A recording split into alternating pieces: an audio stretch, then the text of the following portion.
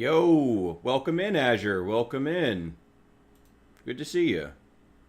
Sorry, give me one sec here. I'm still getting all the ducks in a row. Getting everything set.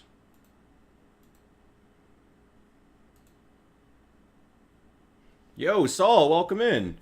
Long time no see. I've been back for a couple of days now, but I'm happy to be back. Happy to be here.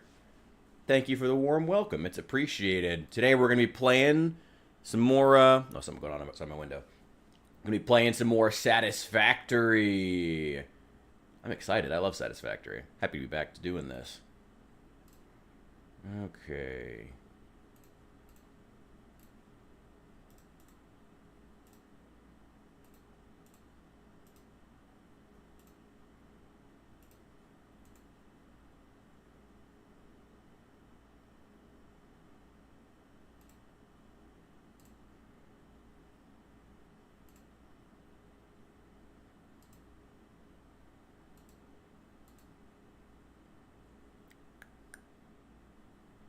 Go. All right. I think everything should be set now. Let's get into it. Let's just dive in here. I'm ready to go. I'm ready to go. Can't go to stream because it's... Yeah. I forget. You're in South Asia, right? That is, that's got to be a pain. But hey, I'm glad you checked in. Thank you for being here, even if you can't stay long. That's cool. You have school tomorrow or something? Or work? Focus on that. I'm also not doing the kick stream today. Because when I was editing, I was putting together some videos based on the stream footage for today. Like all day yesterday, I was putting together like footage and it was horrible. It was just awful. It looked like absolute crap. The quality was so low. But I guess that's to be expected. I mean, when you stream to like 4 different platforms at once. Well, I guess stream to YouTube twice, and then stream to Twitch, and then stream to Kick, so it's a bit much. Alright, well, we still have plenty of power. Got plenty of biomass here powering the factory. I do need to move into... Thank you. I do need to move into getting coal power, though. Actually, I'll keep that. Alright, let me check the MAM real fast. Or, actually, you know what? Why do I have limestone on me? I don't need that. Phase we're working on. Rotors. Oh, there's coal power. Okay. I gotta get sources of... Yeah, okay. Before we even worry about coal power, first things first... We need to worry about getting a source of rotors and a source of reinforced iron plates. Now, I've got my full factory set up here, making concrete over there. That's the power generator. These are the biomass burner. Biomass murderers! Yeah, close enough. Oh, also the vertical. I should change that. There we go. Biomass murderers. The biomass burners, which are burning... Oh boy, don't slow down on me now. Come on, computer. Come on, hold together. Hold together, baby. Hold together. The biomass burners, these are burning solid biofuel. Pretty slowly, too. It gives a lot of power. This is the... Oh boy. Oh boy. Okay. That is the game. That is not the stream. It's, she's having some issues, but that's alright. We're holding this together. We're holding this shit show together a little bit longer. Wait, I can overclock now. Which I should do. Take that. Oh, shoot. That's also going to require... Oh, crap. Okay, so right now, this concrete factory is really impotent. Because it's only pulling up, I believe, 30 concrete per minute. And this conveyor belt can only carry 60 per minute anyway. And these are... These two... Constructors are each taking 45, so we need a full 90. No, we should have enough stuff here. Here, let me get a crafting bench real fast. Throw this together. We're gonna get some... Oh, I have plenty of reinforced iron plates. Wait a second. Yeah. Mark 2s. Mark 2s. get Mark II so we can carry more stuff all at once. Wow, that used all 60 that I had. Wow, okay. How much does this take? 3? I can make 3 real fast. 1, 2... There we go. Oh, there's also a video that's going to be dropping in the middle of this. In about 2 hours, there's a video that should automatically drop on YouTube of the, Saul, I forget if you were here for it, but when I was debating that Russian shill about the Ukraine war... Ow! Should be coming up there. Oh, I can overclock this. Now we're pulling up 90. There we go. Now these should be... Now we should be making a lot more concrete per minute. Which God knows we need. You know, we should also be checking the colors here. It's the... Ooh, wow. Yeah, I really gotta stop jumping off things. I want to die. God, I sound so weird when I say this, but, like, one of my favorite parts of this game is color coordinating my whole factory. You know, by exactly what the individual parts are extracting. I always love doing that. So, let's see. I need to get one for... I need to get something set for... Ooh, I like this one. Let's save that color. And let's put it in here. Yep. And then maybe that color? That blue? That could work. How's that look? Could this be our concrete color? Yeah, that'll do. Oh wait, this is iron. It's not even concrete that we're not even limestone that we're pulling up with this factory. There we go. There we go. There we go. What do we want to do for iron? Already applied to get a job? Congratulations! Dude, happy for you. Fuck yeah. Get yours, brother. Get yours. I like this color. I like this color. Save that. Congratulations. Hell yeah. Get yours. Make some money. Get yours. Dude, that's fucking awesome. Super happy for you. Hell yeah. Hell yeah. Will that work? No, that kind of sucks. Do we want to do maybe the orange?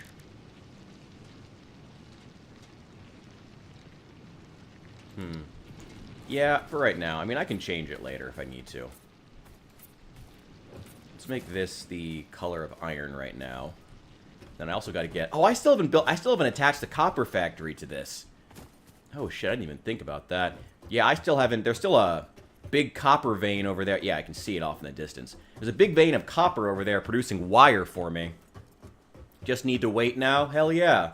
Dude, I hope you get it. Wishing you the best. 100%. The job hunt is brutal. I don't know what it is like, what it's like in your area, but here it is brutal. So I'm wishing you the best. Hoping for you, man. Get yours. I hope it works out.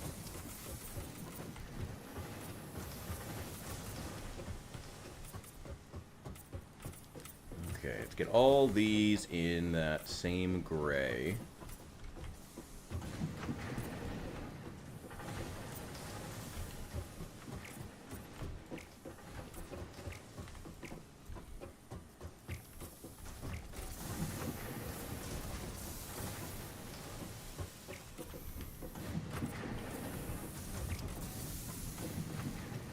Okay.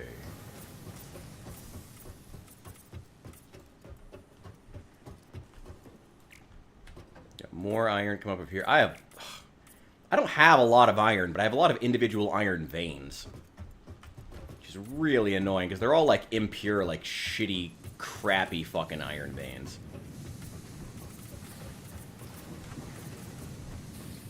Super impure, not pulling out a lot of iron individually, but...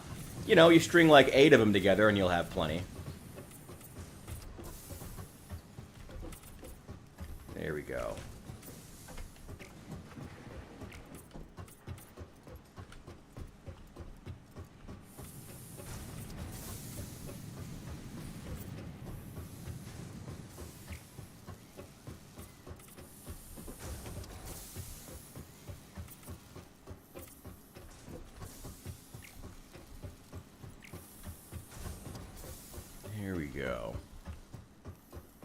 I'm thinking about just applying for some, like, small-scale gig work at this time. That's actually just more than likely what's going to happen. I'm trying to research well ahead of time, though, because I don't want to end up in some, like, scam. If I'm honest, I don't want to end up in something that's going to just take my email and run. But that's true of a lot of stuff these days. That's true of even, like, regular job applications. Like, you go on, like, LinkedIn or Indeed, were two of the biggest ones here. Even then, you can still end up in a scam just using those. It's fucking awful. Stupid. How can that even be fucking allowed? They just, like, take your information and run. I don't know why those sites don't... Well, I mean, those sites ultimately... Their revenue source is ultimately subscriptions, so... If the scammer's willing to post an ad and pay for it on a daily basis, then, you know, they're not gonna be too critical of it. Unfortunately. America, where every piece of infrastructure has to be profitable. And we reap the consequences. There we go. And here we go. Let's get these colored too.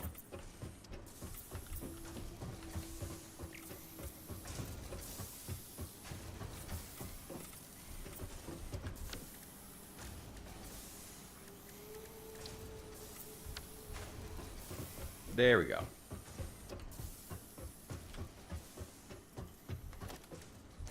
Yeah, I haven't even started... I haven't even moved the copper factory up onto this platform yet. I can probably see it off the edge here. Shouldn't be too far. Yeah, it's right over there. There's the copper factory.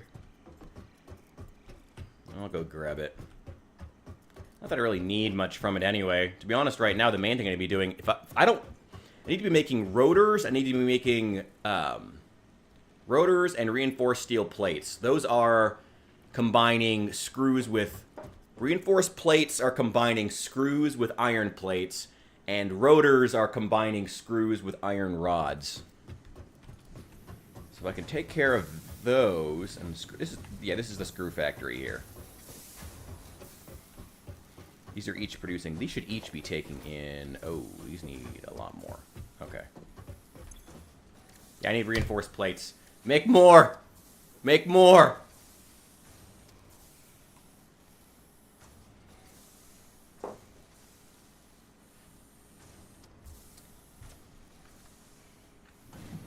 Go. A senator representative coming up with the idea of public libraries in the current year. I mean, New York could very well elect a socialist mayor, so it's possible. I mean, crazier things have happened. I mean, it is true that we are, you know, currently being run by a businessman, you know, Donald Trump, who wants everything to be profitable. It is true that America has sacrificed every single space in our world that's not profitable, and that sucks. You know, third places basically don't exist because Americans can't have any space that's not profitable. So the only third places we're allowed to have are bars. It sucks. So yeah, no, public libraries. You know what? I think you're right. You know what? I'll capitulate. You're right. They probably would never get thought of. Yeah. No, you're right. You're right. They would never. That really sucks to say. Man, that's rough. That is not a good sign for the state of America. You know, the idea of any space that's not relentlessly possible, even being invented, would just never happen. God, that's depressing. God, that's depressing. Public schools, probably the same thing. Would never be invented in this day and age. Although, ironically, I mean, I guess ironically, you know, public schools were created at a time when American oligarchs had a bit more long-term planning ability. And part of the reason for the creation of America's public school system was because those oligarchs wanted to, back in the J.P. Morgans, the whoever, who else was there? Who was the guy who founded, who was the first guy who did underground pipelines for oil? I forget. We don't even put gargoyles on skyscrapers anymore. Carnegie, thank you. Yes, Carnegie. Carnegie Steel. Yes. Oh, wait, no, I think that's a different one. But yeah, but Carnegie, too. Yeah, no, it's, You're right. You know, what's really sad is I've kind of fallen into a pit, but it's like a really good content pit. Like, normally content pits that I fall into tend to be really depressing because, you know, they're trying to get, because, you know, most of the YouTube content rabbit holes, Rockefeller, yep, same. Most of them are trying to get me to hate women. But one that I've fallen into recently is videos of guys buying skyscrapers or historic buildings and making content about the history of the building. And there have been some really, really cool ones. So let me see if I can find one. I'm curious. We have the time. It's not like I haven't played Satisfactory before. You know, it's not like it's not like I haven't played Satisfactory before. Although then again, but then again, I also tried playing that trailer for Dandelion Light last time, and I got copyright struck for it. Whatever, we'll take a risk. We'll take a risk. Why not? Why not? Let's give it a shot. I wonder if I can find it. There have been some really, really cool ones. But yeah, but one of the most depressing parts of it has been, like, them just admitting, like, yeah, this, like, level of detail in our buildings would just never happen today. It's like, why? Why aren't we investigating that? Why aren't we interrogating that? Why are we just okay with the fact that buildings with character just don't get built anymore? Like, why are we cool with that? That's just depressing. Like, why is that just something we've accepted that, like, you know, again, buildings with gargoyles. Why have we just accepted that that's just not a thing we do anymore? Why? That's just, that sucks. Oh, that sucks. Everything we build is some modern, like, glass and steel monstrosity. Everything is generic. We can't even use good stone anymore. You know? You ever seen the photos of, like, bridges from, like, you know what? I'm not going to spend the time trying to search for it. It would just be, it's just not even worth the effort. I'm just going to go back to it. Yeah, it's depressing these days, like, the fact that we can't put in that level of effort. And a lot of it is because, you know, there's not that skill anymore, you know? Like, a lot of it is... I'm sorry, I'm going to mention the migrants, but a lot of it is, you know, the fact that a lot of American builders and a lot of American companies have gotten addicted to cheap labor because of migrants and other reasons. The easy access to cheap migrant labor, as well as easy access to a lot of things, to all kinds of cheap labor, you know? And the, you know, along with the subsidization of things like, you know, how do I put it? Like the pseudo luxuries that we enjoy in our life, you know, food delivery being a big one, a pseudo luxury that's not worth what we pay for it, not even worth what we pay for it, but we still do, and it still somehow keeps the populace happy, despite the fact that it's not worth it. And the quality is getting worse by the day because it was again, it was being subsidized. It was never profitable. It sucks. It sucks. You know, the way that we've allowed companies to just take away everything from us. It really sucks. Give me all the screws. They shouldn't be getting backed up. The reason they have such big stacks inside of them is because they were backed up because the conveyor belts weren't fast enough to actually remove all of the screws that were stored inside. But that should not be a problem anymore. And we should be generating that container and this container should be receiving 120 screws per minute if my math is correct. And it is. So let's get some assemblers built. Damn, need more reinforced iron plates. I'm trying to build more reinforced iron plates. Ooh, that eats 60 screws per minute. Okay. I need 60 iron plates. Wow, that's brutal. Okay. Well, let me see how much I can... I wonder how much I can overclock some of these machines, because how much am I generating right now? Not much. Yeah, I'm only pulling up 60 per minute. As far as... I made room to expand, but really only these two smelters matter. I'm only pulling up, and 30 iron ore becomes 30 iron ingots becomes 20 iron plates. I got all of them. I got most of the math memorized by this point. I played this game like for thousands of hours. So I'm only generating 40 iron plates per minute. I need to be generating 60. Imagine if Jeff, Mark, and Elon spent their wealth to give back. Bill just hoards valuable farmland. I mean, they do. It's terrible. It's terrible. Imagine if we, like, cared about the quality of life of our citizens. What a world that would be. Thank you, Bean. Thank you, Bean. Much appreciated. I appreciate the soft landing. Ow! Okay. So yeah, each of these is only generating 30 per minute, which really sucks.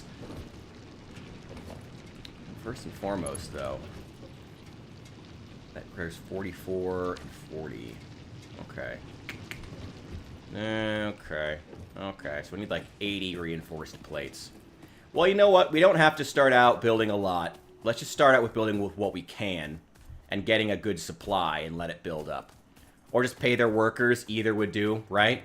Well, I mean, why do that when you can trick your populace with moralistic arguments, you know? Why pay your people a living wage when you can trick Americans into competing with cheap migrant labor in order to devalue the cost of labor in the for the lower classes, and and convince them that anyone who pushes back is a racist? You know, why do that? Why even bother? I mean, it's just the way the American populace has just fallen. You know, and the right has their issues too. Sorry, I'm criticizing the left for their, you know, for being the ones who are like, if you criticize cheap migrant labor, you're a racist. But, like, the right has their issues, too. The right is the side that fetishizes these guys. Fetishizes Mark, Jeff, and Elon. And says, oh, they're geniuses. They're incredible. They do all these incredible things. I mean, do they? Do they? Or are they a bunch of very good... Or are they a bunch of very good engineers who need people to tell them how to make them into, like, good products? You know? Elon wouldn't be shit without government contracts. Which isn't necessarily a bad thing. A lot of great innovators have worked in the realm of government contracts, but he's working on what the military tells him that we need, you know? And that's a huge asset to him. You know, Tesla would never have taken off at all if he weren't getting massive subsidies for so many years in the electric vehicle sphere. He never would have taken off the way he did. He never would have acquired the wealth that he did, you know? And a lot of his wealth isn't even from the actual sales of Tesla. It's from, you know, consolidation of his financial assets, debt buyback programs, other shit. You know, financial skullduggery that makes, you know, $2 into $5. It's ridiculous. You know, it's sad, frankly. Okay. I do have plenty of cable, but I'm running low on wire. Probably should go restock on that. Oh, wow, I don't have any more. Okay.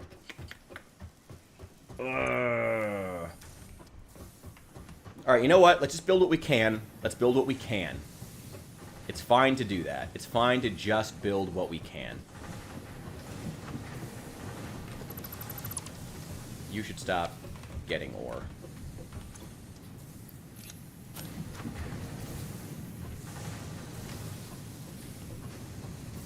So currently we're generating, what is it? Yeah, 40 iron plates per minute, and should be 15 times 4, 60 iron rods. So we can at least get something paper straws. Yeah, I mean it's crazy how the left always finds the worst things to fight for, like the most stupid basic shit. Something. And, like, the wealthy always, are always influencing them to do stupid crap, to fight for the things that don't actually matter. You know, fight Republicans because they don't want to use paper straws! You know, as opposed to, like, things that actually matter. You know? Such is life. Such is life. Such is politics in general, honestly. I mean, such is politics. My greatest fascination and the bane of my existence simultaneously. By the way, guys, let me know if the quality is better, because compared to, was it 2 days ago was the last time I streamed? I spent all of yesterday doing a bunch of editing. I am hoping the quality is better. I am not streaming on Kick today, specifically to save the bandwidth, so I hope that it pays off. I need 16 iron plates. I don't have enough screws. That's okay. I have more here. We now have a screw factory. So technically 2 screw factories.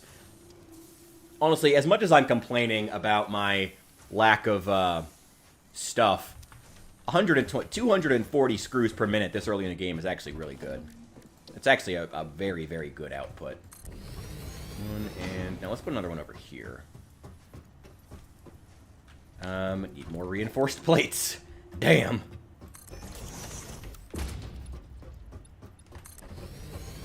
There we go. Tesla stock prices are insane. No idea why people still believe in that crap he reveals. Did you order a $30,000 Cybertruck or ridden the Hypertube for $1? Yeah, no. I mean, again, yeah, you're totally right. I mean, without... They had to inflate those numbers, and without the actual subsidies from the government, they never would have been profitable. It is kind of funny, though, looking back on it. Like, as much... Like, it is a little bit funny that Trump is now the one cutting the subsidies. And that is... And don't get me wrong. Elon has some valid points. I want to see the Epstein files released, and I have no doubt that Trump is on them. I believe that. I 100% believe that Trump is the reason they're getting held up. But... at the same time, it is funny to watch, you know, the drama between America's elites. It is funny to just see them fighting and know that, like, at least part of the reason Elon is being a bitch is the fact that he's mad that Donald Trump, the guy he supported, is cutting those subsidies, you know? That's part of why he's mad, which is really goddamn funny. Part of why he's mad is that Trump is cutting his subsidies. Which, like, yeah. It's also kind of funny because the left was never going to do that. The left was never going to demand cuts to his subsidies because they think that electric cars are the future still, which is idiotic. They're definitely not. They're definitely not. 100% electric cars are not the future. And if you still believe that at this point, you're just a... I don't know. I wouldn't say an idiot because it's been pumped in the zeitgeist so much. I can't really be mad at people for believing the propaganda, but electric cars are not the future. I will just leave it there. And you should know that. They're never going to make fetch happen. And it's not even just like for the reasons of like yeah, it's a technology issue. It's just never going to happen. Those Cybertrucks, though, the way the prices have fallen has been pretty funny. Again, it's not even... It shouldn't even be surprising, though. Like, it's not... It was just never going to work out. Okay, let's get this factory set up. I can't Satisfactory and play at the same time. I'm gonna... My brain's gonna get fried. There we go. And there we go. Oh, nope. That's not right. There we go. Connect all these conveyor belts. Put you there. There we go. There we go. No, I don't need to connect those.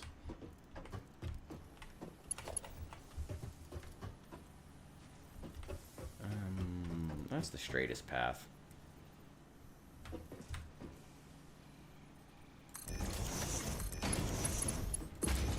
No! Right there. Ooh, what is that? It's a bit of a weird bend, but that's fine.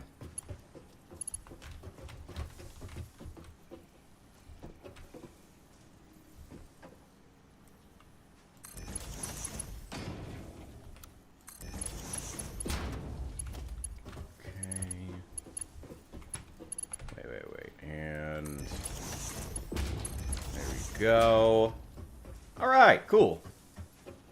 These are being fed with 120 screws per minute. I'm only going to turn on one of them, though. Because I don't have the power to... I mean, I have the power. I don't have enough of the secondary ingredients. I probably have enough screws to power all of them. Or to supply all of them, but it's not really worth it. And I want to be building up stockpiles of things like iron plates and iron rods. I don't want to use all of my supply and then some. There we go. Okay. They're getting their screws. Oh, probably should plug these in.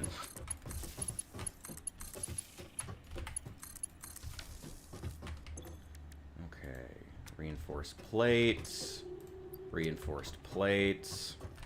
You're gonna make rotors, and you're gonna make rotors. Ah!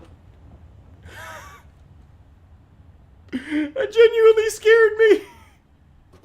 I forgot he's still flying around. Oh, I've got to shoot him down one of these days. Any day. Anyway. That genuinely scared me. Damn it.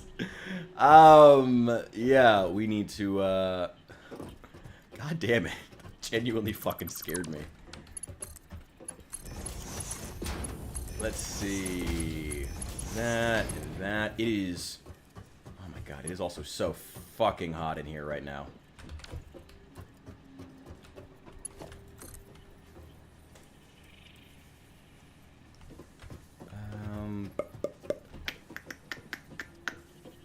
Dun dun dun dun dun dun dun. Okay.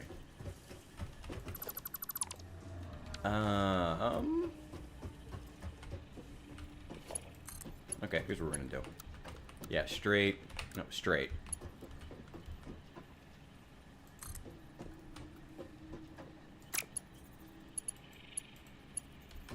No. Yeah, straight setting. Yeah, Mark 1s will be fine.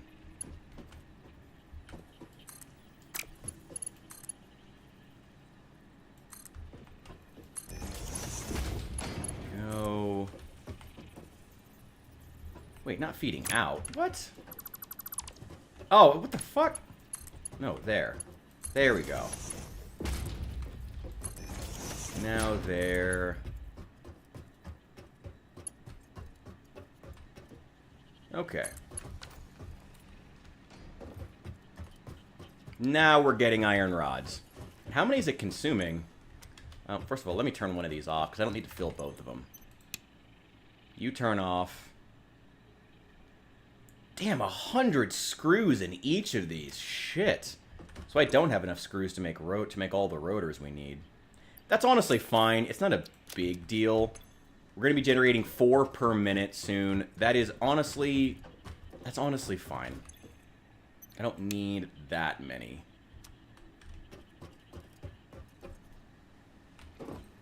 I also do need these to be... Well, you know what? We'll upgrade them soon. It's not a big deal. These need iron plates. Needs 30. Okay, where are the iron plates coming out? I believe that's here? I believe. Yes. Eventually I'll put a splitter on here.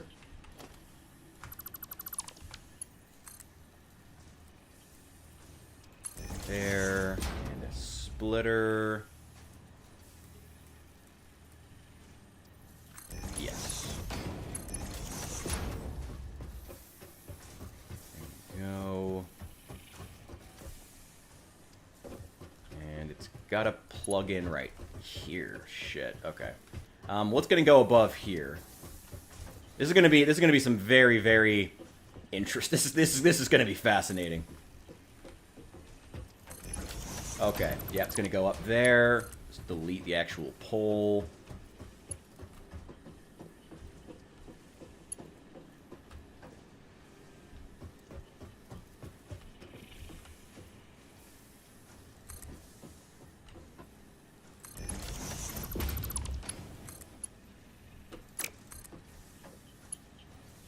No.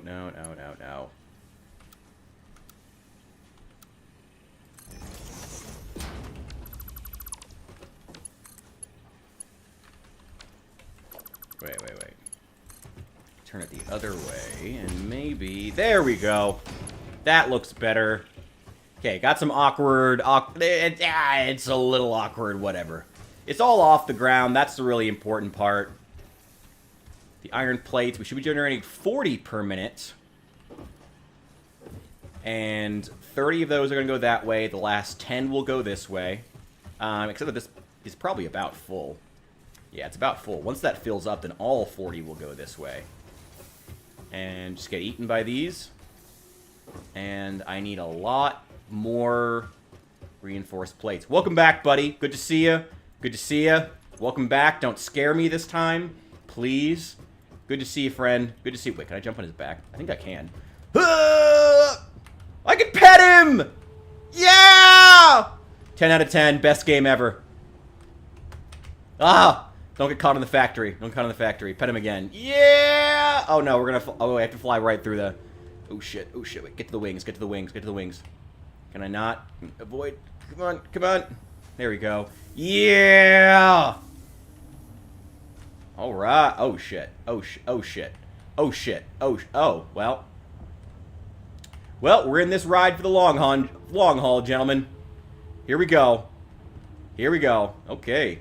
Well.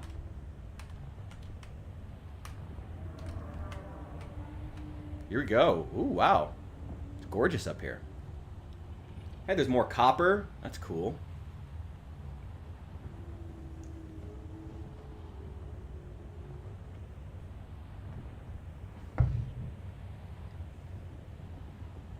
There's a yellow power slug over there. I could never shoot you down, buddy. Adorable.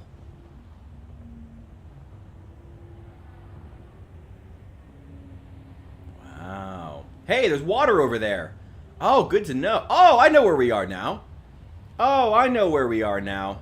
I do. I know where we are now. Is he going to fly through that hoop? Are you going to do that, buddy? That would be awesome. That would be awesome, actually.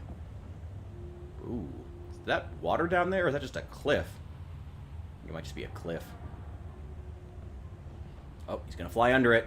He's going to fly under it. What's at the bottom of this pit? Whoa, what is that over there? Is that the toxic swamp area? I think that's one of the new areas they added.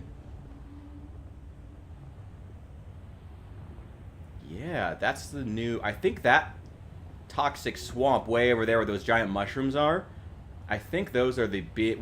That's one of the big new areas that they added, and it's super difficult. There's tons of high-level monsters there. Not gonna fuck with that yet.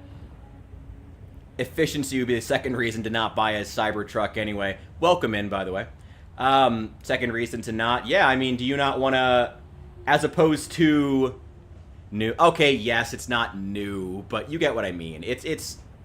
I know it's been a while, but it's I like the area. It feels new. It's a late game area. Okay? Whatever. Yeah, I mean, what? Efficiency with the Cybertruck? What? You don't like having to... For every 1 hour you drive your car, getting to charge it for 5? You don't enjoy that? 7,000 pounds seems reasonable. Average weight of a Cybertruck. No, it's... We'll see how this... I mean, is the Cybertruck even a thing anymore? Is that even Elon's new big thing? Is that even what he's, like, selling now? What is his new grift? What grift? I will say, as much as I can dunk on Elon Musk... He is a good engineer. He's doing interesting things. A lot of it is based on government contract money, and he then uses that government contract money to increase his own wealth through financial skullduggery. And I don't approve of that, him playing around with tax dollars that way. And he needs to stop crashing out on Trump over that. I mean, don't get me wrong, you can crash out on Trump, especially over the Epstein thing. But he needs to stop crashing out on Trump because when it clearly, part of the reason he's mad, a big reason he's mad, is because he's not getting government subsidies anymore, you know? Wasn't even off by a lot. No, honestly, that's actually one of the more Ooh, wow, that's a ton of iron veins down there. Ooh, good to know. Wow, look at all this map we've managed to discover just riding around on this big guy. That's cool. We're gonna get all this stuff too, hopefully. That's awesome. And there's water over there. Very good to know. That's not even that far from me. I've been wondering where there would be a good source of water. Looks like that's the ocean over there. We'll have to head over there at some point when we're doing coal power. Nice. No, honestly, that's one of the big things that, one of the big reasons why you don't believe the lefties when they say that electric cars are the future. Because the irony is, not only are electric cars less efficient, not only do they not have the horsepower of a internal combustion engine vehicle, not only is the charging, compared to putting gasoline in a car or diesel, profoundly longer, not only do the batteries still wear out too quickly and not hold enough charge to go on long trips, unless you have a very small and efficient vehicle. I will admit, for small inner-city transit, you know, electric vehicles can be okay. Watch him just fly right through all the factory. But that's one of the big ironies, is that these vehicles are also, it turns out, extremely heavy. So they're also destroying our roads. Not only are they way more expensive in terms of the charging infrastructure compared to just a couple of pumps that you need for a gas station, not only that, you also have the fact these things are so incredibly fucking heavy. Not even just a Cybertruck. A regular Tesla is way heavier for a comparable internal combustion engine vehicle. They destroy the roads at disproportionate rates. They destroy tires, you know, and that's not even, you know, starting on all the ridiculous heavy metals you have to excavate and pull out of the ground just to keep them running, you know, to build the batteries in the first place. So any hope of them being some better solution than internal combustion for the environment is out the fucking window. Absolutely insane. Absolutely insane. They're absolutely not better for the environment, at least not in their current state. They could be one day, but they're not now. And we have to start and as we move into a recession, we need to start making solutions, generating solutions that are good now. Like, I'm not saying we should abandon the idea of saving the environment. I am pro saving environment, but there are more reasonable things we could do now, you know?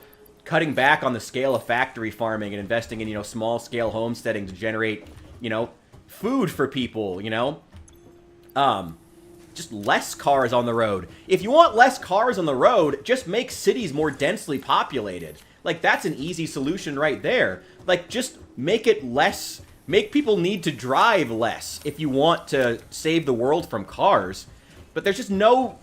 That's the problem with the fucking left, who champion electric vehicles. They don't want to actually solve the problem of cars destroying the environment. They want to just, like, move the needle. Like, how do I put it? They don't want to... They want to solve the problem of cars destroying the environment, or at least they want to pretend to, but they don't want to sacrifice rolling around in their own big fucking tank SUVs. They don't want to sacrifice their own comfort. They just want to, you know, so they want some catch-all solution. They want, you know, big, stupid, fucking honking electric vehicles that are also somehow good for the environment. And that does not exist and never will exist.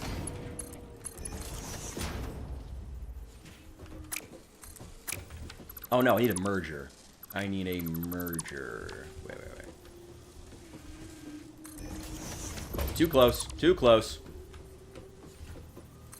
There we go. You need to be a merger too.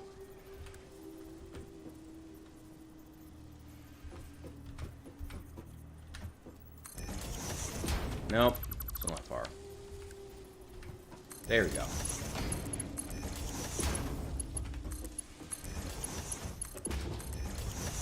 Oh, wait. What the fuck? Wait, what? Oh, god damn it. Merger! There we go. There we go. There we go. Alright.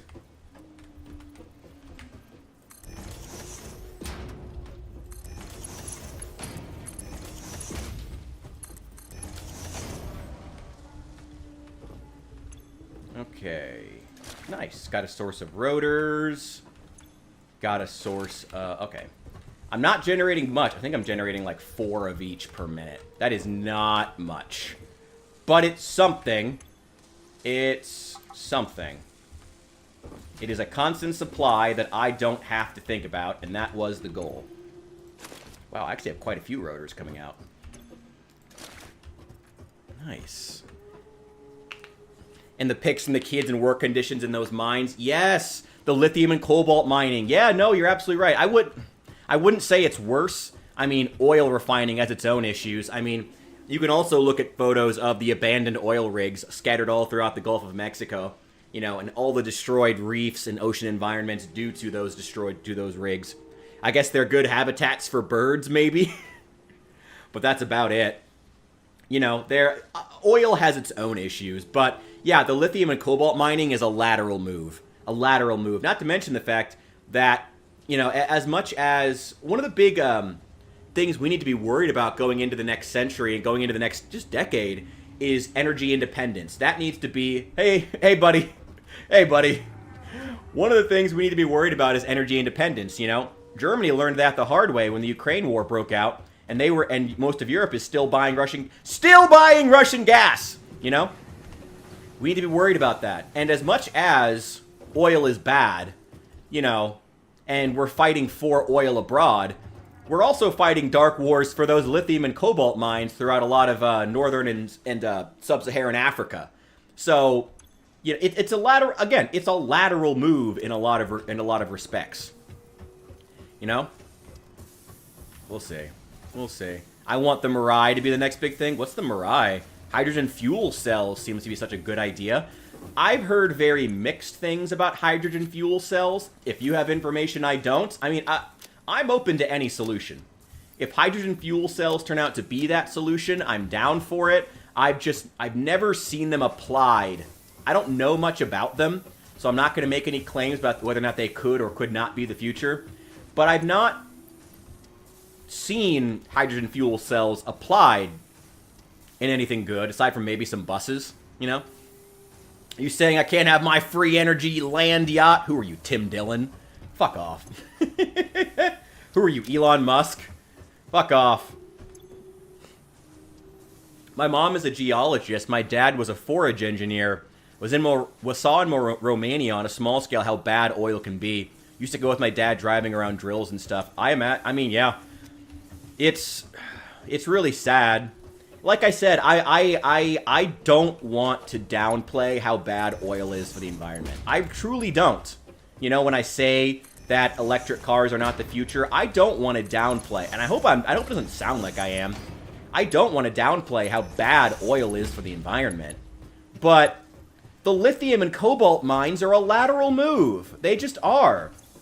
They're just as bad. They use fucking child labor in a lot of those African mines, which is part of the only reason it's actually financially viable to dig this crap up. We're fighting dark wars with the Russians across a lot of Africa that end up becoming proxy conflicts where Africans die for the sake of European powers to get their luxurious big fucking electric cars. It's disgusting. It is a lateral move to say the least.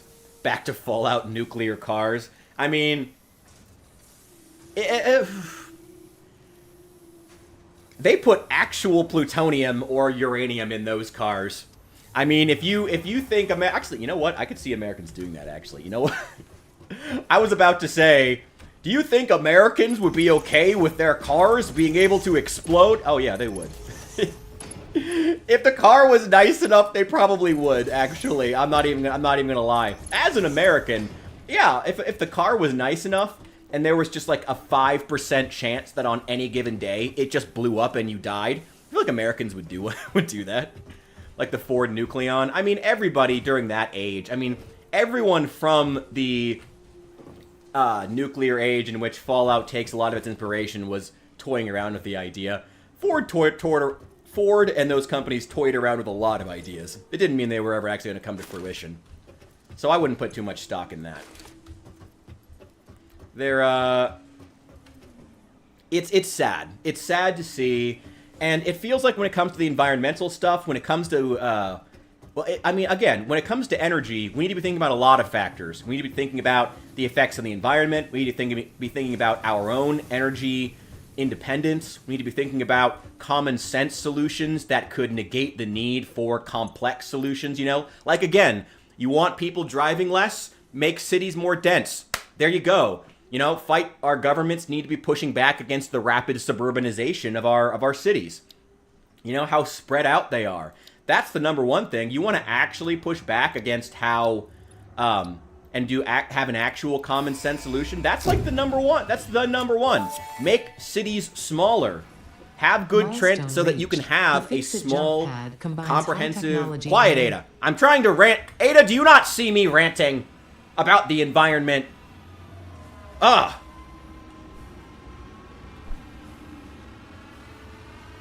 Anyway, before I was so rudely interrupted, I don't remember what I was saying. I don't even remember. Yeah, just if you want us to spend less energy, just make people live less energy-intensive lives. That's really it. That's like the number one thing, but we won't even make that solution. Again, you know, the left and the right the right just pushes for ICEs that are just big and stupid, and that's worse. But the left, I mean, the right are stupid. The left are just hypocrites and liars. So I don't think either one's good. The left wins out a bit, but not by much. You know, both sides are bad. The left thinks that that electric cars are going to be the future, but they're just not. They do have problems, but hydrogen can be produced and stored anywhere. You can produce energy and have water. That is true. I've heard that, yeah. Like, they break down... What is it? Yeah, it's like it's harvesting the energy that comes from combining hydrogen and oxygen into water, and then you harvest that electricity to turn a turbine or something like that. I don't know. Again, if I haven't seen enough large-scale applications to see it be viable. Are there any examples you could point to? Like anything... Like, I'd be happy to look into it. Like, again, I'm open to solutions. If you have anything you want to send me, I'm happy to hear about hydrogen power cells. We were looking into biocomputers just a couple of days ago. That was a fascinating rabbit hole, too. Remember as a kid, where we was in Japan, we could just walk most places. Yeah, right? Yeah, I mean, Japan's metro system and walkability is, like, the famously good. Japan is, like, still considered by all urbanists to be, like, the gold standard of transportation. My hometown is 115,000. My brother tells me you literally have no space anywhere because of cars. So small towns, even with good, cheap public transit, I don't know. No, you're right. My hometown, where I live right now, is about that size.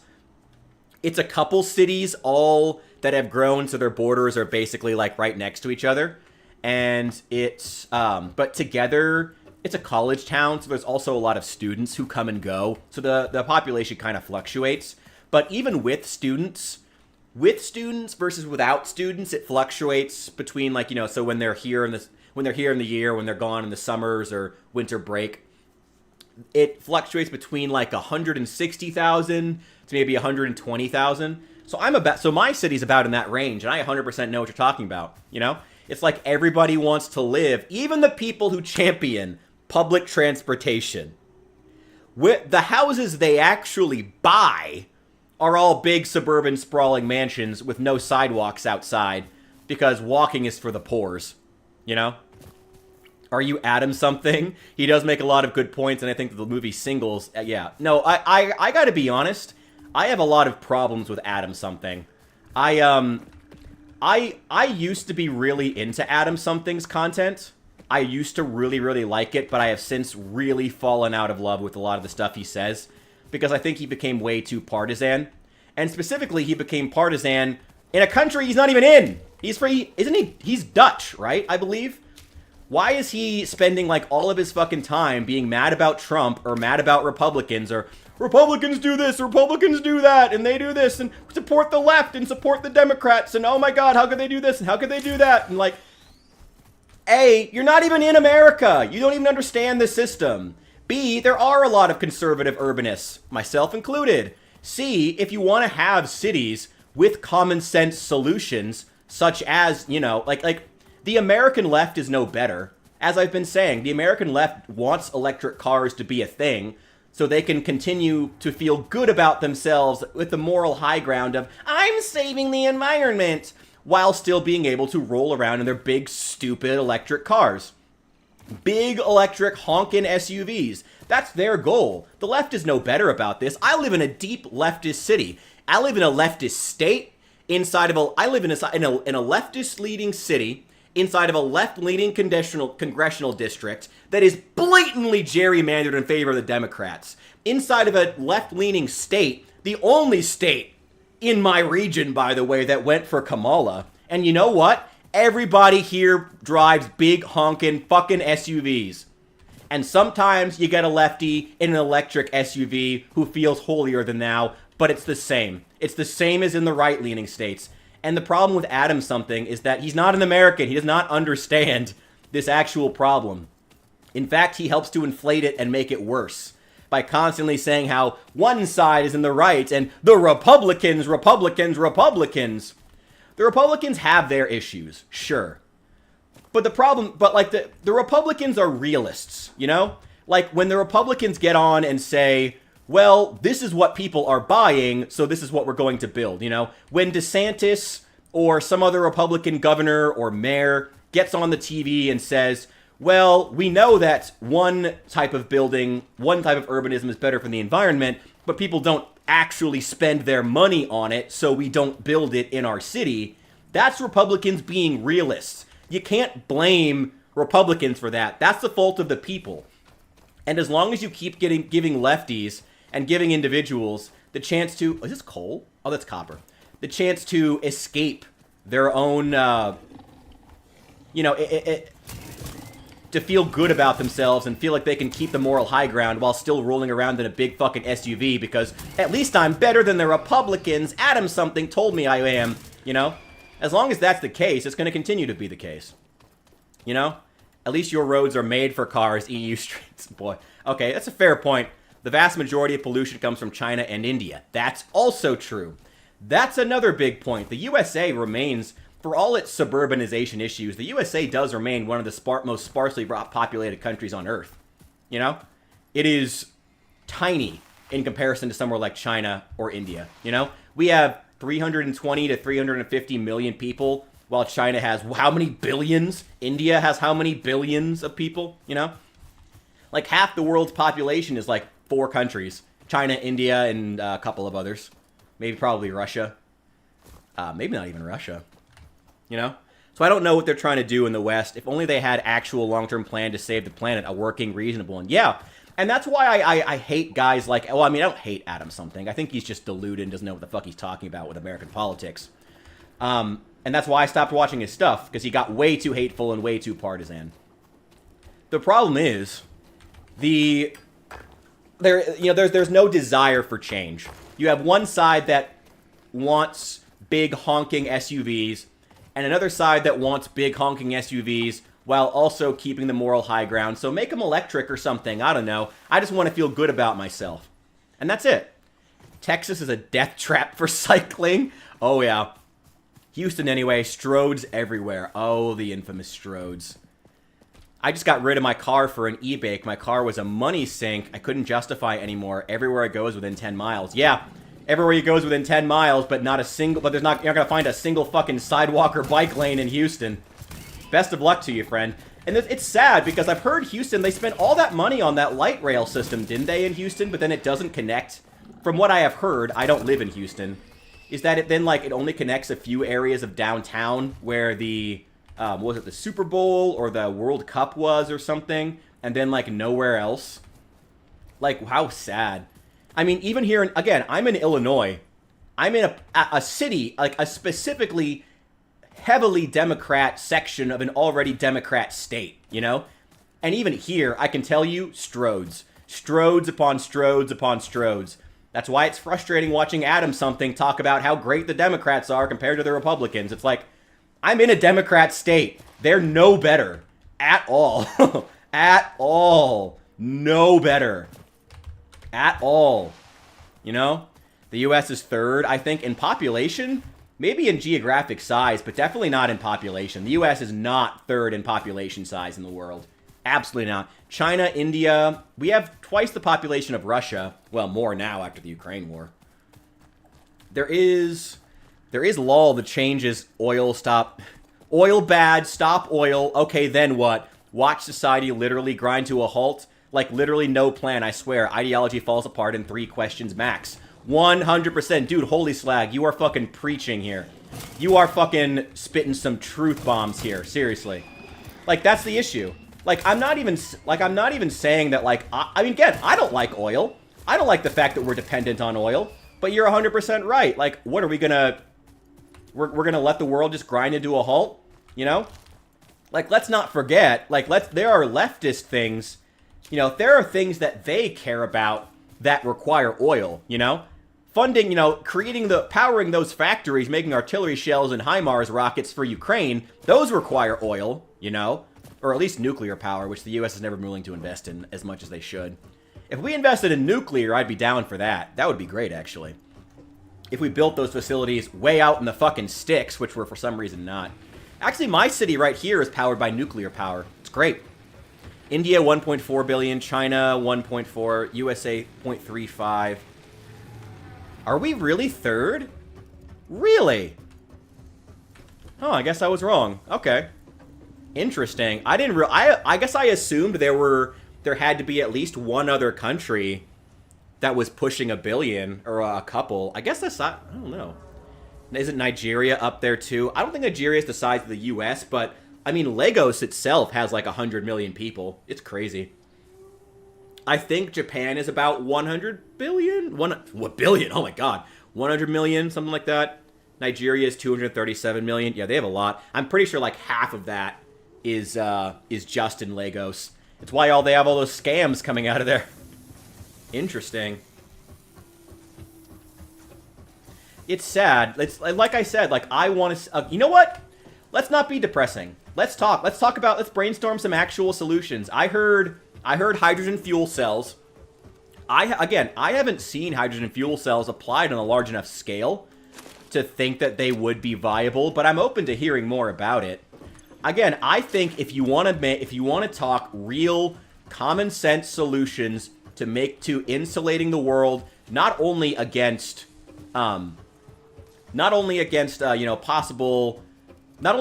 for helping us with our energy independence, but also helping to make the world greener. I think just the first place to start is just making cities more densely populated. You know, Japan is 123 million. Interesting. I guess that sounds about right. Japan's pretty densely populated. I guess I would have thought they were bigger for some reason. I thought Tokyo alone was like 100 million. I mean, actually, it might be, to be honest. It might be, given how much of the population lives in the cities compared to the rural area. Japan's rural areas are just getting abandoned at this point. Same with South Korea. Would you look up how many people are in South Korea for my own personal curiosity? I would, if anyone wants to. Not that's cool, but I'm curious. Yeah, my personal solution to start making the world greener, first and foremost, make cities smaller, more efficient. You know, the American populace, for all they claim to want to be green, would bitch and moan about it relentlessly. That, oh my God, what do you mean? What do you mean I have to take the train? The train is for the poors. You know, you'd see all the fucking lefties who claim that they want green solutions and the Green New Deal suddenly bitching and moaning that, ew, public transit's for the poors. The same fucking people. They fucking would. I looked into hydrogen fuel cells just now. My city bought and discarded some buses, then bought again last year. Which country? Oh, South Korea. I was curious about the population of South Korea. North Korea too, but there's probably no good data on that. I doubt it anyway. Yeah, I mean, we have hydrogen fuel cell buses here, but I don't know if they're actually 51 million. I guess that sounds about right. Yo, welcome in, welcome in, welcome in. Hope you enjoy being famous, by the way. Place Japan. Place Japan is always better than Place America. Always. Always. By default. Haven't you been on Reddit? Okay, now I'm going to start needing a lot more cable. A lot more cable. How are we on power? Oh, wait. You know what? It does not matter. 26 million in North Korea? Really? They're that small?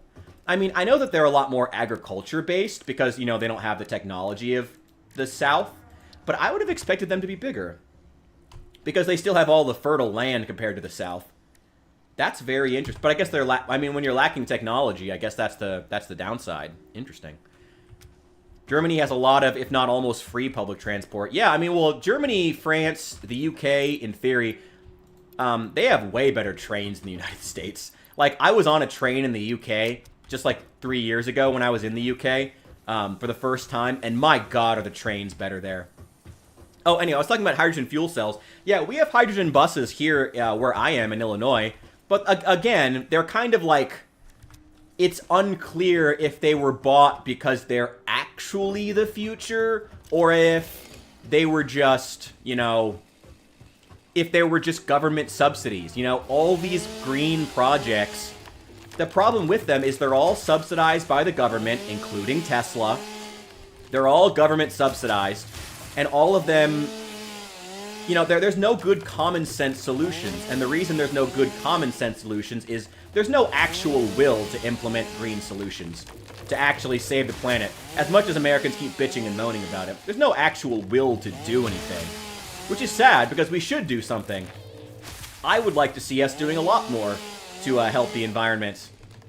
Both for the sake of our animals, for the sake of our children, for the sake of my children specifically, for the sake of the rest of the world, and not causing, you know, dark wars to happen across half the world, you know, to secure oil rights. Or just regular wars. Sometimes we fight regular wars for oil. You know? Bit off topic, but if you play low poly games, you should check out an indie game called Beta Decay. Mix of Metal Gear, low poly look, Ghost Recon gunplay, and Stalker sandbox experience. Ooh. Beta Decay. Give me 1 sec here. I'm going to go check that out real fast. That sounds interesting. Oh, by the way, fun fact for everybody who was here a couple of days ago.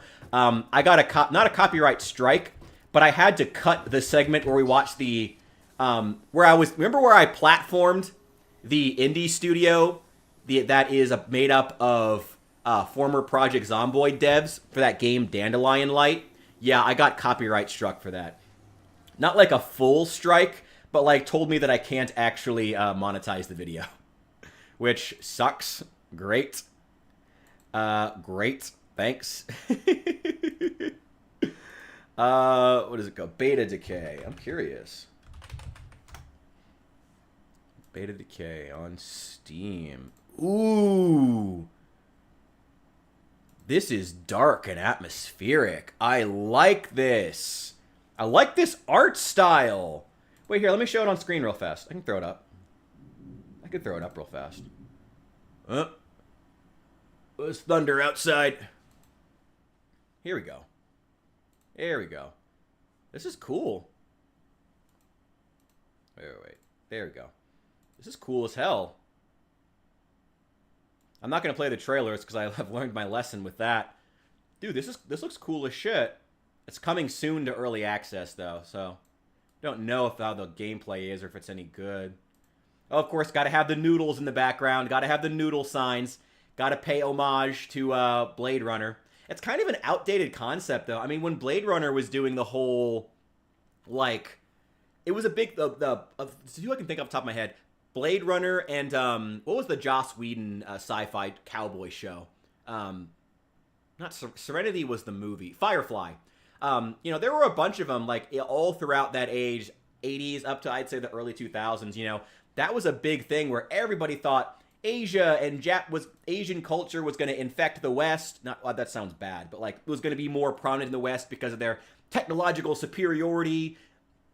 And they're going to be, yeah, we got Japanese, you know, kanji here on the screen. And they're going to be, like, the new superpower, and, like, we're going to have more Asian influence. That has not happened. I don't think that's, it feels a little dated now, you know? Canceled for no goddamn reasons, Firefly. I mean, I gotta be honest here, I thought Firefly was just okay. I mean, it's well written, especially compared to a lot of slop, but, I don't know. I save the environment as I'm cutting down trees. Fuck off. It's a game. It's a game. Chill. Also, fuck nature.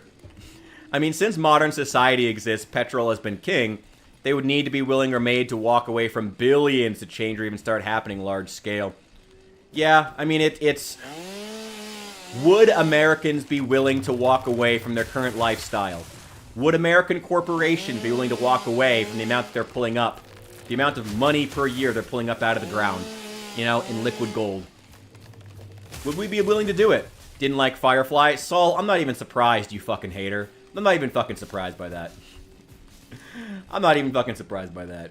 And again, I didn't even think I thought Firefly was very well written, but I did not find its world super compelling. Found it boring. Yeah, I mean, Joss Whedon is a writer who can be interesting, but can also be, I don't know, kind of dull. Like, he has good world building, but yeah, I didn't find the show super compelling. Like I said, I didn't find the world to be incredibly compelling, so I might be there with you. Give them tax credits and they might? Maybe. I mean, ultimately, what I think you would have to do if you wanted to get the current crop of American oligarchs on board with the idea of genuinely switching over to green energy, I think you would have to basically give them, like, the opportunity to get in on the next big green energy, which a lot of them are. A lot of them are now the big funders in green energy, you know, collecting all those big subsidies, you know. As soon as those subsidies rolled out, you know, the fucking Koch brothers were all over that shit, you know. They don't actually care. You know, it's just money for them. They just want to have money come and money go, and that's all they really care about. What a shame. Ooh, wow. Okay, if I suddenly go offline, there's a really big storm happening outside me right now. Ah, the Midwest.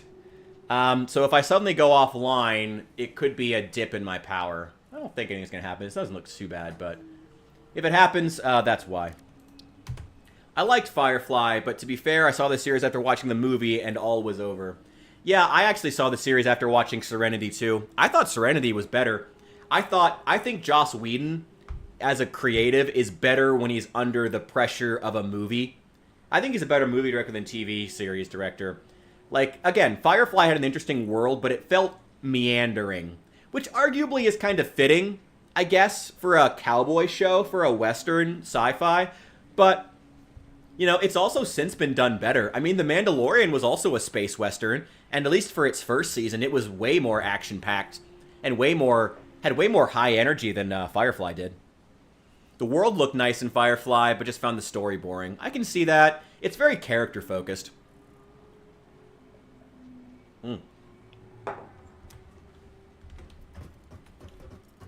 Need my coffee. The opening is amazing. Oh, that long shot in Serenity. Yeah, dude, that became iconic. It became iconic for a reason. That shit was cool. That single take. That was very, very cool. I mean, they did make some there are some actual cuts in there. And also you had Nathan Fillion. I love Nathan Fillion. Can you guys hear that? That rain's starting to come down. We've been waiting on it for a couple of days, though. It's been so humid here. I mean, I talked about how hot it is. It's been insanely humid here in the Midwest and here in Illinois. So it's not surprising. Eventually, the atmosphere was going to dump all this out. Yes, that's the way it goes. You wait for a couple of days, the humidity builds and builds and builds, and the atmosphere becomes like dense, like soup. You know, with all the humidity built up, and then eventually it just dumps out in one big fucking storm. Okay, what am I trying to accomplish here? Oh, I need more... Oh, I need to attach my, Well, I don't need... You know what? We'll attach the wire... Oh, God. Oh, that's hard. You know what? We'll worry about attaching... Okay, don't die. Don't die. Don't die. We're fine. I'll worry about attaching this to the rest of the factory when we've got coal power set up. I'll worry about it then, because I don't want to keep using up all of my power. Wasn't the rescue of River and the introduction of the operative the first scene? The rescue of River? No, they rescue River in the show, don't they? No, River's in the first... She's in the opening scene. She's, like, on the ground or doing something weird. And, Captain Reynolds, I think is his name? Whatever Nathan Fillion's character's called. Just, like, walks by her and is like, ugh, what the fuck are you doing? I'm pretty sure.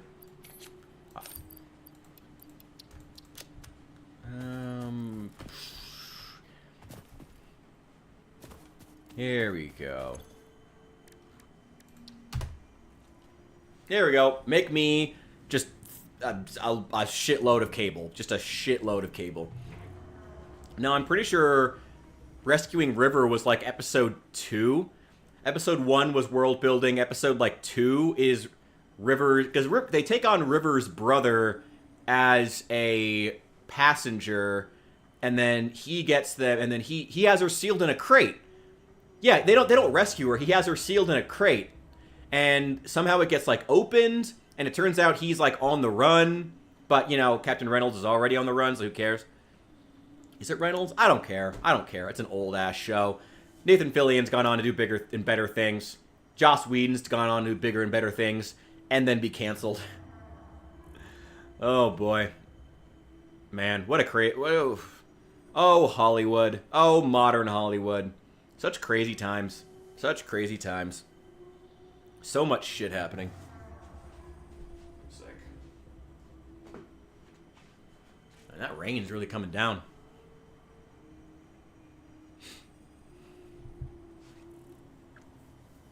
Introduction of the operative. I think the introduction of the operative was like scene 2.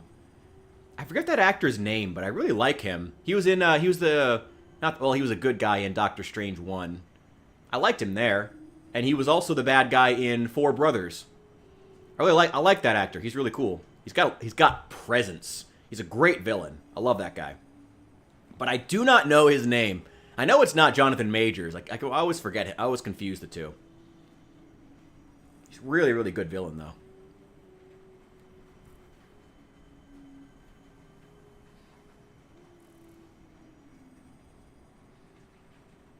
Just gonna wait on this to go. Just need to make more cable. We're gonna need hundreds and hundreds of it. I think like one coal factory is like 30 cable. We need to sacrifice 500 just to get to unlock the ability to build coal factories in the first place. Oh, talking about Serenity. First scene of Firefly depends on the order you watch the episodes in. Yeah. Yeah, the first scene of Serenity is not the rescue of River. River is already long since part of the crew by that point. And then, yeah, and the operative isn't in the show. There was that bounty hunter guy who was basically the same fucking character, honestly, in the show, who was in one episode that they wanted to bring back. Who was way too creepy. They did way too good a job with him. The way he felt gross. Felt fucking gross. Some of the stuff that dude says. She went to Asia for. I don't know. She would tell Asia for. I think that's how you say it. He's a great actor. Great actor. Great villain. Again, I really liked him in Four Brothers. That movie got streamed. That movie came on fucking TNT all the time. So I watched it like 30 times as a kid. And it's still stuck in my mind. I could probably recite that shit from memory. Great movie, though. I mean, there are worse movies to come on 1,000 times when you're a kid. It was a good movie. Okay.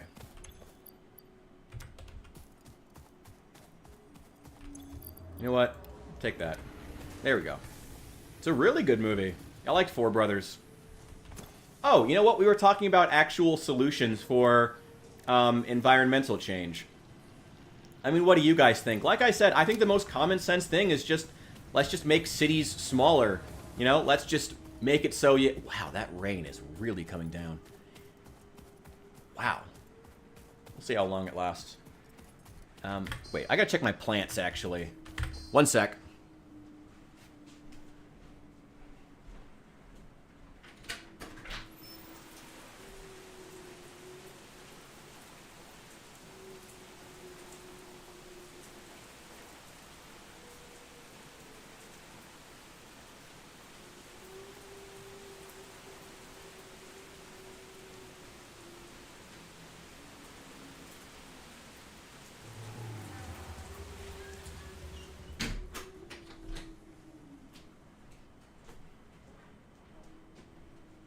They're fine. Just wanted to make sure they weren't left out. No need for cars in the vault. You think nuclear annihilation is on the docket? Were you here when I was fighting with that Russian shill? Dude, I don't know. Who in the hell would even launch a nuke these days? It'd be a stupid fucking move. Maybe Iran. I don't think North Korea would. North Korea, they'd be really stupid on their part. I don't think North Korea is that dumb. Whoever's pulling the strings behind Kim, I don't think they're that stupid. They got their own problems. They got to get their own house. They're kind of in a lot of, well, not the same position as China, but they're in a position where they need to get their own house in order first.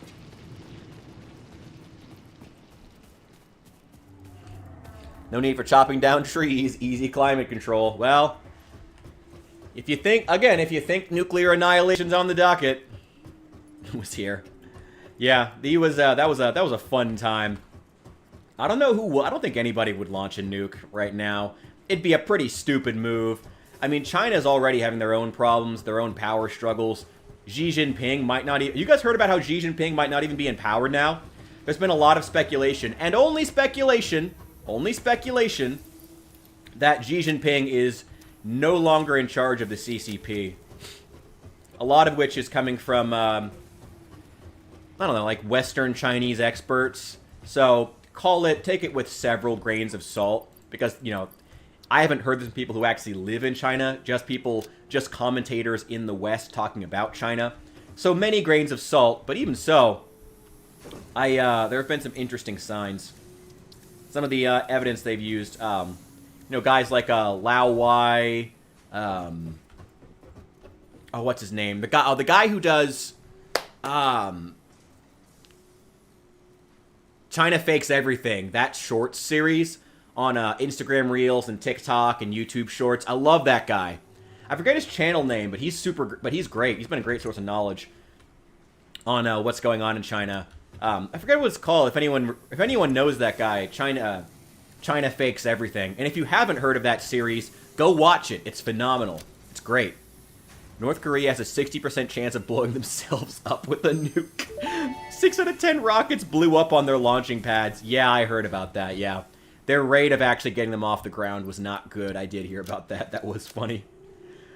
I mean, honestly, even for the bigger powers, even for Russia, I mean, we've seen what happened with Russia's tanks they took out of deep storage. I wouldn't trust Russia's nukes not to blow up in their silos. I truly think which is a good thing. It's part of the reason I'm quite confident that before Vladimir Putin ever got the chance to launch a nuke, if he even would, that someone in the upper echelons would, what happens in Russia? Conveniently fell out of window.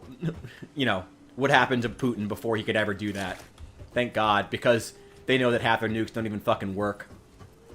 I could see that for Russia, too. Or the nukes just stay inert because the actual uranium or the wiring or any other number of facets have all been stripped out and used and sold on eBay by the guys who were supposed to be maintaining it. Oh, Russia. But yeah, I don't think their nukes are going to work either. I don't think... even the USA...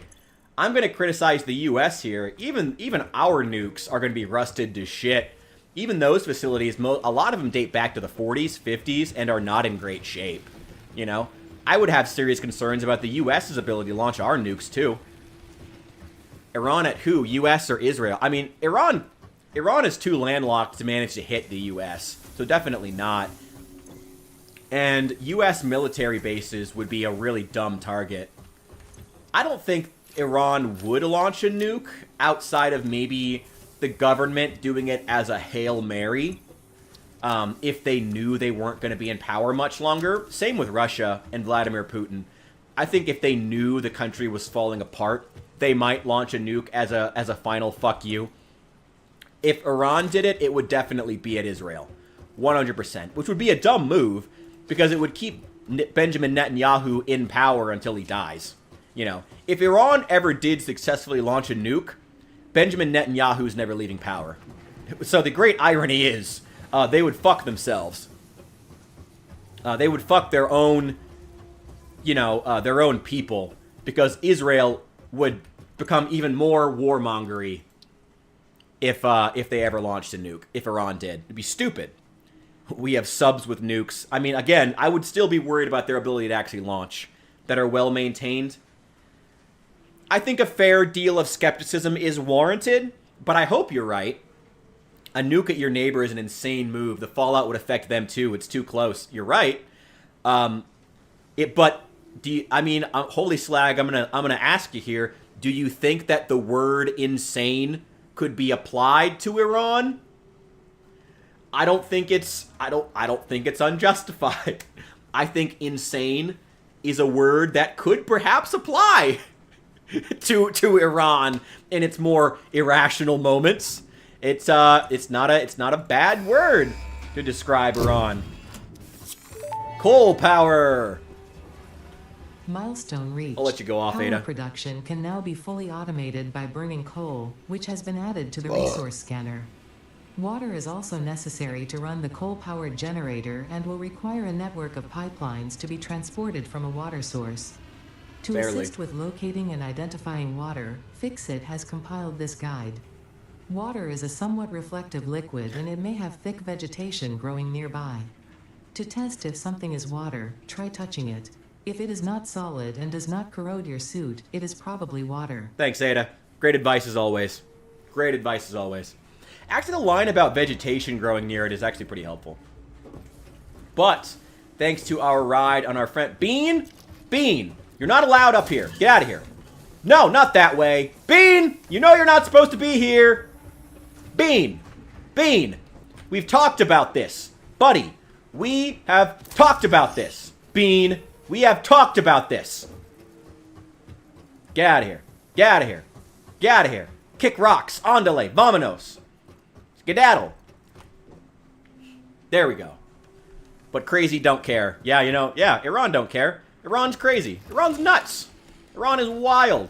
Like, there's a reason even the rest of the Muslim and Arab worlds don't want to see Iran get a nuke for a very good reason. Iran's nuts. Iran is crazy. Iran does insane shit. And again, it would fuck them in the long run. Because if they manage, they don't even have to hit anything. If they launch a nuke, Benjamin Netanyahu is never leaving power. It's the way it is. Benjamin Netanyahu would never leave power again until he dies if Iran ever actually launched a nuke. Stupid move. Stupid move. You know? It's a proximity mine fight in a telephone booth. Yeah. You know, that's a good way of putting it, actually. That's a really good way of putting it, actually. Used to do that in Pitch Dark 007 on N64. You old man. You old-ass man. My generation was the GameCube. I'm getting old now. I feel like the new generation doesn't even know what the GameCube is. I'm getting fucking old. Oh, man. I miss the GameCube. You know what? We can still connect on that. Remember when games were, like, designed to be finished products that you got in a box and didn't require you to spend 10 hours downloading?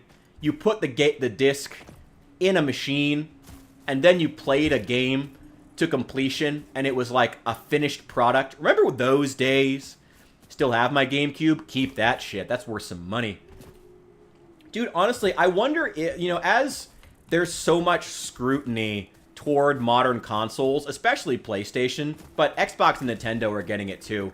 As there's so much scrutiny, there could be so much money made by re-releasing older games. But it's sad that so many companies don't want to, you know? If you released like an actual quality standalone console that could just run, like if PlayStation released the PlayStation 5 or a PlayStation 6 and were like, a big selling point of this console is that you can play all the games PlayStation 1 through PlayStation 3 built into the system for free. If they just did that, that would ironically be a huge selling point. That would cause people to buy it. Like, you could do that. Like if Nintendo on the Switch 2 said a selling point of the Switch 2 is that you can play every game from the N64 or the GameCube built into it, that would get more people to buy it. I'd play like classic Animal Crossing and what other games did I play on the GameCube? Mario Sunshine. I loved Mario Sunshine. I still love Mario Sunshine. I still go back and play that on emulators. Oh, but that's the other issue. The problem is now, if Nintendo or PlayStation or Sony or Microsoft, if they do re-release a lot of their classic games, in terms of the quality of the product, they're going to be competing with free products from teams such as, Mupen 64, Dolphin, these teams that have been working for free for decades, Like, these teams, have been making free products on free labor, sure, but they've been going for so long that the quality of the product is... And Nintendo's going to have to compete with them and convince people to buy a console. That was the big problem when Sony tried to release that shitty PlayStation 1 emulator that in a box. Nobody wanted to actually buy it. It got mocked relentlessly because the emulation system they used was super outdated and shitty. And it's like, there's better versions you can get online for free. That's why it got mocked so widely, among other reasons. That's just the fact that it was shit in general.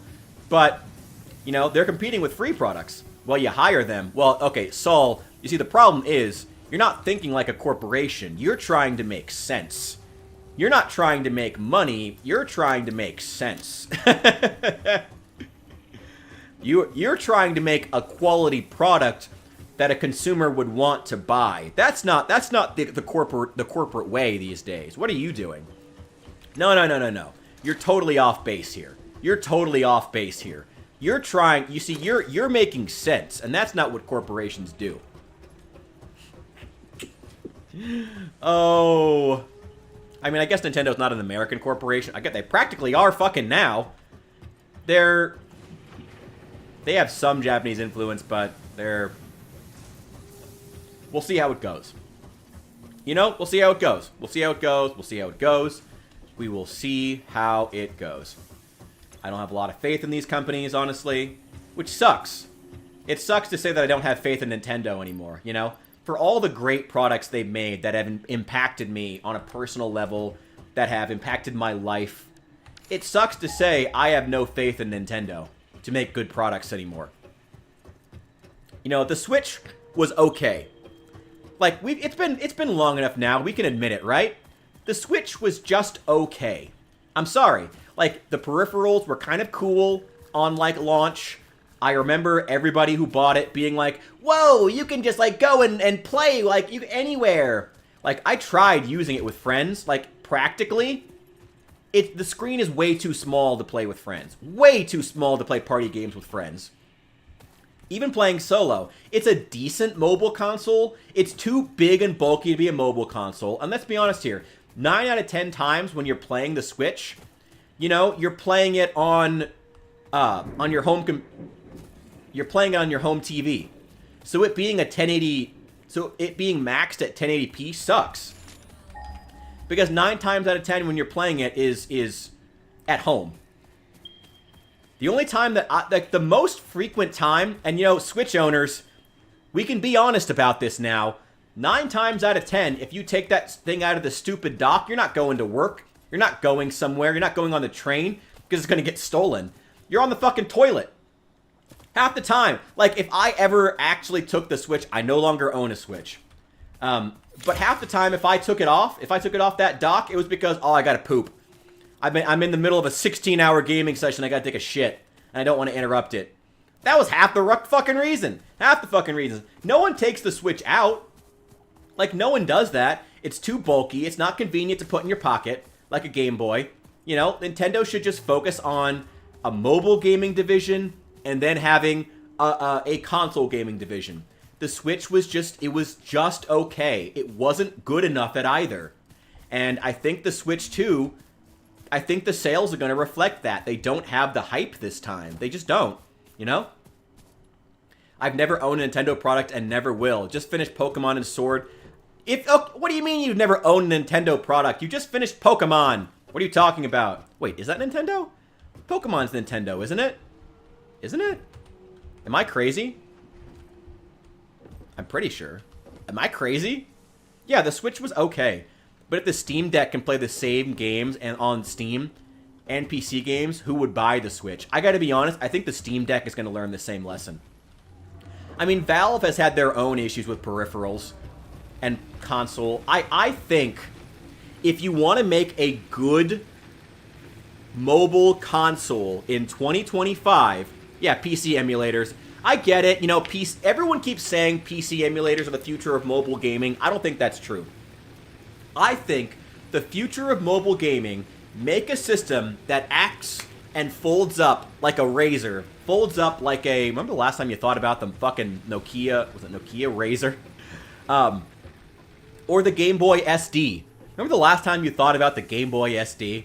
What a great design for a console, where it actually protected the screen and the buttons while it was in your pocket, while being incredibly easy to transport. Have something that size. I don't need to play Skyrim on mobile. I don't need to play AAA games. I honestly think the worst thing the Steam Deck is doing, and the ground they're retreading that they're having an issue with, that's the same mistake Nintendo made with the Switch. They're so focused on putting AAA games on a mobile screen, and the consoles are too bulky, they're not mobile enough, and it just doesn't work. They need to stop doing that. Just have an indie gaming console. Like, I don't need to play AAA games on mobile. Honestly, AAA games usually don't even look good on a screen that small. Why play Skyrim when you can play Blades or Castles? Okay. I mean, Hotline Miami, you know? Or any number of, like, good indie games. Like, I don't need to play Satisfactory on mobile, but I could play Factorio, you know? I could play, what are some other great indie games that would be phenomenal? Just making it like Steam should not make it should not try to advertise it as you can play AAA games on mobile. No, the consoles are too bulky. They're going to have to learn the same lesson the Switch 2 is going to inevitably learn. That it's just too much. Stardew Valley! Put Stardew Valley on it, you know? Which is now, I heard, is now beating Portal as the #1 reviewed game on Steam now. Hilarious. And well warranted. I think Stardew Valley is that good. I think it's better than Portal, personally. You know, just make it an indie gaming console. Or classic games. There's so many good classic PC games on Steam, you know? What other stuff is there? Like, I don't need to play Total War on... Oh, I don't need to play Total War Warhammer on a Steam Deck, but what about the classic Total War games? Make those run, you know? That would be fine. And it would actually diversify your audience. It would encourage the Steam buyer base to play games they might not otherwise, you know? Most Steam users have a ton of older games or smaller indie games sitting in their inventories they never play. You know, if you make a Steam Deck that's just for indie gaming specifically, that's small and convenient and you can genuinely take with you and put in your pocket, that focuses on indie titles, you could actually get your base to play games they might not otherwise. I don't need to play The Witcher 3, but what are some other... there's other games. There's other good indie games that are fun that would be fun to play. I don't need Baldur's Gate 3. Actually, you probably could get the BioShock games on there. They're old enough. You probably could do that. Cook Serve Delicious. Great indie game. What else is there? What else do I have? I know I have more. Great indie titles. The original Fallout games. Those would be great for mobile. Those would be great for a mobile console. Maybe even Fallout 3 and New Vegas. They're over a decade old. They might run on a tiny mobile console these days. Fez. Great mobile game. Great game. I'd play that on mobile. What's another one? Gunpoint. Another phenomenal indie game. Another classic.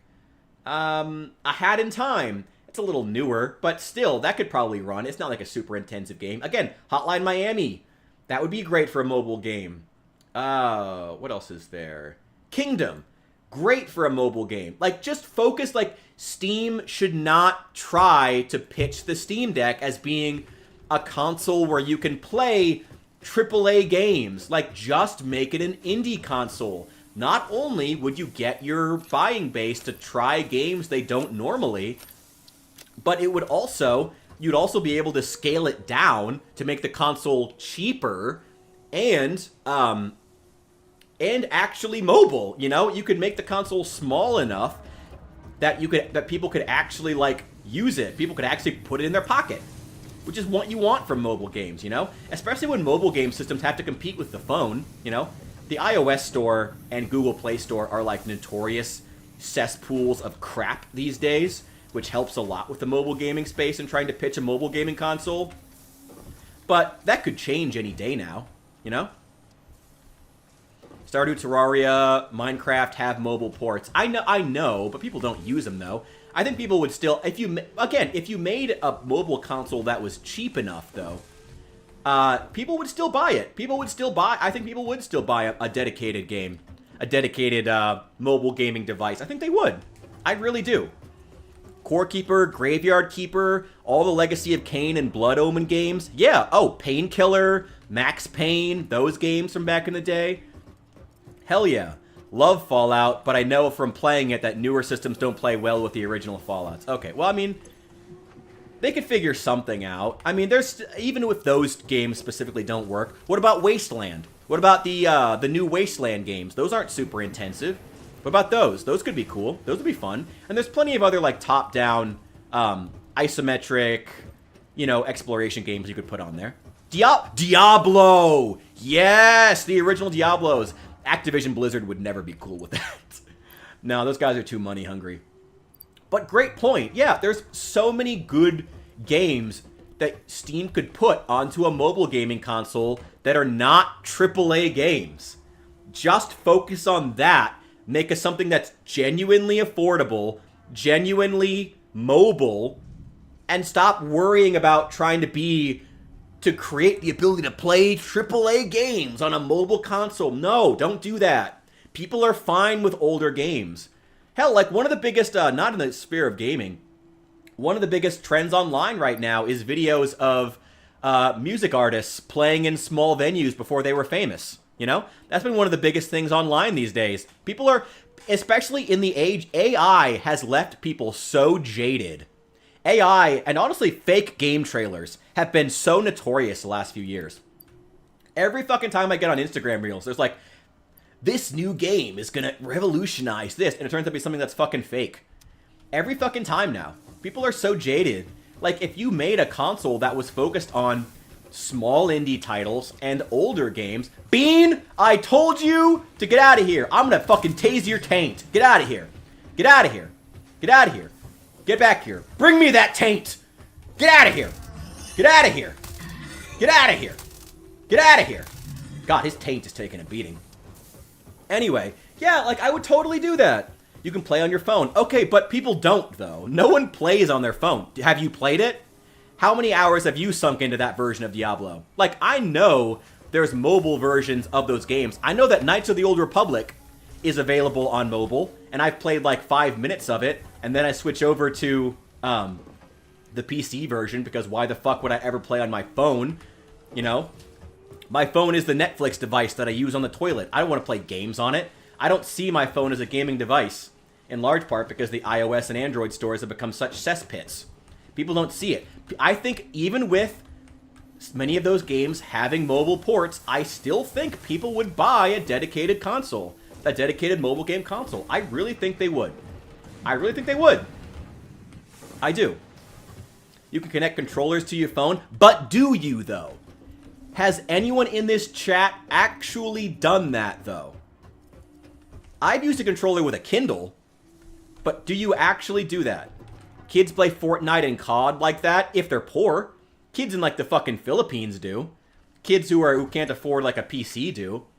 Not really kids here though. And you can get a console if they can play it on their get out. Bean, we've talked about this.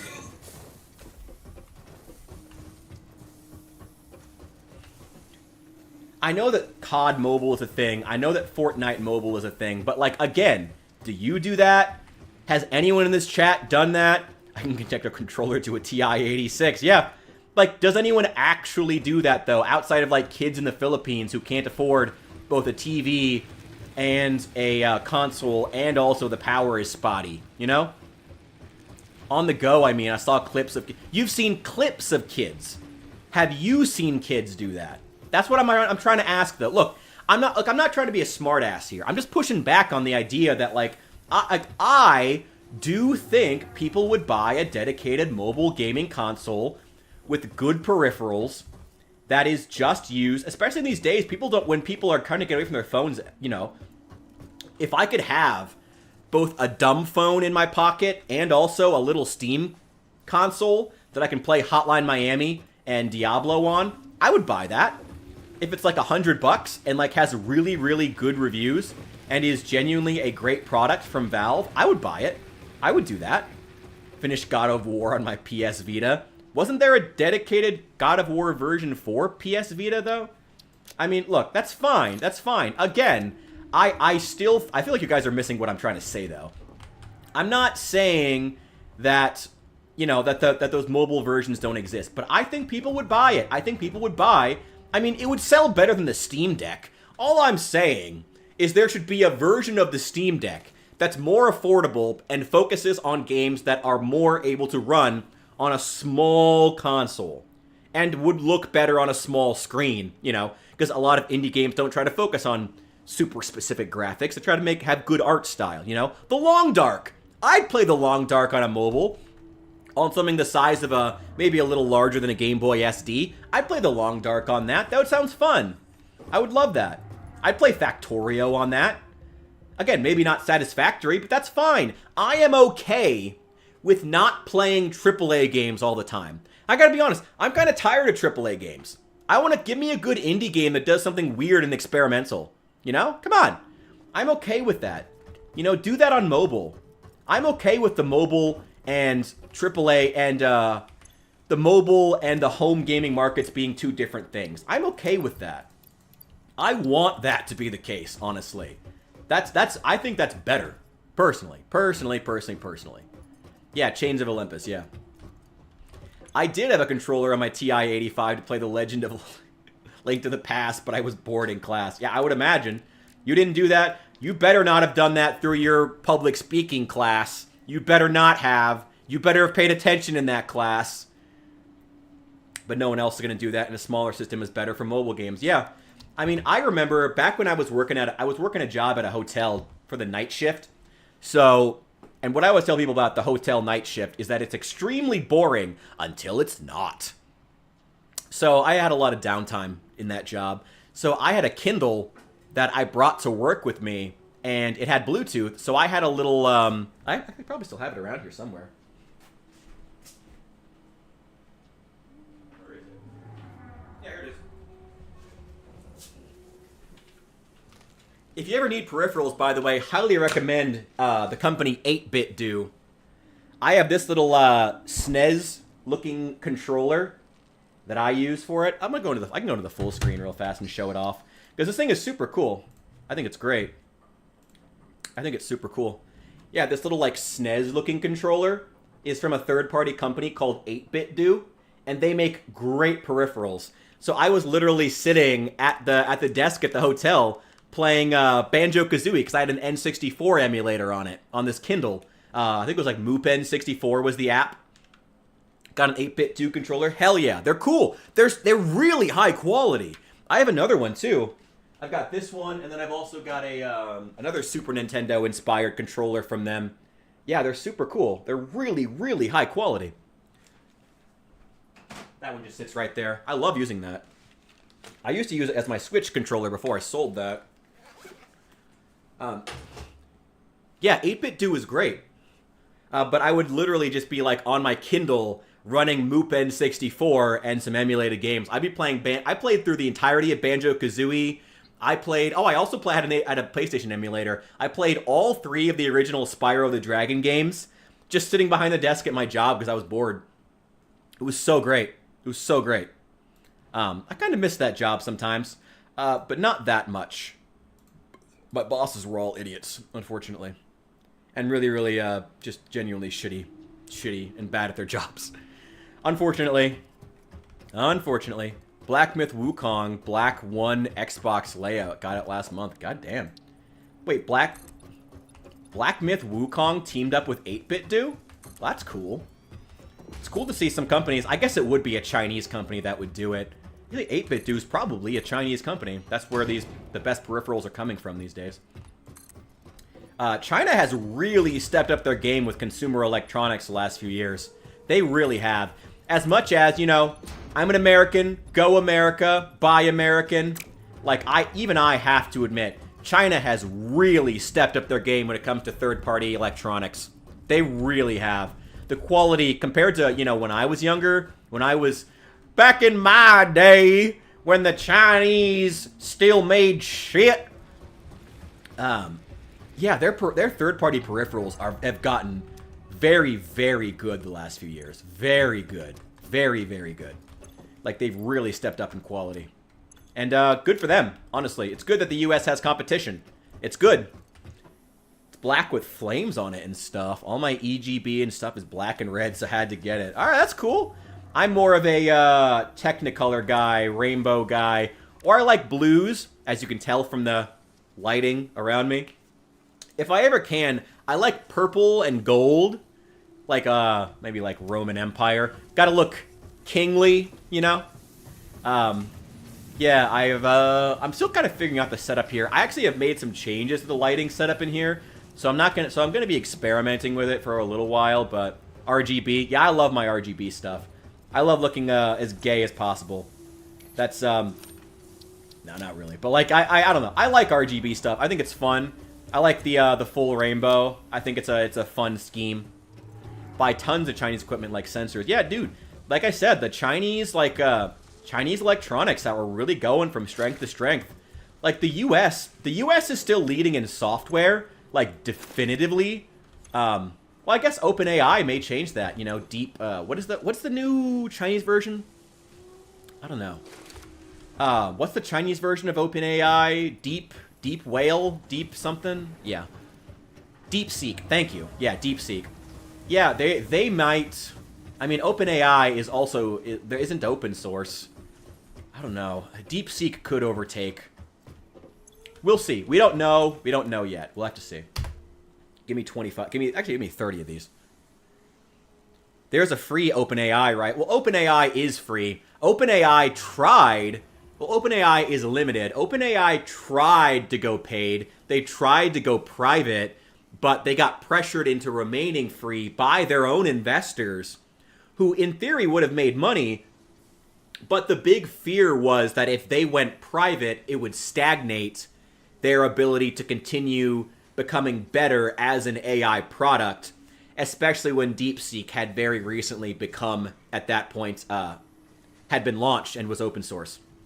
So, the 4.5, ChatGPT paid is far better than DeepSeek, I found. The 4.5 research tool is super powerful. Good to know. Whenever you come onto my chat and you talk about how you've researched something like biocomputers, is that where you're getting it from? I'm actually curious. I could see it though. I mean, I believe it. I believe that it's ahead for now. No? Okay, good to know. That's good to know. Isn't it like $200 a month? That's insane. Milestone reached. That can't Tractors be. permit That's insane. pioneers to move around the world in a manner similar to using legs. You know, sad though it is, I could see some students paying for that if they really don't want to write their term papers. That's kind of, no, 200 per year. Oh, 200 per year isn't bad. Yo, Allie, welcome in, welcome in, welcome in. I was just about to go on a rant about the American collegiate system, if you're cool with that. Yeah, I mean, honestly, considering where the collegiate system is in terms of the amount of shit you have to be subscribed to, like, programming is... Bean is here. Bean won't get the fuck out of my base! His taint is red and bloody from the amount of times I've tased it. The amount of, like, peripherals, the amount of, like, programming stuff, because programming is endemic to pretty much every field you go into in college these days. Especially if you're in the sciences, but even outside of it. You're always going to learn some programming, which isn't necessarily a bad thing. You and those goddamn ads. Wait, you're... Oh, yeah, okay. Yeah, the amount of shit they have to have, like the number of subscriptions, on top of the overpriced textbooks that were already a problem, and getting worse. The amount of software they have to be subscribed to just to be a college student now is only getting worse. It's only getting more expensive. So, honestly, $200 a year to just have your term paper generated by ChatGPT, I almost don't even blame these kids, you know? I wish that the collegiate system in America, and in the West broadly, I guess, because it's not just a problem in America.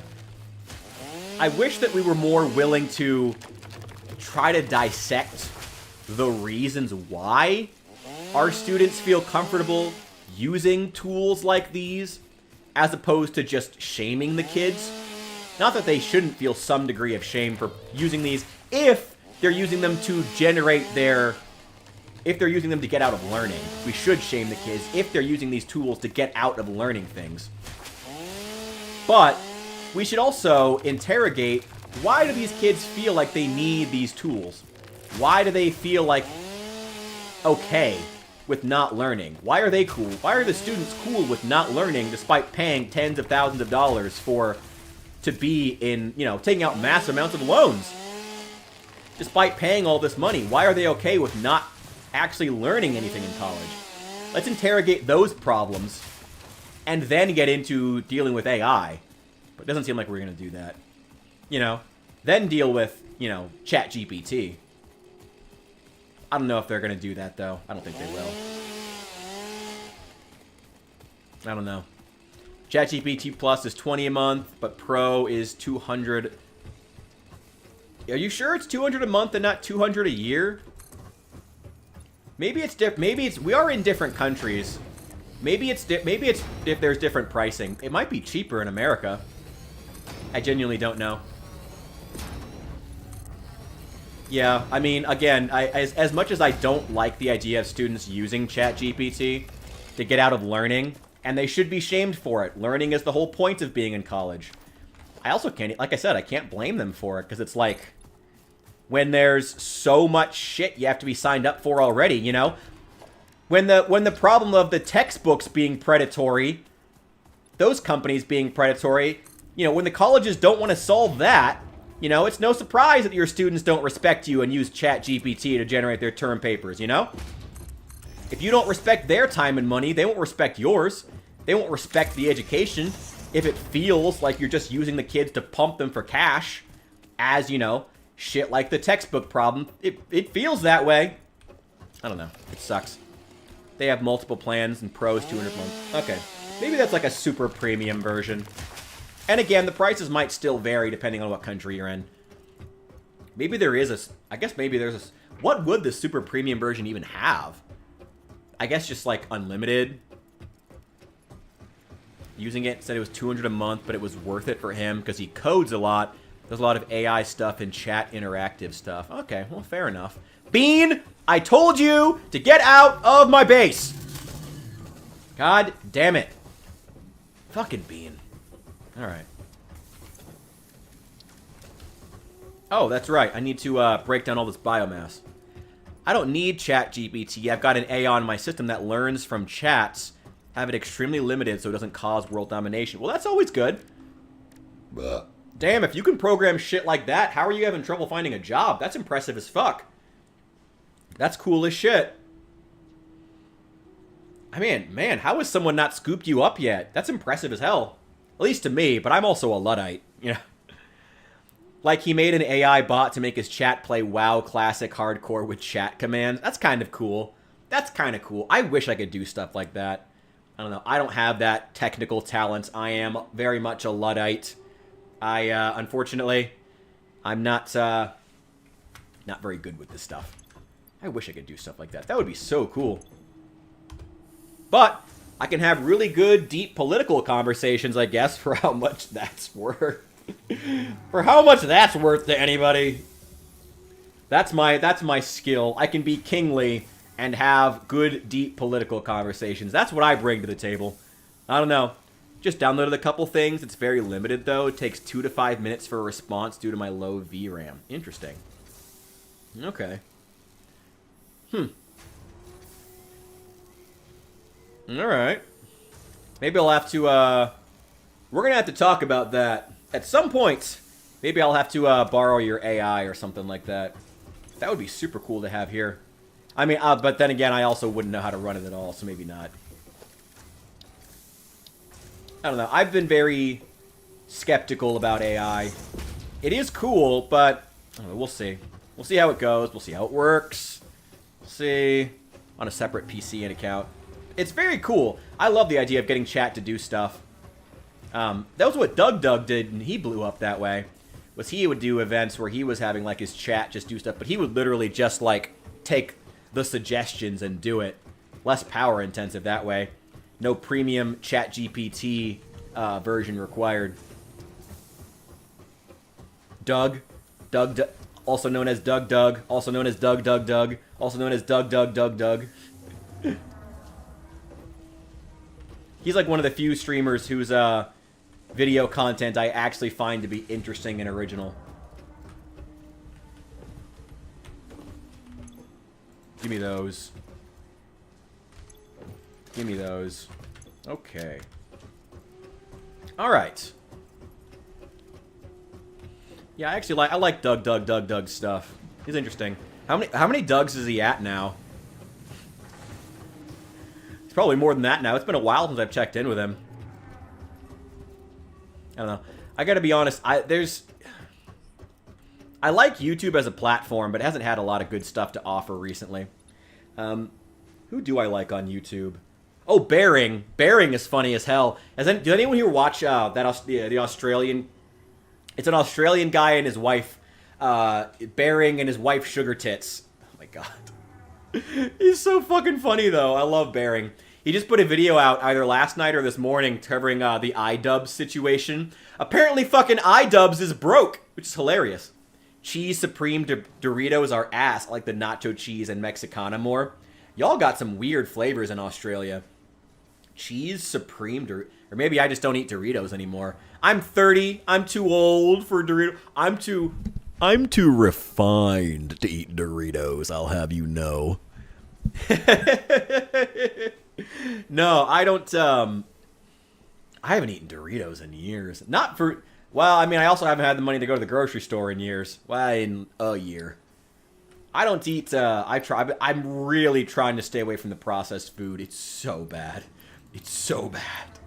But, like, I'm not judging anybody else who does, though. I'm not going to be that fucking guy. 19? Yeah.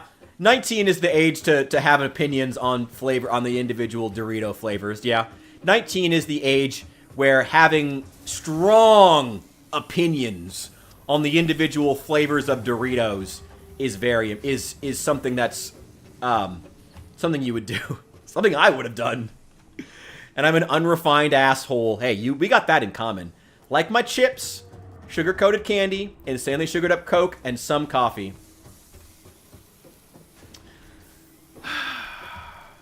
Okay, you can't mention the coffee, though, because you know I'm a coffee snob. You know I'm not going to be happy about you saying you like to drink sugar with a splash of coffee in it. That, I'm never going to be happy with. You know me. I can't, no. Ugh. I can't, no, I'm not a fan. I'm not a fan. You want coffee, you should have good coffee. I love coffee. I was drinking coffee 30 seconds ago till I finished it off. I can't wait till I'm making money and I can actually afford to have good coffee. Thank you guys for everyone who has subbed, by the way. Please hit the subscribe button. Anissa's husband. Yeah! Anissa's husband, Mr. Jomha. I can't believe he took her last name. And now he's broke. Now he's broke. She's definitely gonna leave him. His fucking OnlyFans model wife, the former booby streamer, who's now has to go back to streaming because her husband is broke, and she's gonna leave him. If she has to be the breadwinner in the relationship, she's gonna leave him for someone who has money. Inevitably. I think she is. She's going to. Getting back on that, everything is fucked bad. One person saying fruits, veggies are bad. Then you have people saying, oh no, milk is bad. Then you have the others going, oh no, meat is bad too. Who is saying that vegetables are bad? If anyone tells you vegetables are bad, they're an idiot. Meat is a mixed bag. Just don't eat it in excess and you'll be fine. Ultimately, you know, don't believe fad diets. What you ultimately need is a good balance of protein, vegetables, and balance of protein, fiber, and carbs. We do eat a lot of carbs these days, though. And so try to, you know. And also sugar is going to get broken down into carbs, too. So. Ah! Damn hog!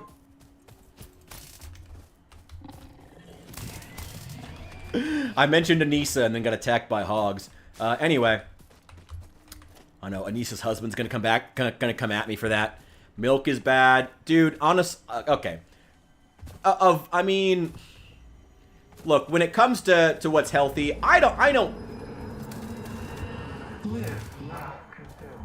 Come here, come here. Ha! Fuck you. Give me that.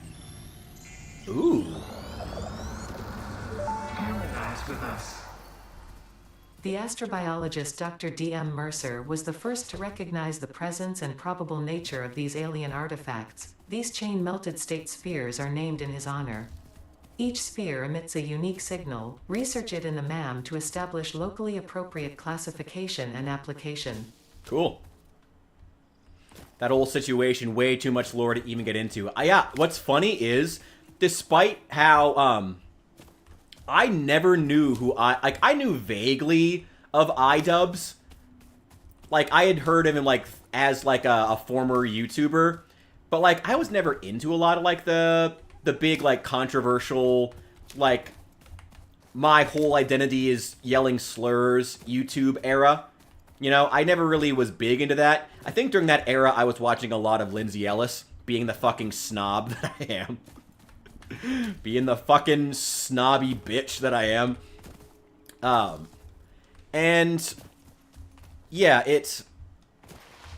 Yeah, I never would have known who Ian was, ironically, if it weren't for this situation and him being such a bitch. If it weren't for all the videos laughing at him for taking the name of his OnlyFans model wife. Oh, you bitch. You bitch. And she's gonna leave you. She's gonna leave him. Oh, that poor asshole. Poor guy. He deserves it. Wow, that's you're starting off with the most Australian thing I've ever heard you say. Cunts! I've had 2 health instructors for my bad weight. What I got from the 2 of them is everything is bad, starve yourself and die. Caloric deficit is not starving yourself. Come on, chill. Chill. Chill. Been eating unhealthy and I'm losing weight. Sure, shit's bad for you, but not one of my health instructors mentioned calories. Then they were not good health instructors. You can eat lots of filling foods with low calories, like, what, rice and bread? Actually, no, rice is actually not good for losing weight. If you eat a lot of rice, especially if you're white, you're gonna actually gain weight because it's just too many carbs. Yeah, I mean, it sounds like you probably... Rice and bread is not the way to lose weight because it's too many carbs. You'll put on weight. Carbs are how you put on weight. Yeah, you need a... I mean, ultimately, it's a caloric deficit. Hey, I've had my own struggles with weight. I ain't gonna say I'm perfect, but ultimately, can't deny reality. The way you lose weight is a caloric deficit. You eat less calories than you expend. That's it. It's nothing crazy to it. Shouldn't need any experts to tell you that. That's just all it is. Ah, here we go. Almost there. Oh, a slug. Also, I need to restock my health real fast. Bread is in no way good for weight loss. I mean, it's good. It is, I will say, it's good like simple carbs, I guess. I don't know. That tells me he's a bitch. I think she started the OF after they got together. Wait, sorry. I meant OnlyFans. I'm not censoring myself. Fuck that. That site is way too popular and prominent in the zeitgeist for us to still be censoring it. Yeah, his OnlyFans... I think she started the OnlyFans after they got together, but honestly, either way, it's still shitty. It's kind of worse, actually, to, like, to start an OnlyFans after you already have a husband. It kind of feels like I'm consolidating my financial situation so I can be ready to leave you. That's what it feels like. If my wife wanted to get an OnlyFans while we were together, that's what I would think. Oh boy. Oh shit. Samples of unknown alien species acquired. It is unclear where on the flora or fauna spectrum it lies, but initial data suggests this might be a nest or an egg. There we go. Research the remains in the MAM to establish classification and potential countermeasures. Okay, sorry. 1 sec. Let me check the chat here. I was off for a sec. Usually put 2 tablespoons of rice into a pot and some beans. Cook that up. Chuck in some buttered bread. I don't eat for 2 days, then I eat the same again. Nope. Let's scroll back to what you said earlier, Allie. Let's see what you said earlier in this exact same chat. Let's see what you said earlier in this exact same chat. I'm 19 and I'm an unrefined asshole. I like my chips, my sugar-coated candy, my insanely sugared-up Coke, and some coffee. That's what you said you eat in a day. Don't change the narrative now. Don't say you're going 2 days without eating now. Don't do that. Don't try to do that when earlier in the chat you said the opposite. A lot of weight loss comes down to just how you eat, so you're partially right. Yeah, I mean, a lot of it's, you got to be in a caloric deficit. Let's not dogpile on Allie, though. Let's not do that. Let's not do that. Let's not dogpile. But, I mean, it's ultimately, if you want to start losing weight, if you want to, that's where you start. You got to be in a caloric deficit. You got to eat less. I mean, that's my number one problem. Again, I'm a fat fuck. Or at least a moderately fat fuck. I mean, I don't want to be, sorry, what's the term? I identify as a fat fuck. I identify, you can't take my identity from me. I identify as a fat fuck, and you can't take that from me. That's a hate crime! Anyway, yeah, if you want to lose weight, if you do, it's your fucking life, ain't mine. You gotta be in a caloric deficit. What the fuck is that? What the fuck is that? Tiny bean. Never seen that before. Alright, we're almost there. I really... Oh, shit. Oh, shit. Oh, shit. Shit. I really need to upgrade my defense weapons. Really gotta upgrade. Really gotta upgrade. 3 to 5 meals a day. You can intermittent fast if you want. It helps. I would recommend... I mean, honestly, 2 meals a day if you want to intermittent fast. That was when I had my most weight loss, was when I was eating like 2 meals a day. Like 6 hours apart. And then well, I mean, I wouldn't eat for 18 hours a day. But like, I would make those 2 meals huge, you know? And honestly, it's not a bad idea. Even if you don't want to lose weight, getting on a more structured eating plan is never a bad idea, you know? It's always good for you to be like, you know, it's good for your digestion to just have like more structured diet in general. No matter what. Can dogpile on me? We're gonna not dogpile. Still learning the whole food stuff. Read a lot of table of contents on things before I buy and check things in my price range. That's good. We'll definitely take help if we have any. You can laugh, buy Project Zomboid. Taught me a lot. I'm glad it taught you a lot. Don't believe the calories there. You cannot eat 4 whole chickens and a tub of ice cream in a day and lose weight. Don't believe Project Zomboid when it tells you that. Don't believe Zomboid. What calories are sounds very stupid. I mean, honestly, these days, the way that corporations that sell us all this terrible food, they don't want us to know how to eat properly, you know?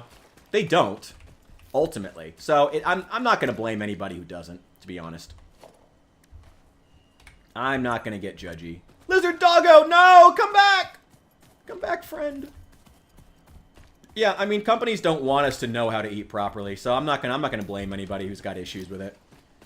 And also, they make the foods as addictive as possible. It's hard to get away from it, you know? That fatty food is hard to get away from. I got a lot of friends with those problems, and I have some of those problems. Weight loss is really hard. Yeah, it is. Dude, we all got our problems. We all got our problems. Weight loss is hard these days. It's hard all the time, but it's especially hard these days. Your U.S. food. Oh, you're going to judge our U.S. food? Can't even have here in the EU. It would be illegal. We have a sugar tax. Honestly, I will say, despite how much I will happily criticize the EU as a fucking nanny state, but I gotta say, when I was there, I spent a couple of days, you know, the first time I had a Pepsi in the EU, I was like, oh, that kind of tastes like aspartame. And then I never noticed it again. Like, I actually ended up liking the fact that I could drink a lot more Pepsi and Coke there while still somehow, like, losing weight. I don't think I drank water once the entire time I was there. And well, we were also walking constantly. You know? A lot of foods in the EU are banned in the US. I'm hoping that RFK brings some of those rules over here. I can't believe I'm saying this, but I hope that we get some of those EU-style regulations on food here. Some. You know, I don't want to be a fucking nanny state, but we do need at least some of it. Like, it's just gotten ridiculous. Like, the stuff these companies can get away with has just gotten insane in terms of what they can put into our fucking food. It's just too much. There's got to be a limit at some point. There's got to be. Where we have to say, no, you can't feed this. No, you can't market this to children. No, you can't keep putting this in our food. There's got to be a point, you know? Did you see Asmongold try water? He had wash it down with soda. Asmongold, you know, it's funny. Al was in my chat 2 days ago, and he tried to compare me to Black Asmongold, and I was like, fuck you. He tried to call me that. I was like, no, not a fan. Not a fan. Asmongold is a... I have a lot of sympathy for Asmongold, but man, that dude's got problems. Asmongold is a punk bitch. Whoa, got some strong feelings on Asmongold. Care to elaborate? I am ultimately neutral on Asmongold, to be 100% honest. I am ultimately ambivalent toward Asmongold. I have no real strong feelings. He's, to me, some streamer who managed to get famous by sitting around watching YouTube. And lucky him, that's great. Wish I could do that. You know? Version of Pirate Software. Okay, there's been a bunch of drama with Pirate Software. I don't know who that is. I've seen a bunch of videos about him, and I've been meaning to check him out to find out who Pirate Software is. But I generally don't know who that is. What the fuck? We don't have corn syrup here. What the fuck is wrong with your bread? Our bread is actually pretty good. If you buy bread here, well, I mean, the problem with bread in the U.S. is people don't buy bread. People buy finished products. Americans have really gotten away from the idea of buying bread as a staple, which is good for the economy, is good for those companies that sell finished products, but is not good for American health. You know. Don't like Thor. Is Thor Pirate Software? Dave's Killer Bread. Okay. Y'all, the Roach King. Our bread is cake. You can buy real bread here. Okay, yeah, you can buy bread that is not gummy bread, that is not the sliced rubber bread. You can buy bread in the United States that's not that. That's higher quality. But, like, that stuff, if you want bread that's, like, $1, like, actually, yeah, probably, like, you can buy a loaf of the, you know, American-style sliced bread for $2, I think. Like, you can get it for, like, $1.70, I think, before tax, which in Illinois there's food tax. Not in every state, though. Like, $1, if you need a loaf of bread for $1.70, you know, I'm glad that American rubber bread exists because it's meant to be cheap. But if you want higher quality bread, you can get higher quality bread. But, like, that's the cheap stuff. And I'm glad the cheap stuff exists, you know, especially for those people who need it. But I think he's kind of monthly dogpile for Twitter. Asmongold? Yeah. That's fair. I have no desire... To be clear, I wasn't trying to, like, nitpick what you were saying when you were criticizing Asmongold. Again, I'm ambivalent toward him. I'm not here to defend Asmongold either. I'm just curious what the major critiques of him are, aside from the obvious, you know? The fact that he has made his career out of just watching fucking YouTube videos on stream, you know? You know, like a lot. He's not the only one by far, but it sucks to see. You know? He's the monthly, but yeah, dogpiling on him is also a big thing too. Also should be taken into account, you know, dogpiling on Asmongold is also a big thing. Huge ego, lies a lot about everything, summed up. Is that Pirate Software? That's a lot of people online these days. It's sad. Asmon was actually good at WoW, but he just got fed up with it. He's #1 warrior even at one point. Really? Interesting. I mean, I guess that's true of a lot of the streamers now. I mean, was it Destiny was a StarCraft player for a long time, and he was like almost went pro, or like was like at least good enough that he like got some traction, and that was how he then went. And then later he switched into political content. So there's still a couple of those hanging around. People who like were at one point actual gamers, Gamers! The most oppressed class. Gamers. I don't know why I love that meme. XQC. Okay, Overwatch was an XQC. I never knew what XQC blew up for, but I always figured it was something to do with gaming because he's very... I don't know, XQC just looks like a guy who would have gotten famous for gaming. He looks like it and acts like it. Met some Aussie baddies. Ooh. Actually, you're 19, I shouldn't say that. No, stay away from the girls. Stay celibate. Leave room for Jesus. What's wrong with you? Don't do that. Don't do that. Anyway. London is fun. You know, I will say, London certainly has character. GF at the time was not happy. I'd imagine, yeah, probably. I'd imagine. Ooh, 6 inventory slots, oh yeah. Don't even leave my house, wouldn't know. Well, you're probably working too much. Okay, I need some modular frames. Check my DMs. What's going on?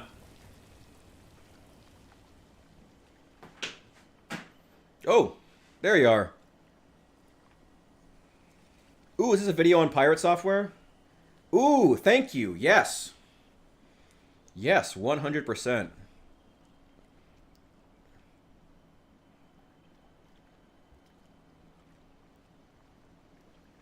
Oh my god, it's a VTuber. I'm not judging. That's funny. Oh, it's a VTuber. Alright, I'm gonna throw it on my, save to watch later. Cool. Or do we want to do it now? Wait, do we want to turn this into an Asmongold stream? Watch Rich watch a VTuber? Turn this into an XQC stream? Watch me watch someone else's content? We should just watch... Oh my god, we should just, like, watch, like, Hassan's stream. Just, like, watch Asmongold stream and be like, what do you mean we're stealing content? He's stealing content. He's watching Cash Jordan videos. What the fuck is he gonna do? Sue? I do kind of wonder if the Ethan Klein lawsuit will end up changing the way any of these streamers behave. Probably not. But... probably not. Sadly. Probably not. I'd like to see Twitch actually making original content, but... I don't know. Someone watching someone, watching someone, watching someone else, watching someone. Honestly, that's like all it's coming these days. Like, and honestly, it's kind of sad to see that so many YouTubers are just like embracing the idea. Like, SlopTuber has gone from being an insult to just being like a title some people wear with pride. Like, I think Nux is funny, you know, Nux Taku, but like but like him and Tectone, and the other guys in that little sphere. They just embrace, like, being SlopTubers now. Sensitive Society. And it's like, really? Like, you're just gonna embrace that? You don't even want to try to make original content? Like, fucking Tectone, his, like, highest performing videos are him watching Asmongold videos! Like, he's making a career stealing Asmongold's already stolen content! Like, YouTube is becoming so incestuous at this point. It's insane. It's just gross. It's fucking gross. And again, you know, whatever... I don't know. As long as Cash Jordan is fine with Asmongold stealing his content, then I guess that's fine. And Asmongold doesn't really have a leg to stand on as far as being mad about other people stealing his content. But I don't know. We'll see how it goes. It's sad to see. It's sad to see. It's sad that YouTube is becoming, as I said, relentlessly incestuous as far as its content. The fact that people try so little to actually create anything original. Because honestly, creating things... And honestly, it's not even necessarily their fault. Because creating things that are original are A, very hard, and B, don't guarantee success. Because YouTube doesn't incentivize you to create new and innovative things. It doesn't. It sucks, but it's true. YouTube doesn't incentivize original content. It seems like with the new... I don't know if anyone else has been paying attention to some of the new announcements YouTube has made recently, but with the rise of AI, YouTube has basically used AI content as an excuse to levy in theory, we'll see if they ever actually roll it out, to levy some pretty harsh restrictions on content that is AI, both AI generated, even if it just has an AI voice, but also content that's not original. You know, it's Kids Power HQ. I didn't hear about that. Hey, if you want to send me some links on Discord, though, I am down to, I can add that to the queue of things we can talk about in the next stream. If you have any good videos on it, I am always, by the way, I love a good YouTube expose, even if it's a VTuber. I love a good YouTube expose. So if there's stuff you guys want me to talk about in stream, please feel free to message me on Discord with like a link to a YouTube video. Please feel free. Anytime.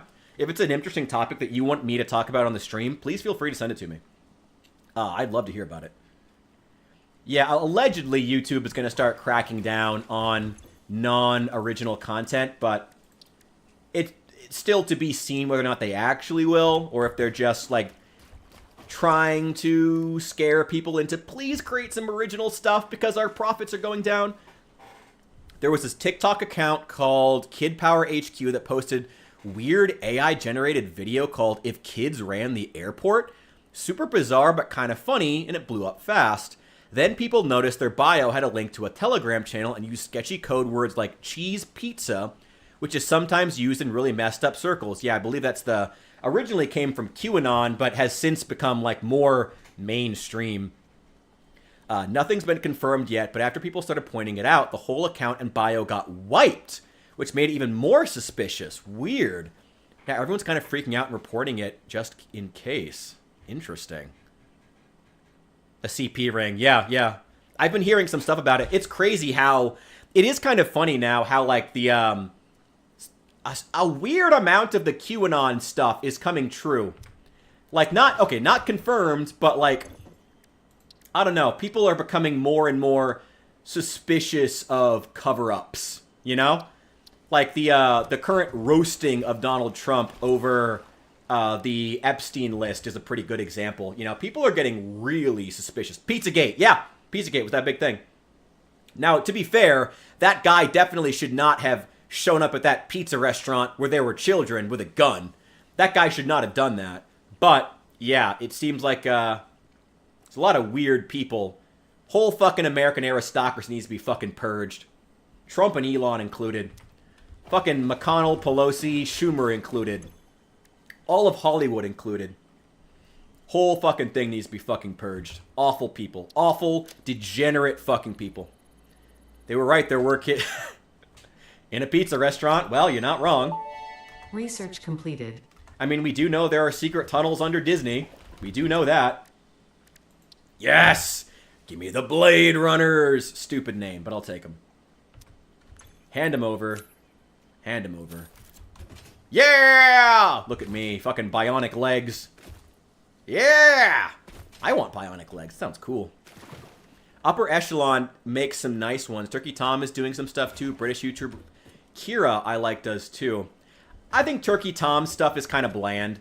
I gotta be honest. I mean, I think part of the reason that there's been such a rise of VTubers and SlopTubers is in part because the whole YouTube doc space, you know, has kind of become stale.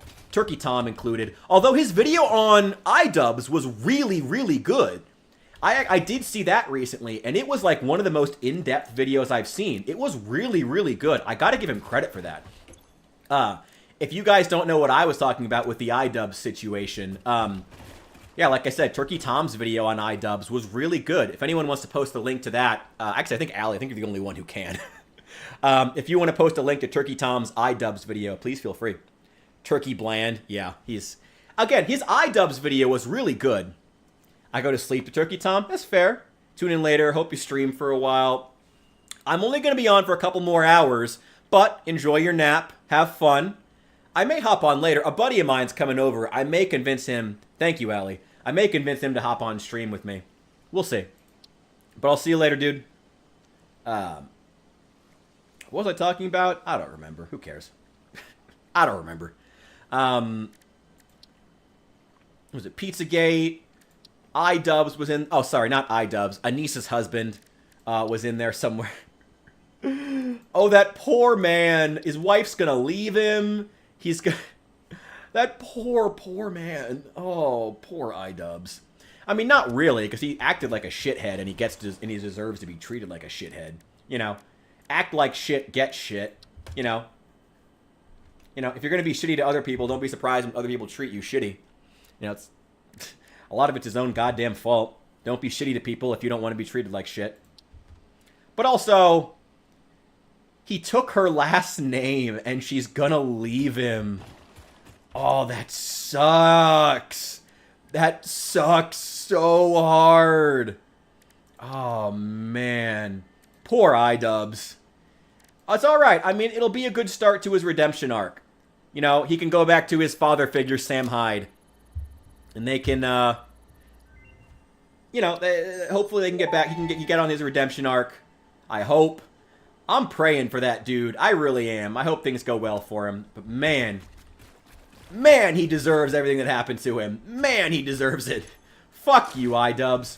Fuck you, Mr. Jomha. I still can't believe he took her name, you bitch. You bitch. That is bitched in the highest tier.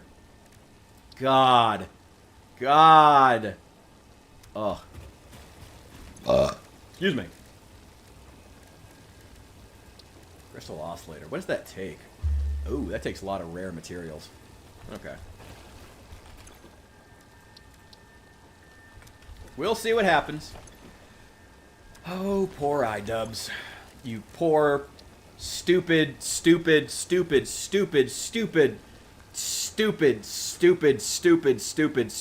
man. You dumb bitch.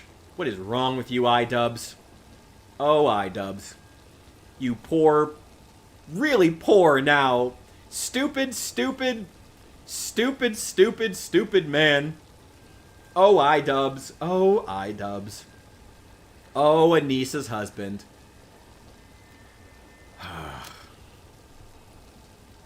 Like I said about QAnon, though, it is kind of funny how a lot of that stuff is getting... a shocking amount. I'm not going to say all, but a shocking amount of that stuff is getting proven right. You know, like the cover-ups and the child stuff. Like, it's... a shocking amount of it is turning out to be real. And it's really making people not want to buy into the government. Which sucks, because we absolutely need a strong government right now. But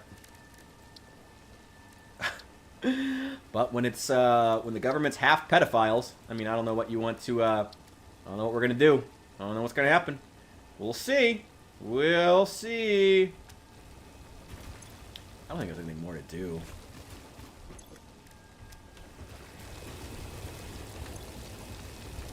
Give me a bunch more miners. That sounds weird. That sounds weird to say, talking about Pizzagate. Give me more miners. Oh, God. Oh, God.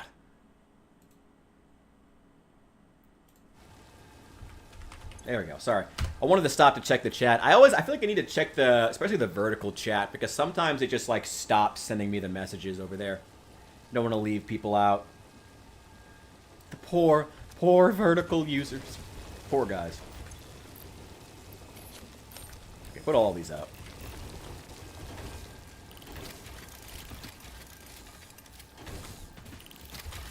I do have... I don't know if I'm going to be on stream tomorrow or the next day.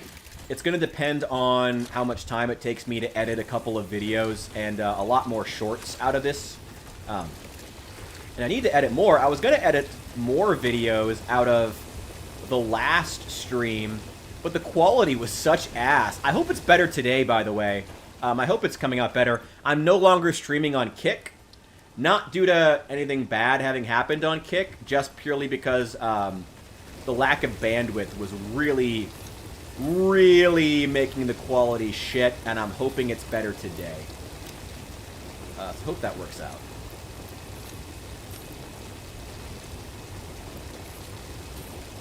Yo. Oh, Mr. Jomha. I feel a little bit bad, but also he's such a dick. I don't know.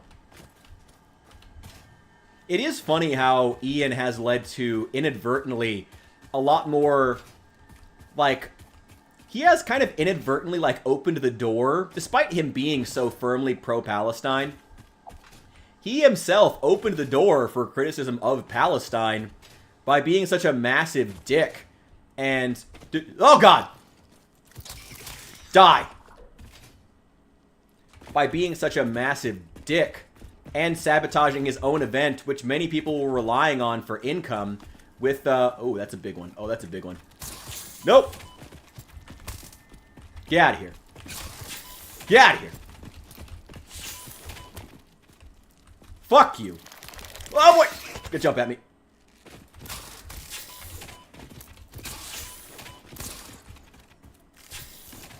I'm gonna die. Okay, I'm gonna die. Which kind of sucks. Go, go, go, go. Grab the berries. Go, go, go, go, go, go, go. Oh, it's still following me. Go, go, go, go, go, go. Okay. Okay. I need to refill my health. Oh, boy. Something just bumped me. Alright, where are you, you bitch? I know you were following me. Need to be Johnny Somali and have something... oh, God. Yeah, that is kind of the problem with... I mean, I've heard that about Kick. You kind of have to be, like... Kick has become... remember those guys I mentioned earlier? The yelling slurs is my whole identity type of content creators? That's kind of... Kick has kind of become their bastion. And while... hey, look, I'm a proponent of free speech. I don't even get mad when white people say drop N-bombs. I don't really care. Usually, as long as they're not being derogatory about it. But, you know, there's, fuck you. Fuck you!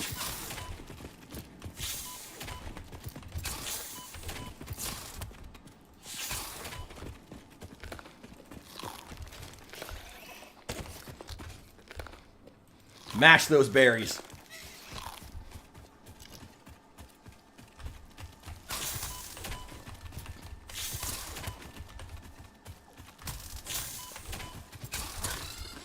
Fuck you! Hell yeah! That feels good. Fuck you. Fuck you. Fuck you. Fuck you. Give me that. No, I don't even need that quartz. Okay. Kick is for dark elves that are willing to yell "Enwa." I mean, yeah, that's about the demographic. That's about the demographic. That's about the demographic. I'm Romanian, we roll our R's and ain't dropping shit. It's like I said, when it comes to Kick was the I'm okay with streaming on Kick. If I had the bandwidth to just be live on Kick. You know, there's probably some people who prefer it. So, you know, I don't mind the idea of having it, but, like, it's not worth sacrificing the quality of the stream for when most of my audience is on Twitch. I feel like a lot of... there's quite a few who only watch on YouTube. Pug usually only shows up on YouTube. He doesn't like Twitch. So I want to make sure I'm doing both of those still. And also, YouTube Vertical still gets a lot of views. YouTube Horizontal, some... but YouTube Vertical gets a lot of views. Usually a few hundred at least, since I've been back. Fungus-like flora does not seem to show... yes, it's fungus. Yes, like Getadata. Yeah, usually I'm getting a couple hundred views compared to like a few dozen on the horizontal version of the stream since I've been back. It's only like my third stream back, so, you know. It's going to take some time to hopefully build back the audience. It's been like a month, which sucks, you know, but, you know, it's... I'm trying my best. I'm trying my best. I swear. Gonna get some side hustles going so I can, hopefully keep my internet on without having to ask for cash from my friend. Wait, let me check the MAM real fast. Where is it? Mycelia. Research that.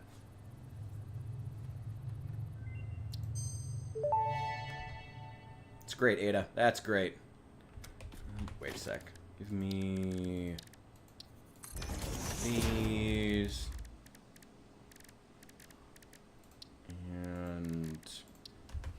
Turn that into protein. There we go. Mycelia, research, fabric. Quiet. And where's fabric? Okay. What do I need to make fabric? Requires just biomass and mycelia. Okay. I mean, I got plenty of biomass, so that's fine. And more mycelia. Just need more of that.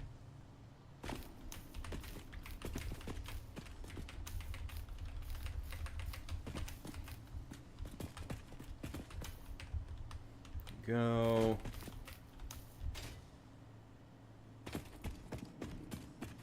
Give me more. Give me more. Call me Super Mario. I need more shrooms.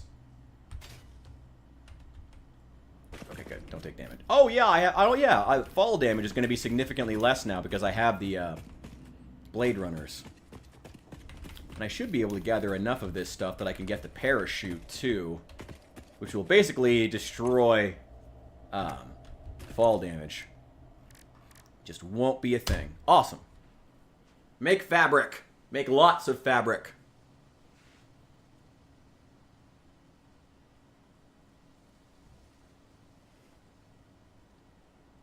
I'm going to subscribe to Steamy Snuggler.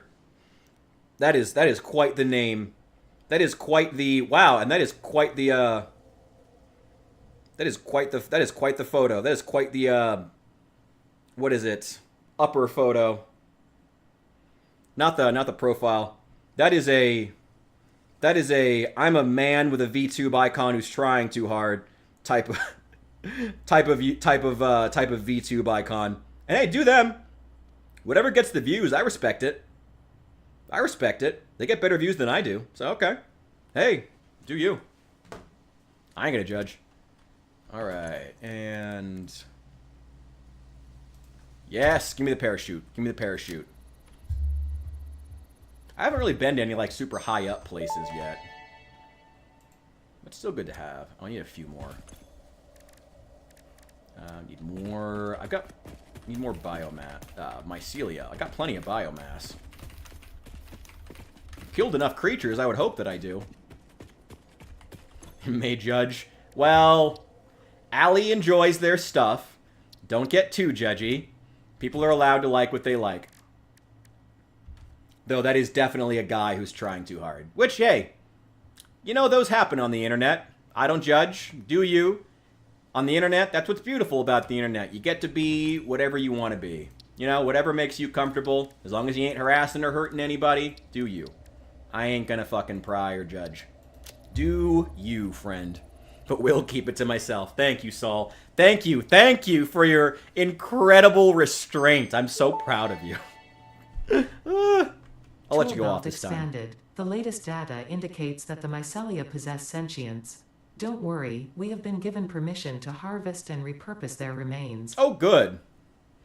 That's very corporate. That's a very American corporation thing to say. We have found out that they're sentient, but don't worry, they've totally given us permission to harvest their remains. Oh, boy. Anyway, is there any more mycelium stuff I can get?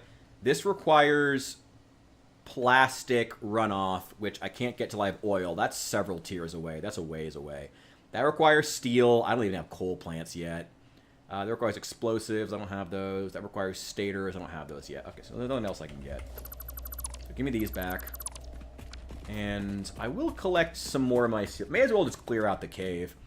Especially since that monster will probably respawn. As will the mycelia, I think. Maybe? I don't know. It doesn't really matter. Give me that. Give me that. They consent to being harvested. Oh, thank God. I'm glad it's not underage fungus. Thank God. Here we go.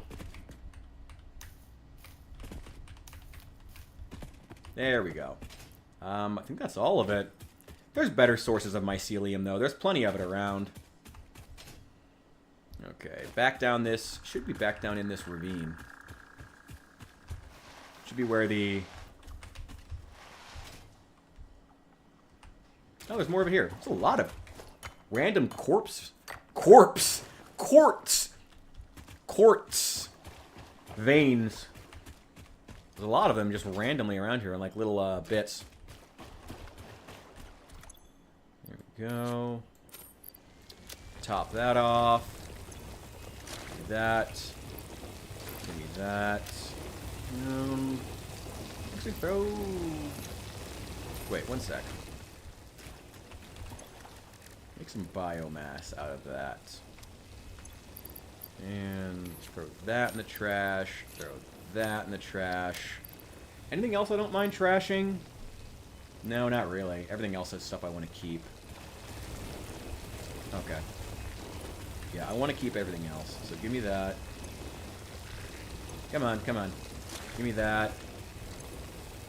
Give me that. And let's head back to the base. And try not to die. I'm amazed we managed to take out that giant fucking spider monster. I am amazed that I survived that. Oh my god. Oh my god. Genuinely insane.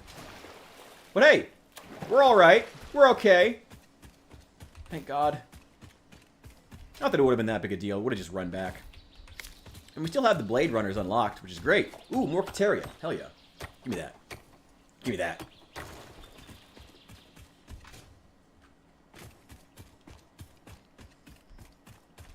You can die in this game? Oh yeah, you can die in this game. Yeah, I mean, do you not see that giant spider monster? Yeah, you can absolutely get killed. That thing can absolutely fuck us up. There are actually much tougher versions of that monster and tougher monsters in general. There are a lot of creatures in this game. Well, I mean, they all kind of fall into three major archetypes. There's this gentleman, the hog. I actually really like...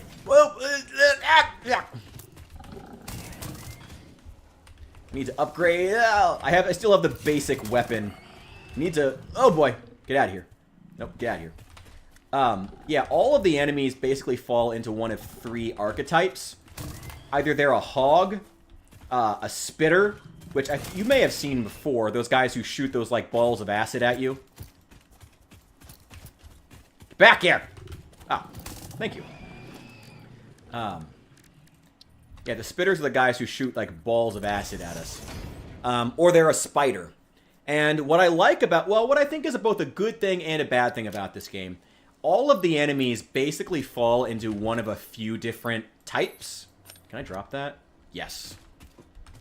And while it does mean that the enemy variety is a bit limited, it also means that the enemies are really, really interesting and like they actually utilize them very well. Like, you know, like in a good game, generally, you would want each of the enemy types to be good at doing a certain thing to the player. The hogs harass you at short range. They run up and knock you around like a physics object. The spiders run up to you, also harass you at short range, but they run up and they're heavy damage dealers. The hogs don't do so much damage, but they kick you around and can even knock you off cliffs if you're not careful, if you're fighting them near something. Then the spitters harass you at long range. They all have individual things that they do, and it keeps the combat interesting, even though the, so even though there's not a lot of enemy variety, the enemies can still do interesting things, and you can have multiple enemies, especially in the harder areas. You can have multiple enemy types attacking you at once that keeps you on your toes. So it's really, really good. I like it, you know. And at the end of the day, as I have said many a time, I'd rather have a combat system, or any system in a game, that's simple and fun than one that isn't and isn't. You know? Get out of here, hog.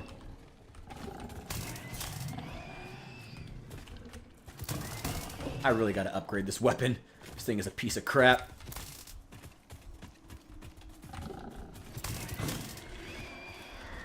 Piece of garbage. Okay.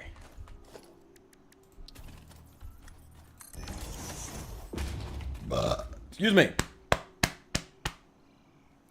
Would you like or dislike if food could tell you it's okay to eat it? Oh god. I mean, can't it technically? Well, I mean, I guess we assume that anything from beef cattle to meat rabbits, we assume they don't like being eaten, don't we? I don't know. I mean, I guess. Oh god. It would be weird if, like, beef cattle could walk up to you and just say, I'm okay with you eating me, by the way. That would be super weird. Ugh. Oh, that would be super weird. Yeah, I don't know if I would be okay with that. That would just feel strange. Just, like, have animals walk up to you and be like, yeah, I'm cool with you eating me. Ugh. Here you go, buddy. No, don't run away. Aw. Oh, not enough space for pale berries. Okay, put those in there, and I picked that up. Cool. Gotta do a little creative inventory management, but we're making it work. Give me that. If it'll fit. There's some cable, that's fine. That can stay there. Needs 40 megawatts of power. We can do that right now. Power, biomass burners. Let's get 2 of those. Let's split biofuel in half. What are you talking about? What the fuck is wrong with it? Okay. There we go.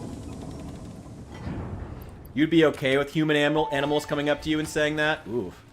You're a braver man than me. Drive successfully acquired. All pioneers are contractually obliged to preserve and secure any recovered hard drives for analysis in the MAM, which may result in benefits to the Fix-It mission. Speculation as to why there are crashed freighters in your Fix-It designated zone is discouraged as specified in your contract. Lovely. Okay. Let's get this scanned. There we go. That'll take 10 minutes, but frees up that inventory spot. Give me those. Let's sort all this crap. Alright, let's get back home. What's up, Bean? Other Bean? Woo! Loving the Blade Runners. Don't have to worry about dying from fall damage. I mean, it's not... Yeah, fall damage is still a thing, but significantly less now. Yeah! Much better. Much better.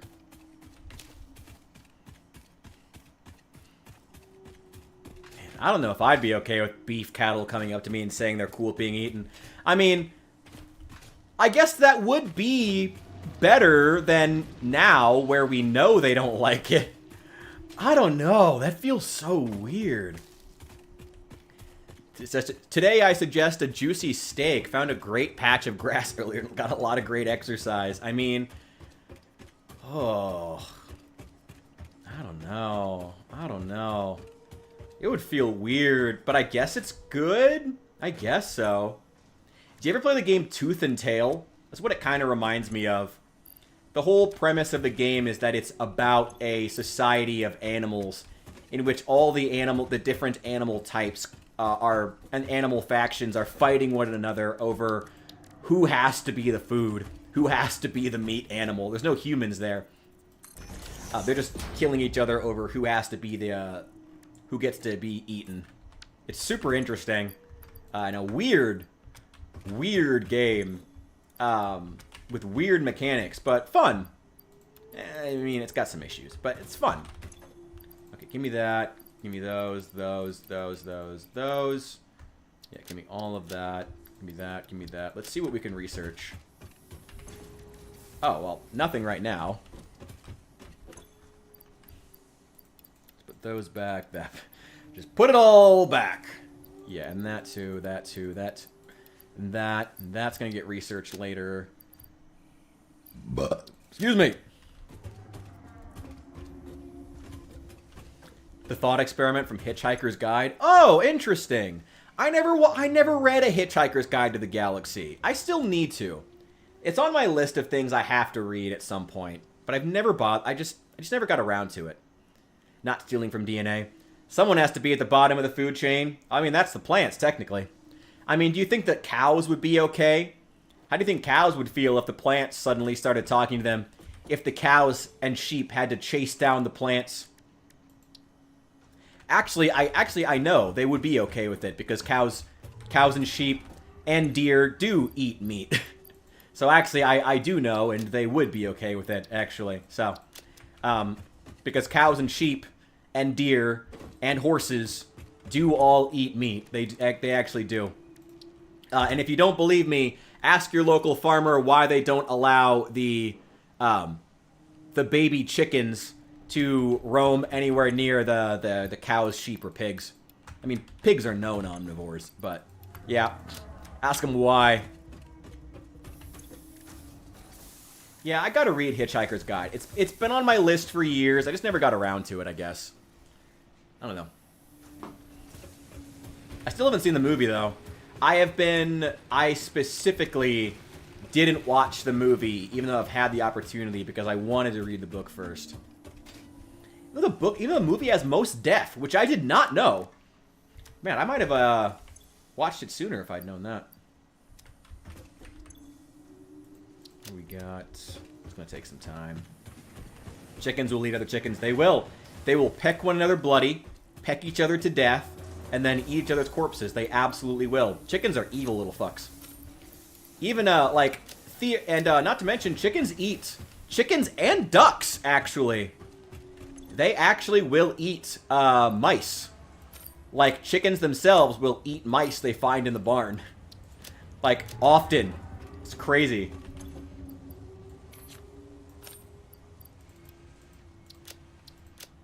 Like, that actually did kind of blow my mind when I found that out, that chickens will eat mice. Especially when ducks will eat mice. I mean, I guess it's not that different for them than eating fish. You know, fish is pretty, guys, like scales and shit. If they can get through eating scales, you know, they could eat, you know, mammal flesh. That's still just crazy, though. That's wild to me. They'll just eat small creatures. And I guess I did know, you know, ducks do eat lizards and frogs, too. You know. Ooh. Might want to skip the last one. It's depressing. Eh. I like depressing once in a while. Depressing isn't necessarily a bad thing. Alright, what is it we're trying to do here? Oh, coal power is the main thing. Okay, so we got water way off over there. Don't step off the edge. You've got water way off over there. And coal... probably way in that direction. I think that's where the cenote is. Yep. Right over in that direction. There's some that way. Only one vein, though. It's not much. But it's a start. It's only 800 meters away. Let's get there. Let's go.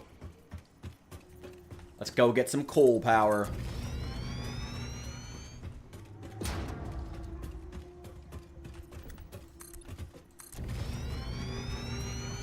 As soon as we get coal power set up, getting a Caterium vein is the next big thing.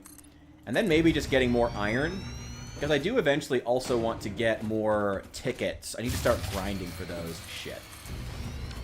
Oh, that's probably just a copper vein. That's fine. I don't mind that. That can break down. That's fine. Well, it didn't break down, just ran out of power.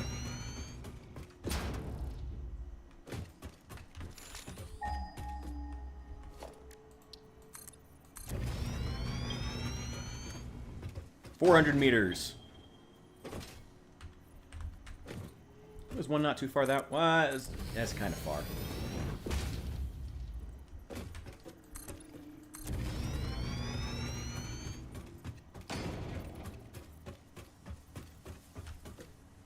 Okay. Oh, there's more iron over here. That's cool. What's up, buddy?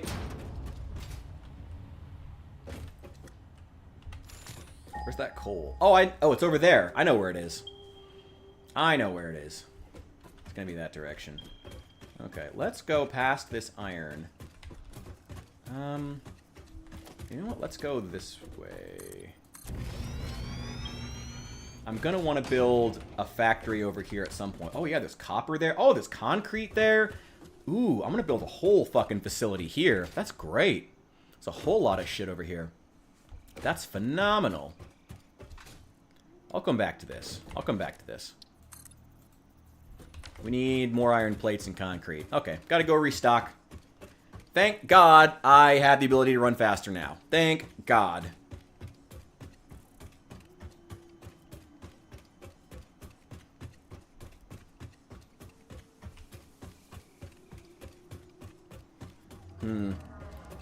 Russia's closing in on Pokrovsk. They're probably going to take it. I mean, even... Ukraine war is not going in Ukraine's direction, but it's also not going in Russia's direction. Neither of them are... No one is winning. No one is winning in this war. Like, Ukraine is...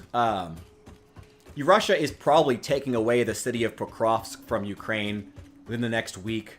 But they were supposed to take it in 3 weeks, 6 months ago. And several thousand casualties ago. So, even if they do take it in the next week, it's still a strategic failure. And it's not even that important a town. Ukraine has already been evacuated.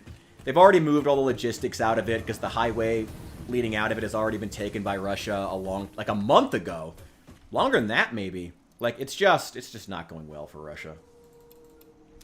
Let's feed that. Feed the beast. Feed the machine. Let's get 50 of these so we can get basic steel production. Not that we really need it yet. We got to focus on coal power first.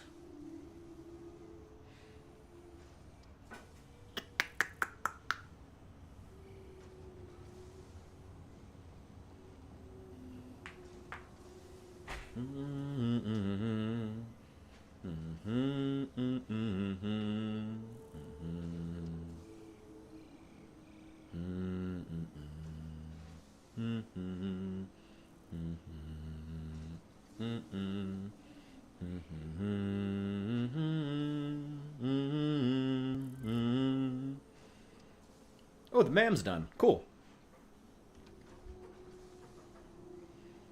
Just about there. One more. There we go. Launch. Cool.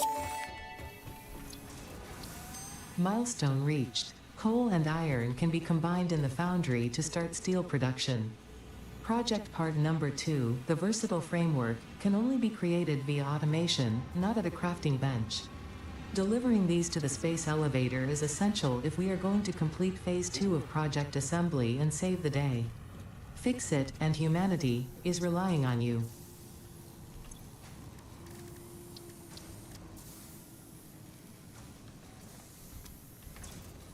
Oh, the hard drive results. Ooh, let's see. I would never use Caterium to do that. That's terrible. Or copper rotors. That's interesting. Sure, why not? Okay, now what else can we get here? None of these. I don't have that. Oh, no, that requires steel. Fuck. Requires 10 stators and some mycelia? Okay, wait, I can probably just make those real fast. Stators. I can't make stators yet. Fuck. Technology, can't get that one. Megafauna. I think I can do these. 1,000 cable and 3 protein. It just requires screws. Okay. Oh shit, I'm gonna need protein.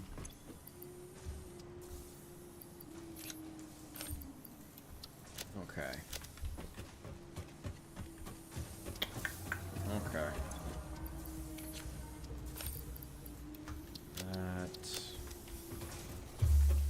Gonna have to go out and kill some stuff. Nothing wrong with that, though. I like killing. Killing's fun. In this game. In a video game.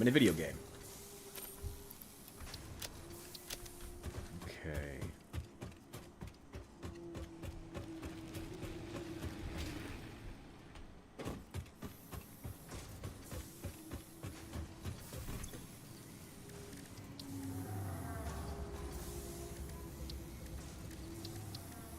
Megafauna. Okay, yeah. I need protein. Wait, I think there was one that I can get. Yes, that one. The rebar gun. Yes! God, I need that. Finally get a ranged weapon.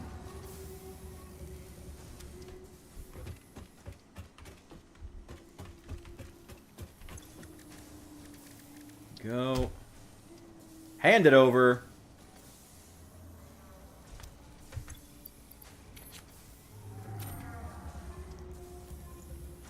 There we go. Gotta make some ammo for it, though.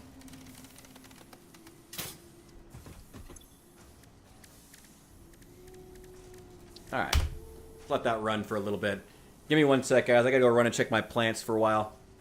For a minute. It's gonna have to run for a little bit, though. I'm gonna spend 150 of these things to get some research done.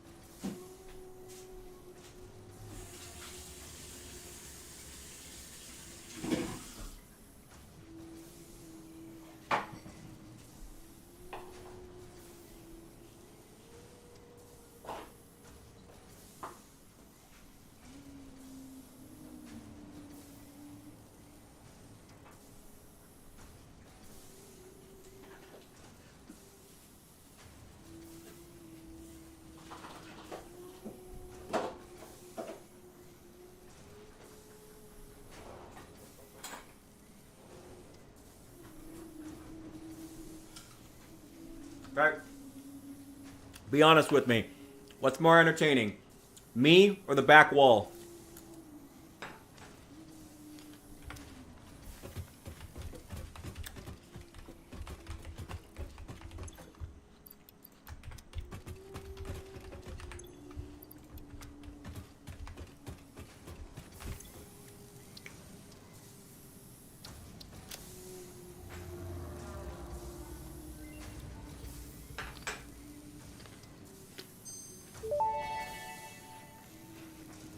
Shatter rebar unlocked. These quartz-infused rebars fraction. It is a very nice back wall. Some days I actually regret making it as well designed as it is, because it takes away the focus from me. You know? I want to be the star with the back wall, man. Like I said, it makes some good points.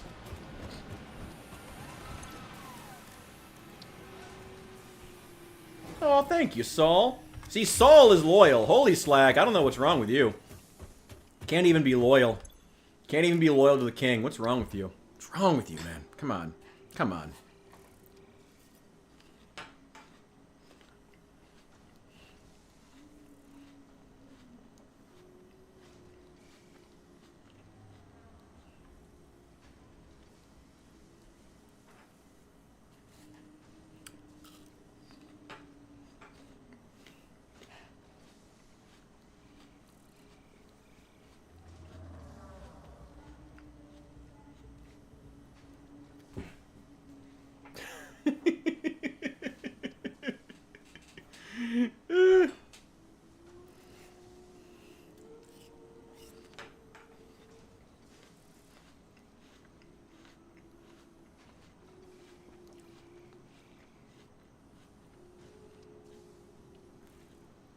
I don't know if you can call anybody a simp when we're having a conversation about Anissa's husband.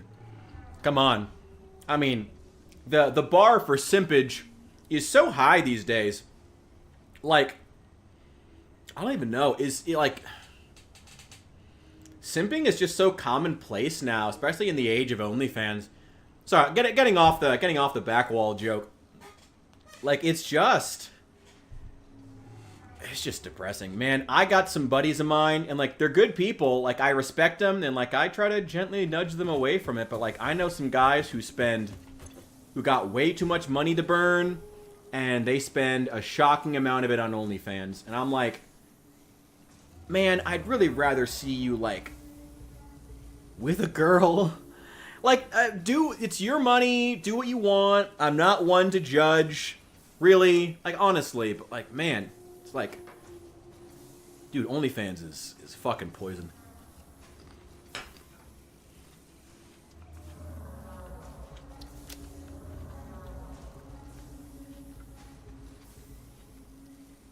And that's not even mentioning the fact that the other reason OnlyFans is fucking terrible. The fact that I still keep getting those fucking advertisements from fucking gurus saying, do you want to make money on OnlyFans? Just find yourself a hot girl and you could make $30,000 to $40,000 a month off of her. And I'm like, no, that's called pimping. And I'd prefer not to do that, actually. Those fucking ads still show up in my fucking feed on Instagram Reels. And I'm fucking sick and tired of seeing them. And you know what? Part of the reason I'm sick and tired of seeing them is because I'm mad that I have the ethics to not want to do that. And I'm sick of the fact that so many skeezy men can make so much money off of it, at least in part. Also the fact that off of doing shit that's fucking terrible. It sucks. It just sucks. It just sucks. Just sucks. All of it sucks. I hate it. Fortunately, the future of feminism seems to be far more conservative, so we'll see how what the opinion is on OnlyFans in the next couple of years. We'll see.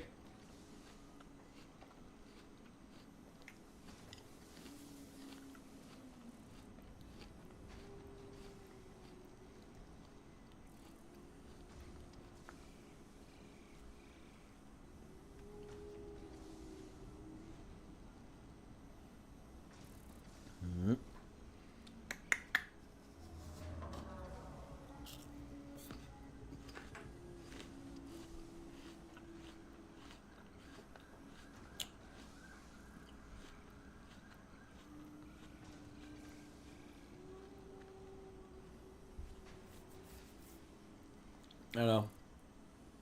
I worry for my buddy that spends too much money on that shit. I actually tried talking to him once. The reason I found out that he was spending money on it was because I was talking to him about a potential video idea that I had. And I was like, yeah, I think it might be kind of a funny video idea, if a little bit mean, to make a video exposing every YouTuber I couldn't either. Every YouTuber who secretly has an OnlyFans, because there's a few. Some that you might know. And he, like, perked up. He was like, oh, they'd be, like, advertising for them, because they're not allowed to advertise that on the regular websites. Like, Instagram or YouTube, and I was like, advertising? I was thinking like it could be like, not trying to, well, I guess, yeah, shaming people for it. He was like, no, people would want to see that. I'm like, are you, what? What? What? Oh, God. Like, there was a point at which OnlyFans was, I don't know, it had a better reputation in the early days, back when it was, we still bought into the claims that, like, you know, OnlyFans was, you know, in its early days, there was some merit to the idea that, like, OnlyFans would break down the traditional, you know, porn industry and break it down into a more, and put more money into the pockets of individual creators, stars of that industry, as opposed to money into the pockets of executives in that industry who are notoriously assholes, you know? And there was a period at which there was, like, some merit to it, but, like, that was a long time ago. That was, like, the first 2 years, and that was a long time ago. Now, to be spending money on that shit is just content for free. Yeah, no, there's, I mean, if you really want to see a girl from OF, from OnlyFans, there are sites for that, you know? There are ways of going about it. I mean, I don't spend money on that. There was a time at which back when I bought into the idea of, oh, it's like supporting your content, the people you watch directly. There was a time when I bought into that, a very brief period. Early days. Long time ago. That was like 10 years ago now. God. Yeah, that was like my old apartment. Yeah, that was like 7, 8, maybe 10 years ago. God, oh, OnlyFans is old now. Anyway, but yeah, that was a long time ago. But I mean, there was a reason I can still know who it is, what YouTubers secretly have one, you know? Like, there are ways of getting around those, you know? That's why fucking iDubbbz is such a simp. Is such a bitch, you know? Like, it's bad enough that people can get online and see your wife for $10. But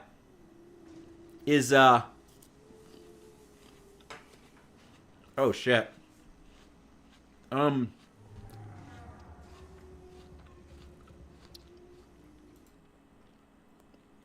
I don't know. Ellie. Shit. If I had the money, I would genuinely buy you a subscription myself. I don't know. Shit. Fuck. It really sucks that I have to buy a sub myself. Shit. I would if I had the $6 to spend, I would genuinely buy one myself. But I do not. I'm sorry about that. That sucks. I'm sorry. If I had that cash, I would genuinely buy you one, but I cannot do that. I'm sorry for that. That sucks. I'm sorry. Sorry. Anyway, though, yeah, like you can, they're not even that hard to find. I'm not saying anything you guys don't already know. Those sites aren't hard to find. Like, find an OnlyFans girl and type in her name, leaked. And there you go. You're probably going to find most of it.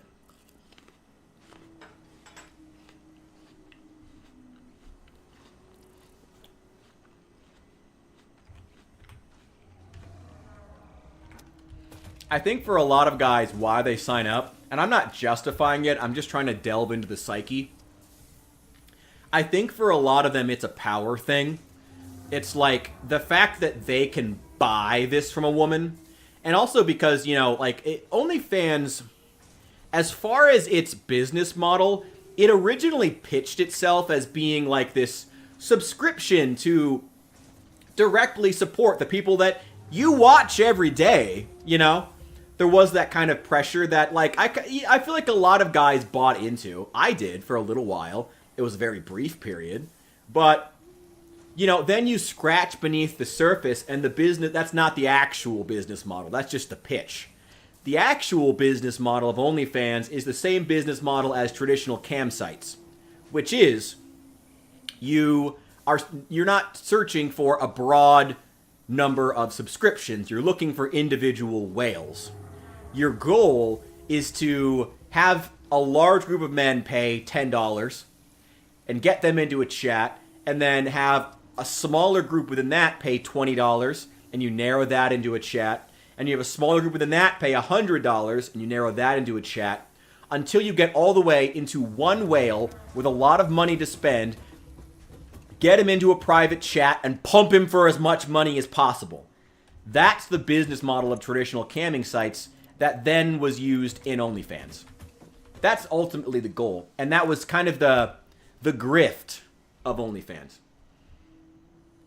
But for a lot of guys who partake in it, I think I don't know, like part of it's like the pay pig kind of thing. They like giving money to women, and they, for some reason, feel like a power in giving women money and getting their bodies in exchange. Not like physically, but like, I don't know. It's a weird, twisted psychology to it, to the OnlyFans simps.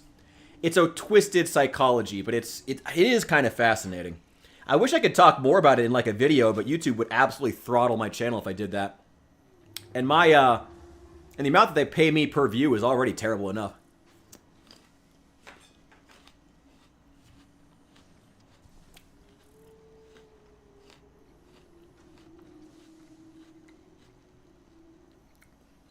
I don't know. We'll see. It sucks, but...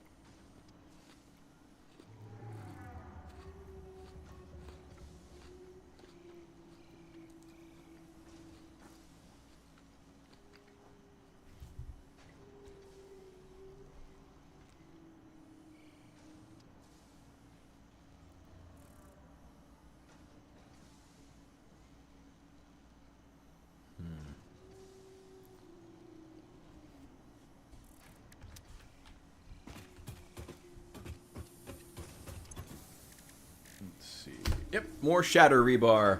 God, I have a lot of this shit. I'm gonna go through it fast though. You always go through ammo faster than you think.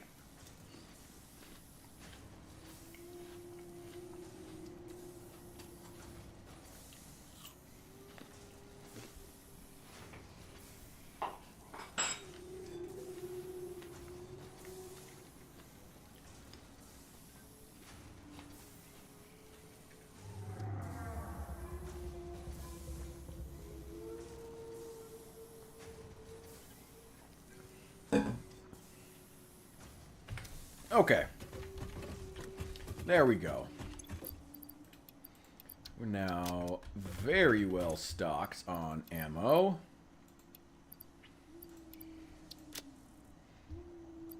Yeah, just give me that.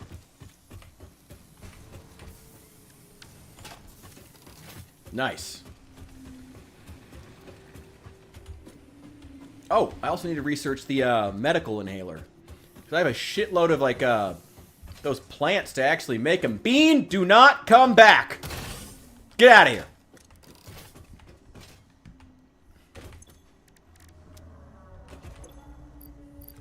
Give me these, and these, give me that. Just give me everything. Let's see what else we can get. Nothing in sulfur. Nothing in quartz. Don't have that. That requires steel.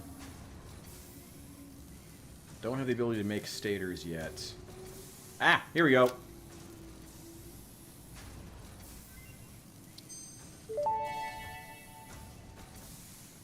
need more quick wire for that. Here we go. Needs protein and rotors. Okay. After using so much crap to build all that ammo, I probably should restock real fast. Give me concrete. And I really gotta stock up on iron plates.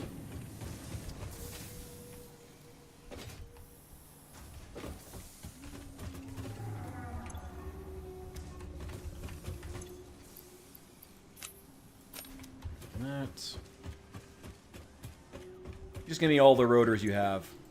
I'm going to use them. When we're doing coal power, I think you need like 30 rotors to build one singular coal plant. Something like that.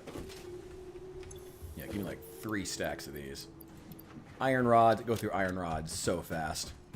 And we need some protein. Where do we have... Ah, I didn't mean to fall off! Yeah, we're okay. We're fine. We're fine. Okay, let's go find some hogs. There's got to be some around here. But boy, we have really cleared this area out.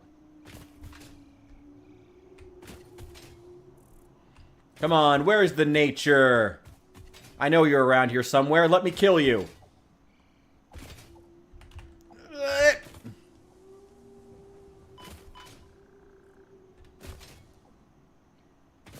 What's up, Otherbean? Wow, there's a lot of pale berries around here. Not that I'm complaining. It's good to have them.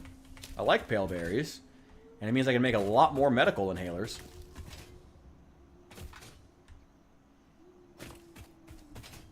Where's a hog? Hog, hog. Where are you? There's never any enemies around when you need them. Wait, give me those.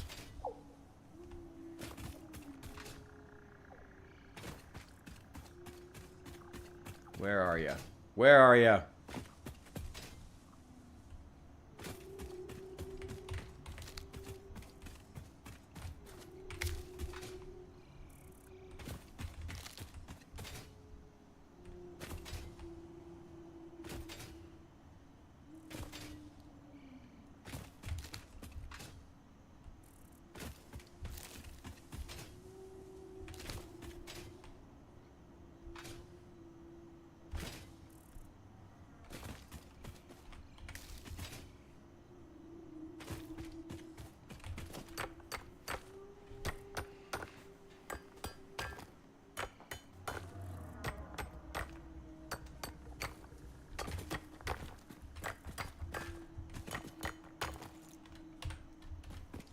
Oh, shit. Okay.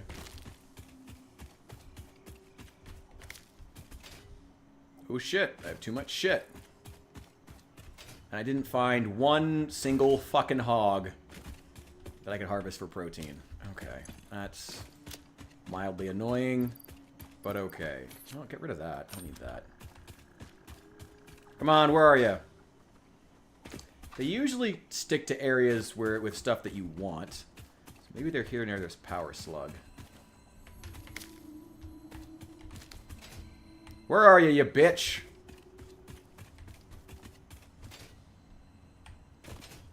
Come on, guys. Wait, no, I don't need bauxite. Need that.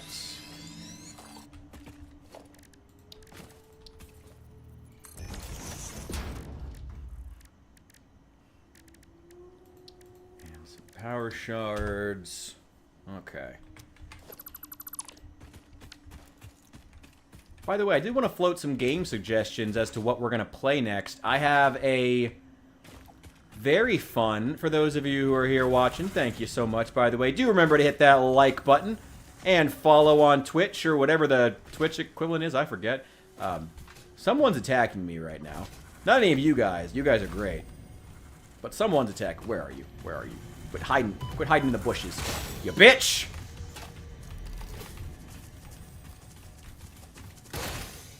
God, he's still alive. Ah! Fuck you. Did you see that juke? Did you see that? It's good shit.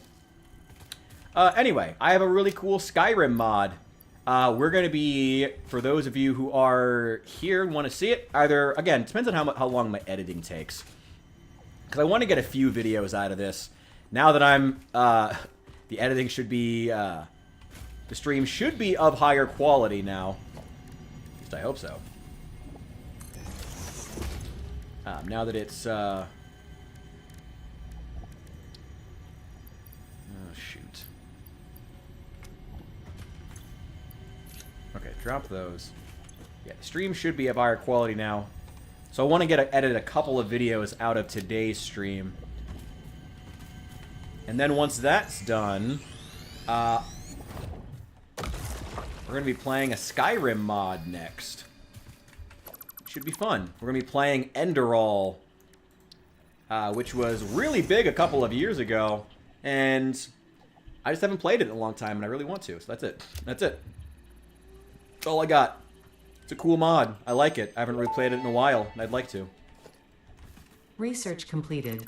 The protein inhaler can restore health in the eventuality that you have been carelessly damaging fix-it property. And by fix-it property, you mean me, right? Yeah. Inhaler. Oh, requires protein. Right. Okay. Okay. Where is it? Where's the... There's the man.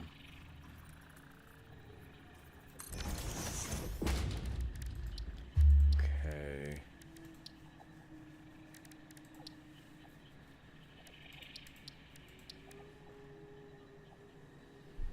Three protein, 1,000 cable. Okay, if we can get more protein on the way back, we will. And that requires steel. Okay.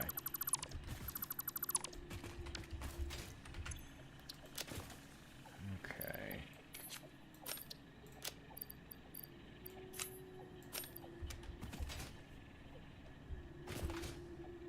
Gotta find some stuff to kill. All of a sudden, there's just no enemies around.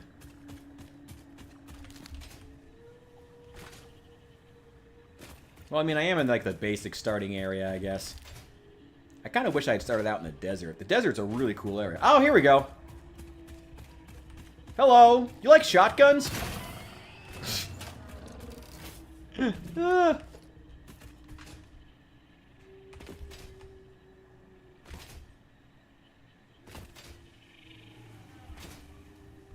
Ooh, I need that.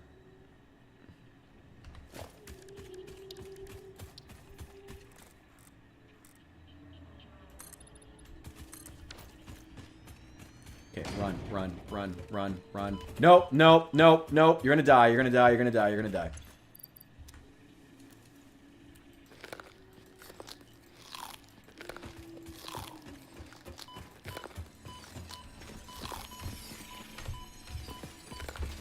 Not enough room in my inventory! Oh god, okay. Okay. God damn it. Not enough room in my inventory! Okay. Build a crafting bench. Break that hog down into... Damn it! That's not gonna help. Okay. Shit.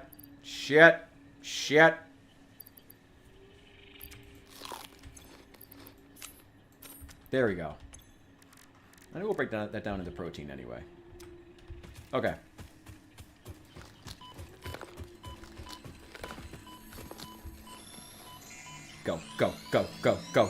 Go!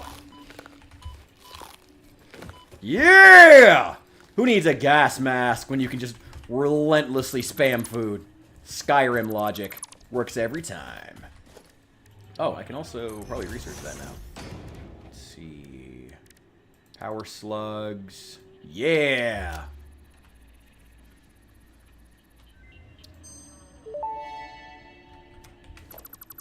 Research completed. Yellow power slugs are further into their life cycle than blue power slugs, and thus have more potential energy stored. They can now be processed into power shards. How about you? What's your opinion on shotguns? You're a fan? Nice. Good to see. I'm a fan too.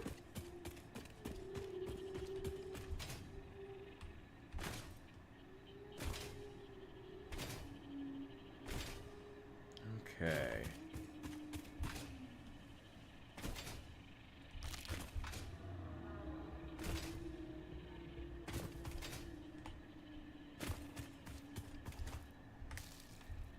I'm carrying way too much crap. Oop, sulfur. I'll take that. Yo, this is the ultimate Zomboid. I call it not Zomboid. Welcome in, welcome in, welcome in. Good to see you again. I'm finally back. Went through some issues, but got my internet back online. Ugh, took long enough. But hey, welcome back. Probably going to take a while to get some traction back on YouTube again, but hey, you know what? The break was nice to have, so I'm not going to complain too much. Look on the bright sides. Wish we had guns here too, but at the same time, maybe not. You mean in the UK or in this game? Because in this game, we have guns. And in the UK, you have guns, but they're just not in the hands of average people. Because the government does not allow that. Bet you wish you lived in America. Or maybe not. I mean, it also, the double-edged sword is the mass shootings, so. But now more and more people are, like, keeping armed and keeping out for mass shooters. So mass shooters are actually becoming a lot less effective in the last couple of years. Except in Democrat states, where people still don't carry guns, interestingly. I never bought into the good guy with a gun rhetoric. But interestingly, it's becoming more and more true, and I kind of hate that.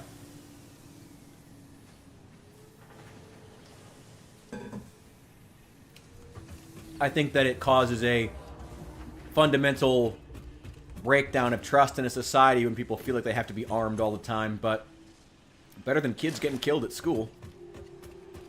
Right at church. There was that church just a couple of weeks ago where some guy tried to come in with a gun, and one of, like, I think it was like the deacon or like some extra bishop or somebody there, one of like the priests in the church like ran the mass shooter over with his truck before he could fire a shot. Which is, like, a pretty badass moment for a preacher, I'll give him that. And he saved a lot of lives, including children who were in that church. So respect to him. You know, that was not a moment to turn the other cheek.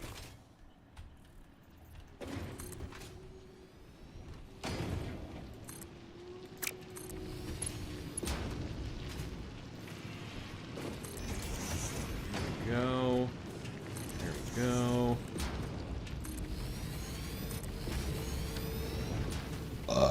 Excuse me. Alright, these are producing 30. No, I don't want to overclock them yet until we have coal power. Also, I don't have that many power shards.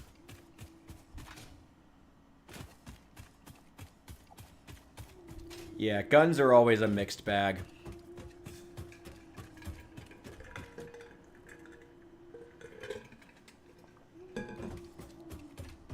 Like, as far as the use of guns here in the United States, it was clearly done for a reason, you know? The Founding Fathers wanted an armed society because they believed that an armed society, you know, that the government should have a certain degree of, you know, you want to put the fear of God in your rulers, you know? You want them to know that society is willing to say no and can say no if a government oversteps its bounds. You know, not in the UK, they don't tolerate that shit. But there's also, you know, a certain degree of danger with it, you know?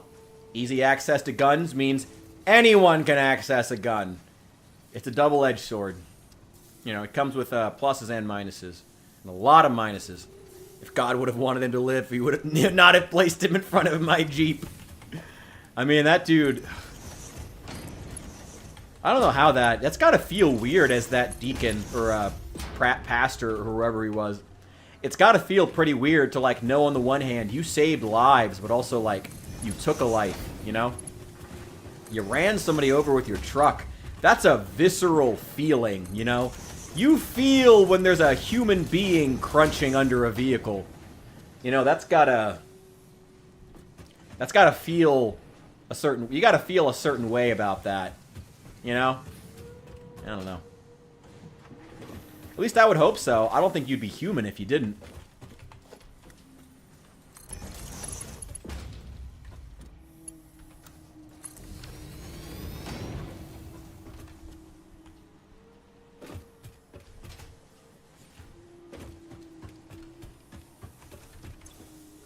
Oh, plenty of those. Get rid of that shit. I don't need that. Plenty of screws.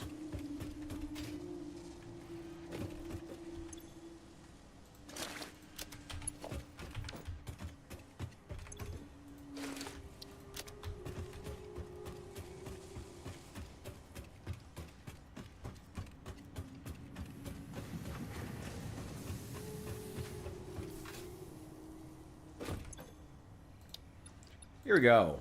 Enhanced asset security. Yeah, I need that immediately. I need wire. I need 1,000 more wire.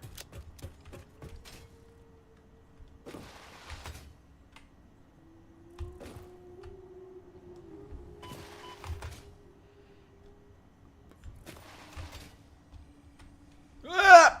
Overshot it.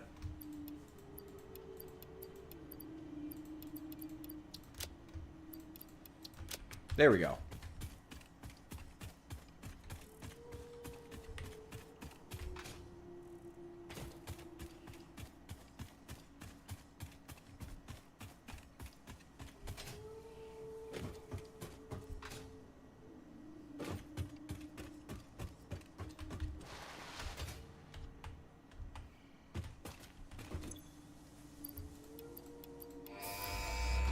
There we go. Let's upgrade this tiny, shitty little taser we've been using. Milestone reached. The Xeno Basher is a direct upgrade from the Xeno Zapper. In the words When do of we get to the Xeno engineer that Purger? first developed this tool, quote, "The Zapper kind of electrocutes things, the Basher straight up smacks stuff, while also electrocuting them," Nice. unquote. It is beneficial during encounters with aggressive fauna, and has been tested thoroughly. The engineer's noble sacrifice for Xeno research will not be forgotten, whoever they were.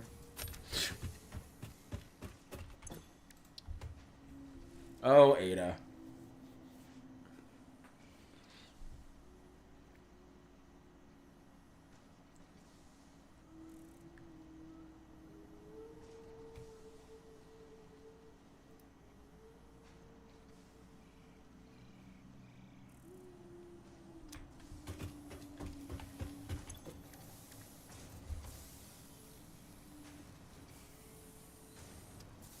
Gimme, gimme, gimme. There we go. Alright, exploration should be significantly easier now.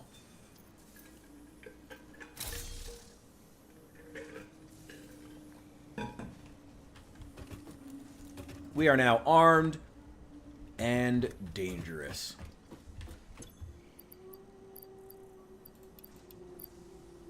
We do, however, really need to go get more protein so we can build some protein inhalers. Got a couple now, but inhalers are the best actual medical supplies you can get. And we need more of them.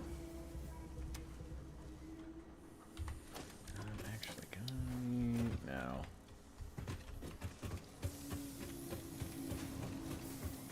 It'll do for right now. 2 inhalers will do. And the next time I go out on some big crusade, I will try to find more. I'll kill some stuff and get some more protein. Protein. I don't even know what that's from. I just know that the guy from Urban Rescue Ranch says it. It's pretty much where I get all my memes from. I don't actually see them online. I just hear other people say them. don't need those. They don't have any more protein.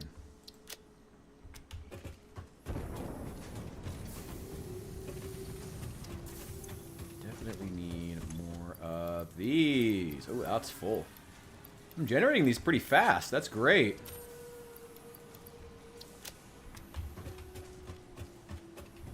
And I'm on iron. Oh, wow. I'm super low on iron rods. Oh, I think some of the research required iron rods.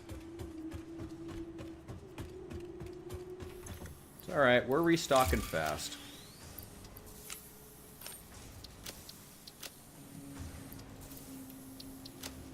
Oh, right. I was talking earlier about games to play. If you guys want me to play Zomboid again, I haven't really been feeling Zomboid, but hey, you know, I can get back into it, give it a shot. Check out some new mods for Zomboid if you guys are really feeling that. So let me know if that's something you're into. Like I said, I think we are. The next stream is going to be Enderall. Unless you guys really want me to do something else, but I think it's going to be Enderall. Because I'm really interested, and also because it's just a cool mod, and I like it. I also, while my internet was out, I replayed a lot of Skyrim. And it's been super, super fun and cool. So it's just cool to return to, like, Skyrim, and now I'm kind of interested in the idea of putting a lot of time into a Skyrim mod where the combat is a lot more interesting and, honestly, quite frankly, harder.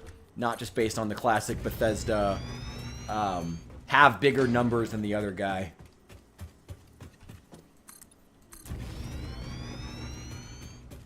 Put something good up on top of that.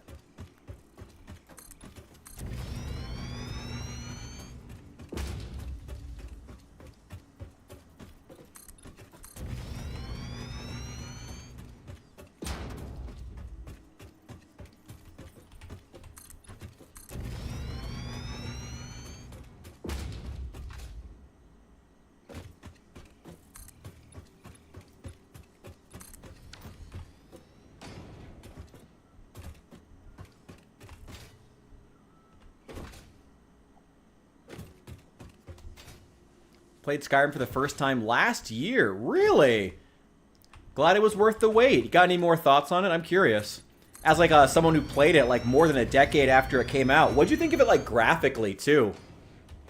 I think it holds up.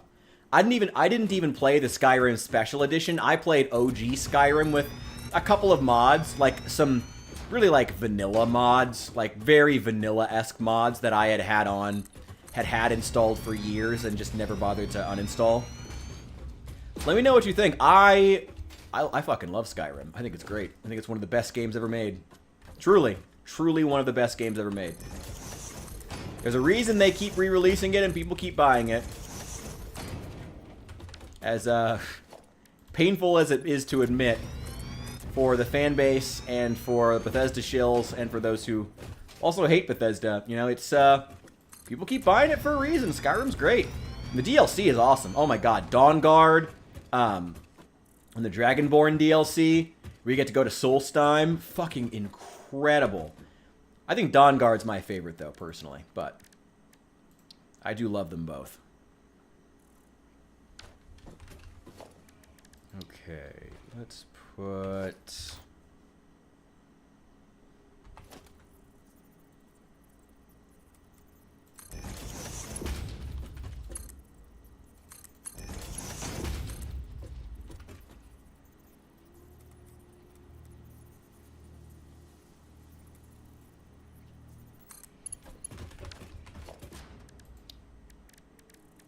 Okay. Can we build this miner over here without even getting off of the platform? Because that would be amazing. Oh, I never built the parachute, too. I gotta do that in case I fall off. But production, miner...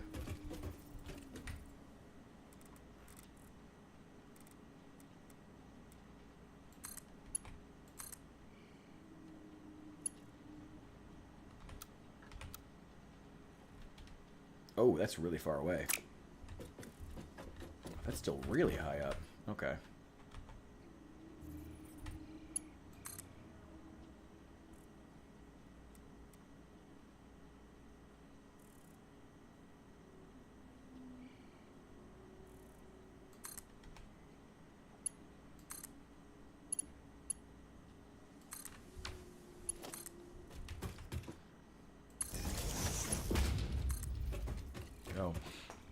Yeah, it holds up. I did play with mods, so might have had an HD one too, but loved it. Top 5 open world RPG is up there with Witcher 3. I agree. I think there are certain ways in which that Skyrim actually really surpasses The Witcher 3. The Witcher 3, I'm glad that we've reached a point where we can be at least moderately critical of The Witcher 3. There was a long period where we just like weren't even allowed to like, it's the greatest thing ever made, don't criticize it. But I mean, Skyrim went through that period too, so. But then again, Skyrim also like was putting out banger DLCs even after the game released. But I guess the Witcher DLCs were pretty good. I don't think they were as good as Dragonborn or Dawnguard, but they were pretty good. And some cool areas. A lot of them were just more forest though, which sucked. But yeah, I am glad to hear that you enjoyed it. Fuck yeah, Skyrim's a great game. Skyrim's an incredible game. Fuck yeah. Witcher has better story by far. I mean, it depends. I mean, it definitely has a better overarching story. I think that there are individual quests in the Skyrim, that surpass some of the quests in The Witcher 3. But I mean, I guess that's sort of just splitting hairs to say that there are certain secondary quests that surpass certain secondary quests in The Witcher 3. I think The Witcher 3 had its own issues as far as its story, just different ones. You know, like my big problem with The Witcher 3 was always the fact that I never knew what the fuck I was doing, which was never a problem in Skyrim. Skyrim stayed focused a lot better. With The Witcher 3, you were always playing like a mission within a side story, within another mission, within a broad overarching story that itself is a side plot to a different mission involving a side character. And it's like, by the time I like turned in a completed mission and turned that into the guy above their head and turned that into whoever was in the main story, by that point I was like, wait, what was I even doing in the main plot? I got lost in like 6 different side plots and characters, which some do consider a good thing, but, you know, it doesn't really do well for focus. It doesn't make me really care about the individual characters when I forget what they're even supposed to be doing. And I gotta be honest, also, the female armors are just really, really bad in The Witcher 3. With some exceptions, but they kept trying to point it out as if that would make it better. Oh, what? I remember that one archer girl. It's like, oh, why are you dressed that way? Why aren't you wearing any clothes, 16-year-old girl? It's like, because the developers are horny. Like, that's why. Don't try to fucking play it off. Like, it's because the developers are a bunch of horny bastards. And a bunch of creepy dudes. Like, stop it. Don't try to write it into the story that, oh, she likes being half naked. That's so stupid. I hate crap like that. I hate crap like that. Not that I'm even necessarily, like, opposed to the idea of, like, sexy female characters, but, like, fucking own it at least. At least own it and don't make them underage. You know? Very different endings depending on what you choose. In The Witcher 3, I mean, I guess, but it mostly just came down to a cutscene from what I remember. I don't know. It was like, maybe you have, you know, a different skin on the city guardsman in a city. I don't know. Skyrim does that too. Skyrim does that worse than The Witcher 3, but I don't find it particularly compelling in either. I didn't find it compelling in Assassin's Creed 2. You know, I don't know. I wasn't super impressed by it. I would have to replay it though. It's been a while since I replayed The Witcher 3. Maybe that should be a thing. Would you guys be down? Maybe I should stream The Witcher 3 and replay it. That could be interesting. I feel like I would get annoyed with it though, because there was a lot of stuff I didn't like about the game. I liked the monster hunting for the most part, when they were actually letting you like solve problems and stuff. I also think that Skyrim, I know that Skyrim has a blank slate protagonist, but I liked the protagonist more. Like, I liked my blank-faced protagonist way better than Geralt. I don't really like Geralt as a character. He was way too... He's kind of all over the place. He's way too edgy. The fucking voice gets to me every time. They're like, Witchers don't have emotions. I don't care about anything. Like, who are you, trying to be fucking Batman? Fuck off. What is this edgy fucking emo boy shit? What are you doing? What is this crap? Fuck you. Oh, it was so cringe. Geralt is so fucking cringe. I'm sorry. Like, Geralt is so fucking cringe. Like, characters dying, saving people or not, NPCs, I guess. There was some of that. I guess. I mean, if you're going to mention that, though, you also got to remember the fact that a lot of the NPCs that you save or don't save are often characters who died in the books and were resurrected, so it kind of opens the door for them to be resurrected again. Skyrim you can feel more connected to since you make it. That is true. I gotta be honest, even if that weren't the case, I still probably wouldn't like Geralt. I don't think he's a compelling character. He feels way too edgy. He's just the character is just trying way too hard, and all this shit about how Witchers don't have emotions, and how like most kids don't survive the trial of grasses. 9 out of 10 children die attempting it, but Geralt was the one who survived. This stupid edgy crap. It's so bad. It's so fucking cringe.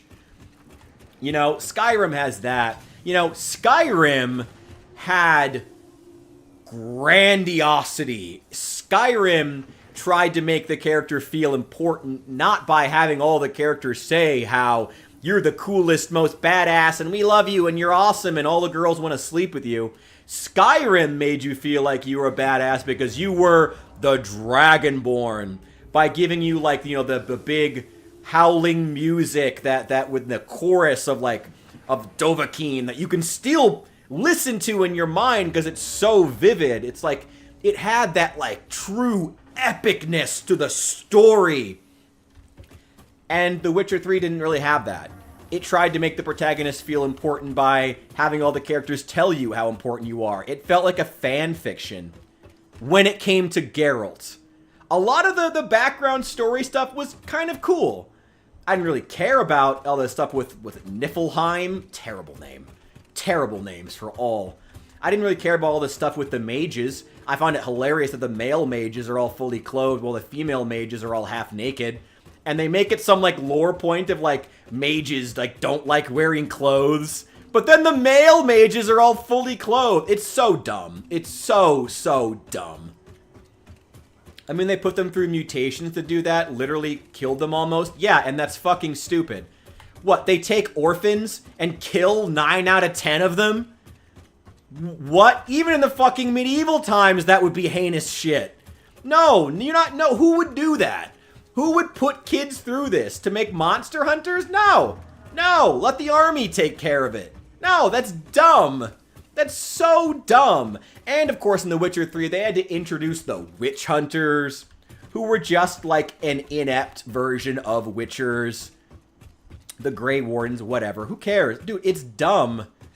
It's dumb. Who takes in orphans and kills 9 out of 10?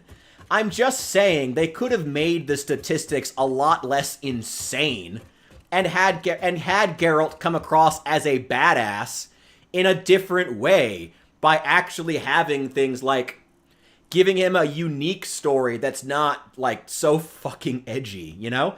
Give him unique struggles, personal struggles. He was already an orphan, you know?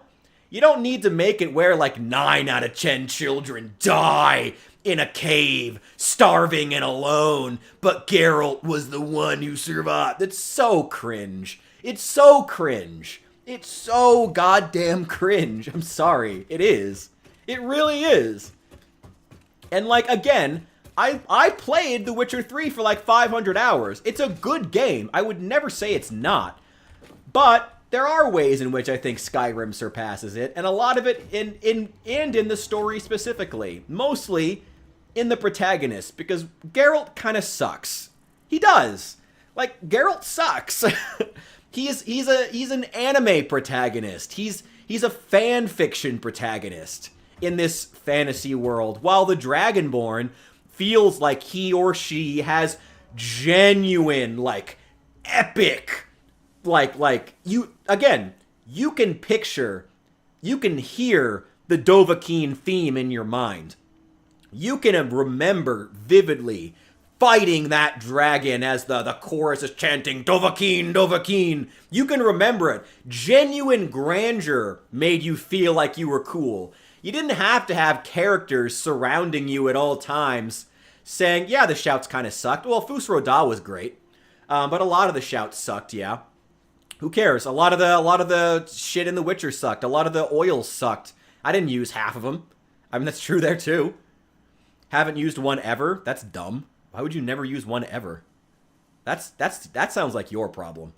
Some of them are pretty good, actually. Some of them are very, very good, especially the DLCs.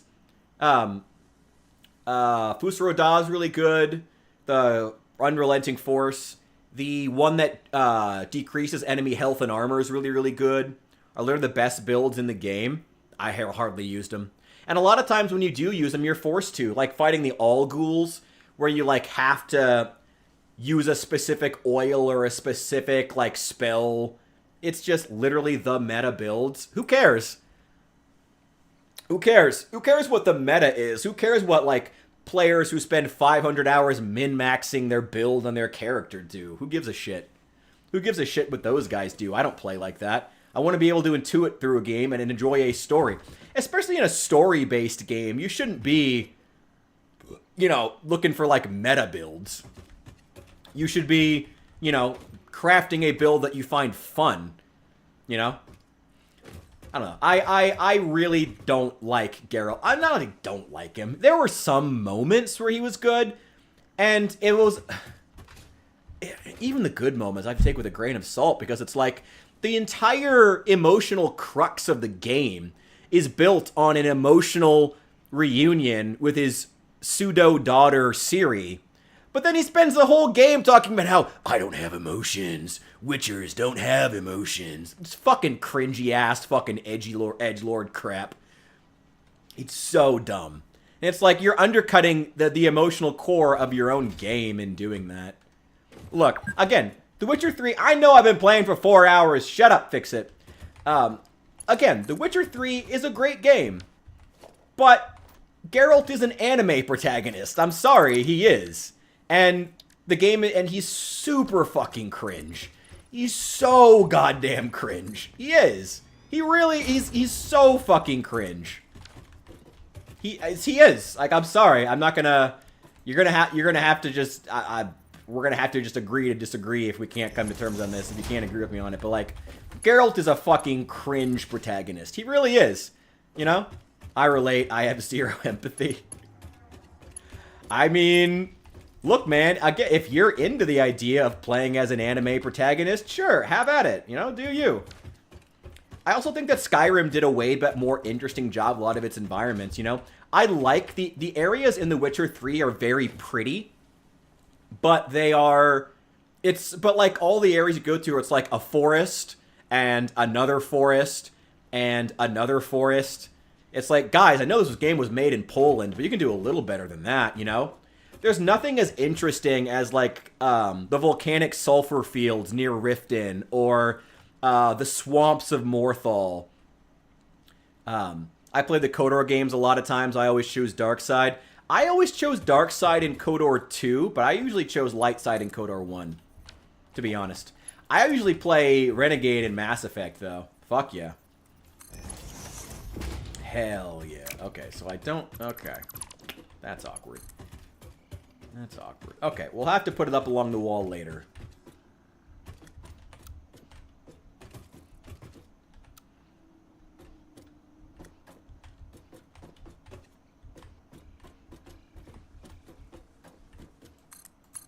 Okay, it's right in the center.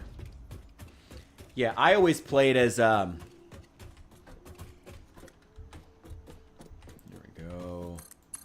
KOTOR 1, I ended up killing half my party the first time. Oh, wow. That's fucked up, bro. I mean, do you, I guess. Hey, have at it. That's fucked up, bro. I don't know what you want me to say there. That's fucked up, bro. Like I said, I usually played Dark Side in KOTOR 2, where it was a little more complicated. Or in Mass Effect, where it was like the Paragon Renegade stuff. Especially Mass Effect 2. I love Mass Effect 2's Renegade. Especially because, like, ultimately you're still a good guy. You're just doing what you have to save the galaxy.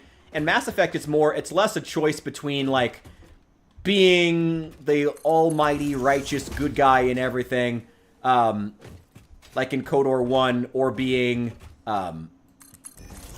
or rawr, kill everything, as the Sith are so often written. In Mass Effect, it's more like you're choosing between being a Boy Scout or being, like,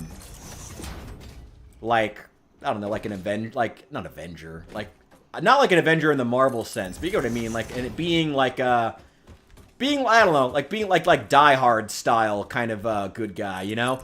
More morally gray, and I liked that. That's interesting. I would play that. KOTOR 1's bad. KOTOR 1's dark side wasn't super interesting. KOTOR 2's dark side is very interesting. Obsidian did a really good job. Obsidian writes evil factions very well. You know, we saw that in New Vegas, too. Not played Mass Effect 1, 2, 3. Have in my backlog. Oh, you should. They're so good. Actually, you know what? The Skyrim mod, Enderall, takes a lot of its plot from Mass Effect. But it's a free mod, so I'm not going to judge it for that. But it is kind of funny. Yeah, Mass Effect is great. You should totally play it. It's very... I mean, it's made by the same company that made KOTOR 1, BioWare. And then it has, but it has more of like, I don't know, it's got more of a... How do I put it? Not an edge to it. I don't know. I think... the main advice I would give to you is don't get frustrated with Mass Effect 1, because the controls and the... it's really out... Mass Effect 1 was a release on the Xbox 360, and RPGs from that era on console really, really have not aged well. No, brother tells me every week, too. It's so good! Oh, if you ever have the opportunity to get the Legendary Edition, I actually recommend it. As someone who's played the Mass Effect series multiple times, I do recommend the Legendary Edition that has all 3 games and all of the DLCs included. If you find a good sale, and there's a lot of good Steam sales, that's the one you have. Oh, perfect, yeah. EA... Ever since they bought BioWare, they got really stingy about releasing the DLCs, so if you try to buy the games individually on Steam now, some of the DLCs that are really important to the story are only available on Origin, and it's a real pain in the fucking ass. So, yeah, I always recommend the Legendary Edition. Honestly, the Legendary Edition is really good. So, you're in the best possible position. Yeah, I recommend it. Go play it. Yeah, go play it. I've been thinking about doing a playthrough of that here. I've been thinking about it. I would love to. Oh, have it on the EA app. I mean, whatever works. If you have the Legendary Edition, you have the Legendary Edition. It means you have all the... It doesn't... Okay. All that really matters is that you're not going to be switching between a bunch of different sites to get all the DLCs and shit, so... As long as you have the Legendary Edition, you're fine. And congrats, it's a great game. Have fun. Go have at it. It's great. Highly recommend. 10 out of 10. The first game is really dated, but the Legendary Edition mitigates a lot of the issues I have. It makes the guns a lot more punchy. That was one of the main issues the first game had. The guns were really weak. Like, they felt really weak. They were powerful, depending on your build, but they felt really weak.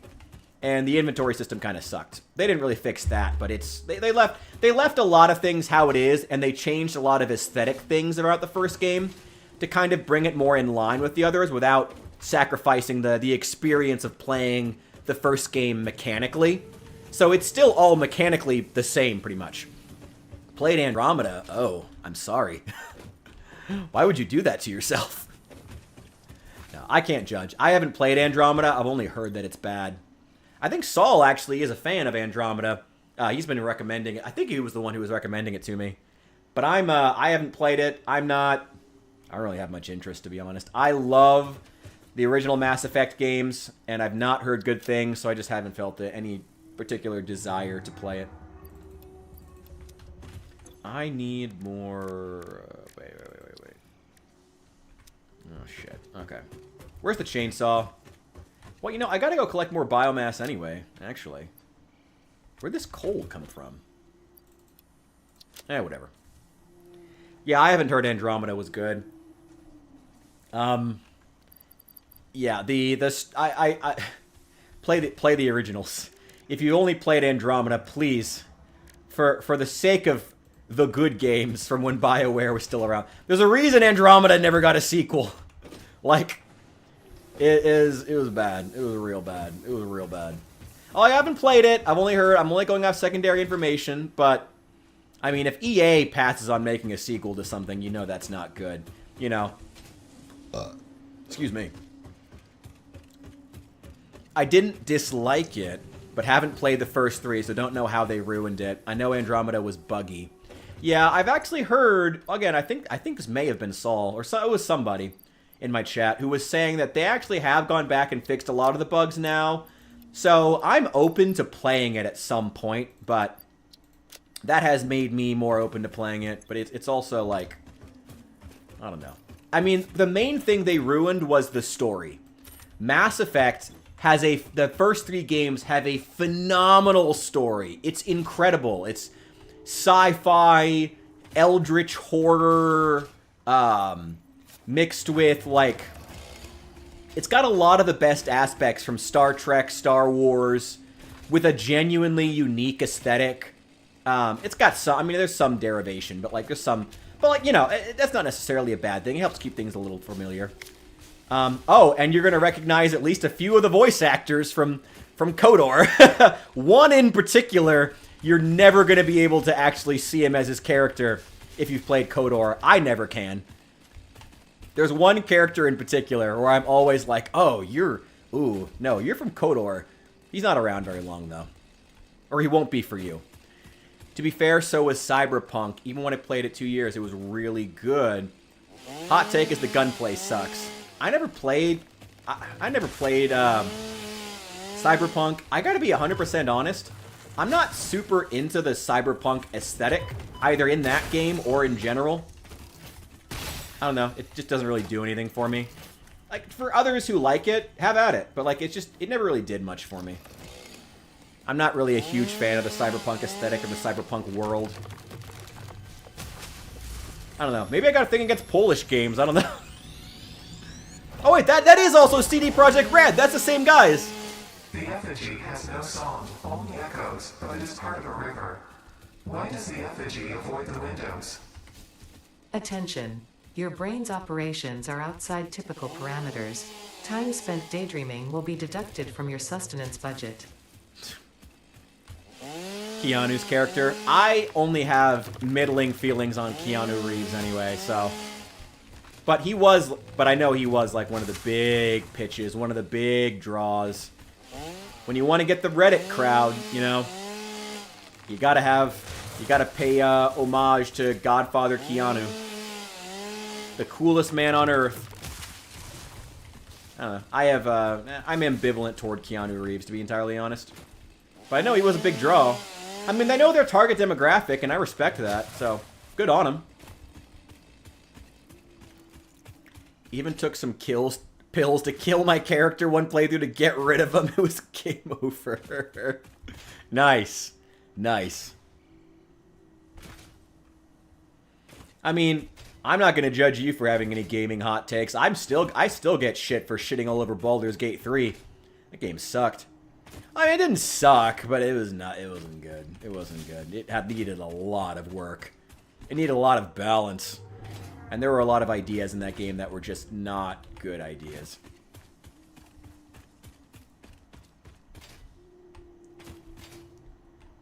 Here we go. Baldur's Gate 3, only played it once. Did you finish it? I'm curious. I actually have, if you want to check it out, I do have a Baldur's Gate 3 video, which didn't get very many views, which is a shame, because I think it's one of my, I think it's one of my best videos, but you can check that out and see if you have any, if your criticisms were similar to mine. I would be curious. Although I'll honestly just tell you, a lot of my criticisms were just the fact that I think the game is demographically confused. Finished it. Real? Okay, fair enough. You got all the way through Act 3. I respect that. I don't know. I found it very tedious. I didn't like the combat. The game, I think that the game did a really, really good job at trying to bring Dungeons & Dragons 5th edition combat. It's probably the most faithful ever rendition of Dungeons and Dragons 5th edition combat in digital form. You know, it's the best version of that, but Dungeons and Dragons 5th edition combat kind of sucks. So it's like, you know, the way I think I described it was it feels like the worst parts of XCOM and Divinity Original Sin 2 mashed into one game. You know, at its worst. And the story was interesting. It's cool how much stuff they put into it, like the ability to like talk to the dead, like every dead character having unique voice lines and stuff. Talk to animals was super cool. When I got talk to animals, it changed the game for me. I was like, that's cool as shit. But God, the combat just sucks. God, the combat is a fucking slog in that game. Man, it is just not fun. And again, it's like they tried to bring in... Mines are on the game pane. Not a fan of D&D combat. Yeah, no, like that's it. It's D&D has had better and worse combat throughout the years, but again, what they really wanted to do was bring 5e combat into the digital space as closely as possible. And they did. Warts and all. And there are a lot of warts. There are a lot of issues with 5e combat that were ported directly into Baldur's Gate 3. So they got what they wanted, but what they wanted kind of sucked. Okay. Now, how's the battery holding up? Okay, we're holding up pretty well. Pretty well. Okay.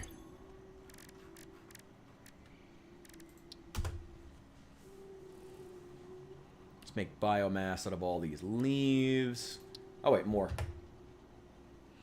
In Elden Ring, I fuck up and die. I know why. Got hit. I know I can correct. Baldur's Gate 3, not so much.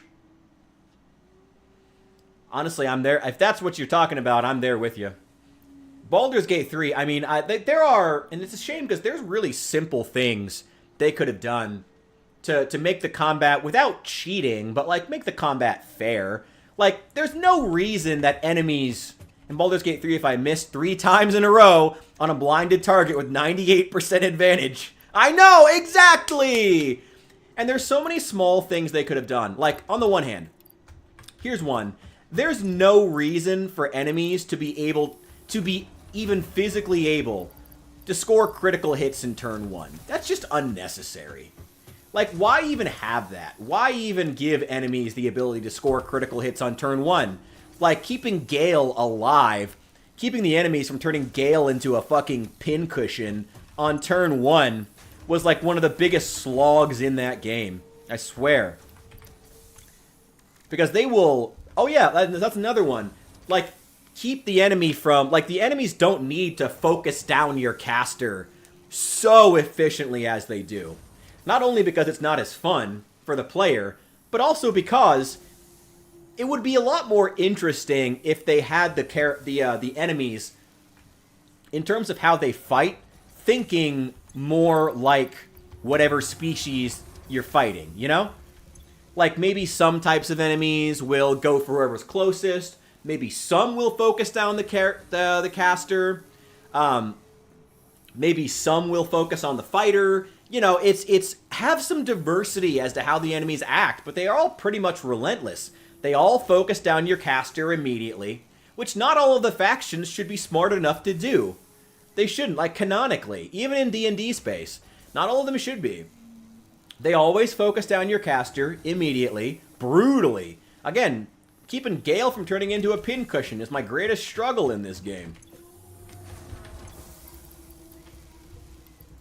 It just, it kind of sucks. It just, and again, like, simple stuff, you know? It's not necessary for the enemy to be able to score critical hits on turn 1. That's just unnecessary. That's just being a pain in the ass to the player, you know? Simple stuff like that, simple changes like that to the combat would have made it immensely more tolerable, but but it just doesn't seem like they thought of it, or they just didn't bother. And that really sucks. It really sucks. I need more protein. That's fine. For right now. Ooh!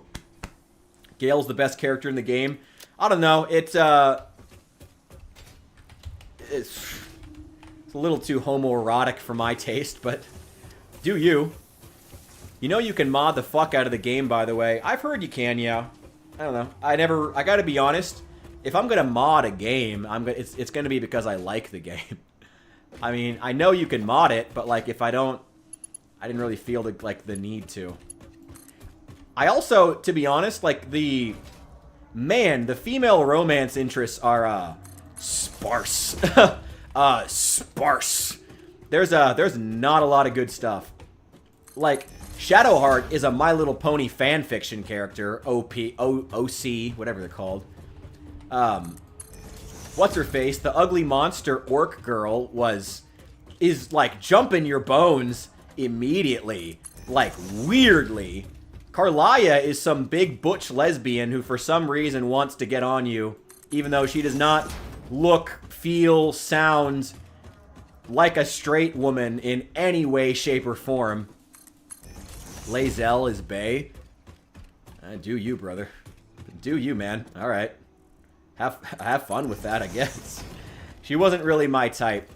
I don't know. I guess I like my women feminine. Maybe I'm a weirdo for that.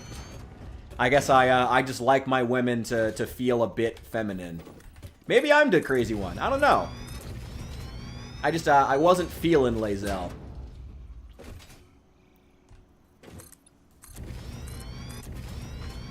Wow, nice. This goes right along the coast. Another cliffside. Very convenient. Here we go. Now we have found the infinite water glitch. Is that a Caterium vein? Wait. Is that Caterium? Oh, phenomenal! Oh, that's amazing! Oh, that's just, yes. Incredible. Had to put her down at the end. Wow, that sucks. Okay. Wow. That sucks, bro. You just... Okay. Alright.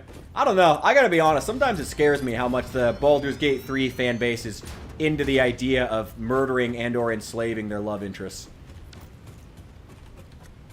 Kind of worries me sometimes.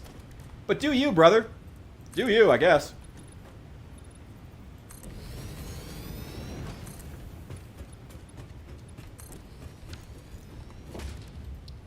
She attacked me. I mean, yes. But if you didn't know, there's a team of writers who wrote that opportunity for you to kill her.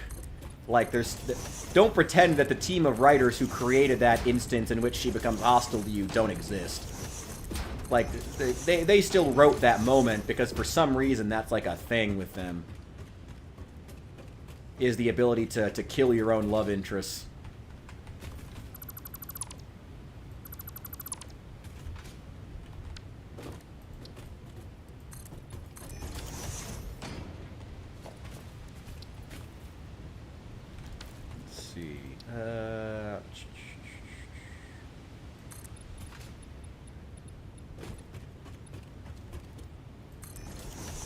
There we go.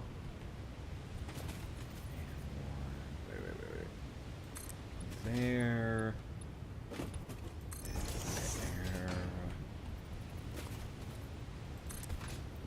Here.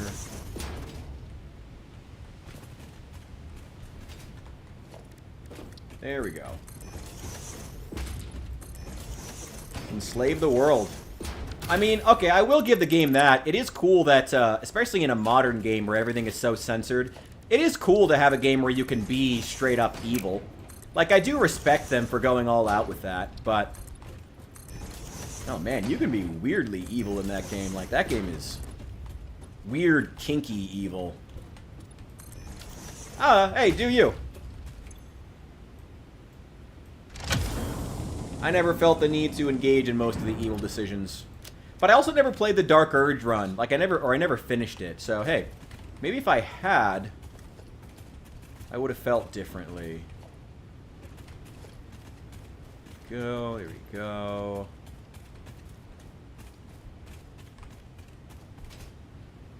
That game is just gay as fuck, to be honest.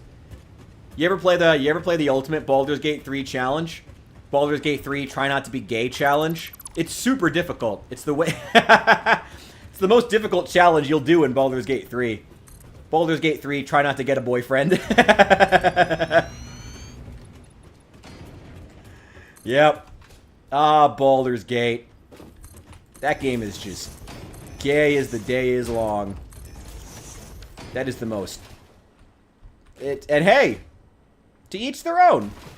Do you? God, that game is gay. It's so gay. And like, hey, do you? If you enjoy gay games, enjoy it. That game is the gayest of games. Enjoy playing the gayest of games. But man, that game is gay. And enjoy. Have at it. Have fun.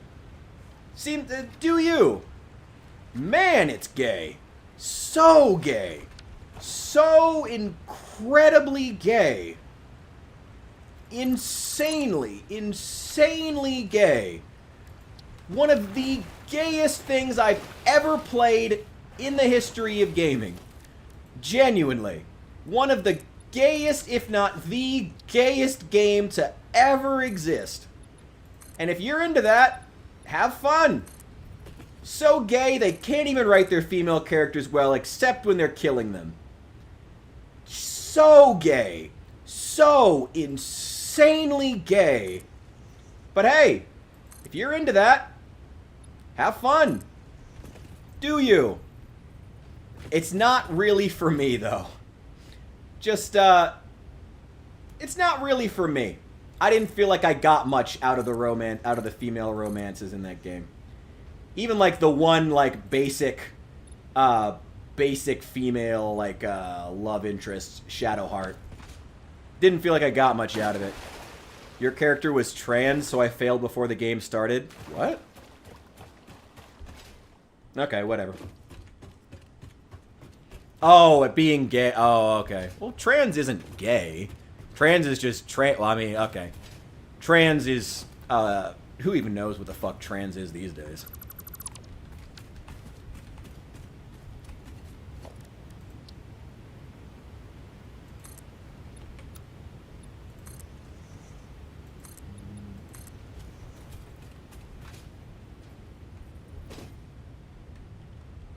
Don't die! Yeah, we're fine. We're fine. We're fine. We're fine. Gotta play that try not to get a boyfriend challenge. There we go. There we go. Well, she attacks because... No, she... Oh, dude, shut up. She attacks because the writers are really into you killing women. I gotta be honest here. They're into it. And, gee, I don't know. It's weird to think about, given how incredibly gay the game is. It's really into violence against women. Then again, so was The Witcher 3. And that game was straight as fuck. That game was very straight. And it was also really into violence against women, so... I don't know. Both sides of the culture war seem to be really into violence against women. I don't know why. What a weird time. What a weird time to be alive.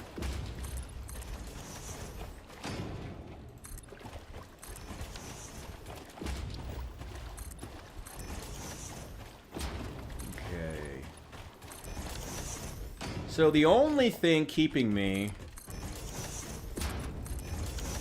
Nice. Look how perfect that is above the water line. So she was consistently written. Okay, fair. Sure. Lae'zel was consistent. Yeah, okay. I'm not going to argue. Women were pretty much burned alive for... The game does not take place in medieval time. It's a fantasy setting.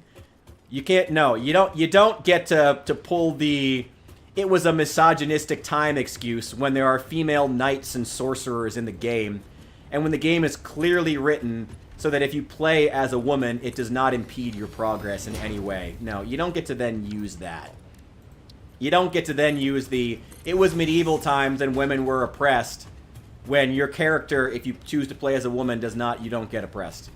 No, no. That's not the type of game this is. It's not a game about exploring the realistic treatment of women in medieval times. It's a fantasy epic. Don't. Witcher does? The Witcher, no. The Witcher does not. The Witcher, I think, tries at times. But again, The Witcher's treatment of its female characters is its own bag of worms that's just weird and wrong for other different reasons. You know, The Witcher's weird treatment of its female characters is just a different bag of worms. And I'll give it that. The Witcher is an extremely straight game that's very weird toward women for very different reasons. So it's not like it's just the gays who are weird toward women. But, yeah. Yeah, you don't get to pull that. But it's not only women. You just said something medieval times women were burnt alive for breathing. Now you're saying something not non-humans. Oh yeah, in The Witcher 3, the mutant thing. That's the way they treat the mages. That's so inconsistent, though. I mean, again, going back to what I said about the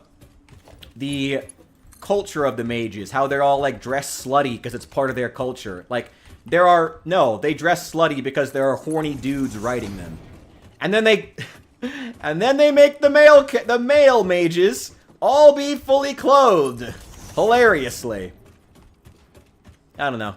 Actually, you know what game does a really interesting job with that? Mass Effect. In Mass Effect 2, they very explicit... I mean, the game is still written by mostly dudes. But they very explicitly, like, make the female characters very sexual. But they also make the male characters very sexual. Like, they design the male characters to be appealing to the female gaze. Much like they make the male characters appealing to the female gaze, or at least they attempt to, in the same way they make the female characters appeal to the male gaze. Which is an interesting way of... is like, Mass Effect 2 and 3 are probably one of the only games I've ever seen, 2 especially, that really that use that strategy of actually, like, trying to understand the female gaze and what women want out of their sexual characters. Baldur's Gate 3 doesn't do that. Actually, no, Baldur's Gate 3 does to some extent. But, again, the characters they feel so gay. Like, fucking Will and Gale, so goddamn gay. So goddamn gay. And hey, the gays can have their game. But God, it's gay. God, is it gay. Oh, wait, what am I doing? I don't need to bring this all the way down. I guess, But I don't know.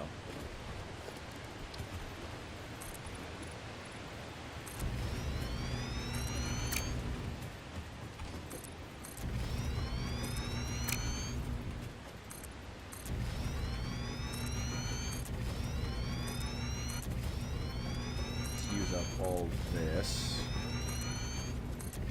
Dorian and DA3 was probably my favorite companion.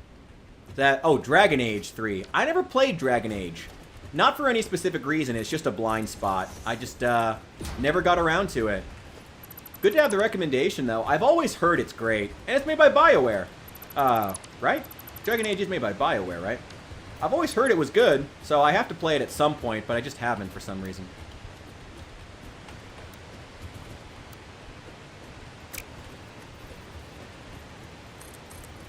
Good to have the recommendation.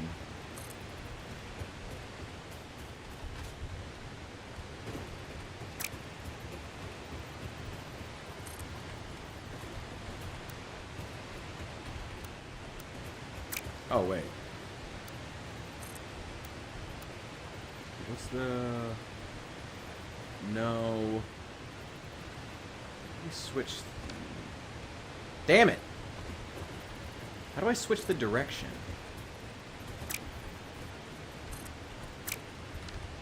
Okay, wait a sec. Just put that there.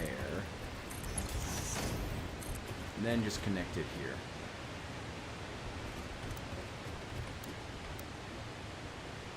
Build mode, R. No. What's the other one?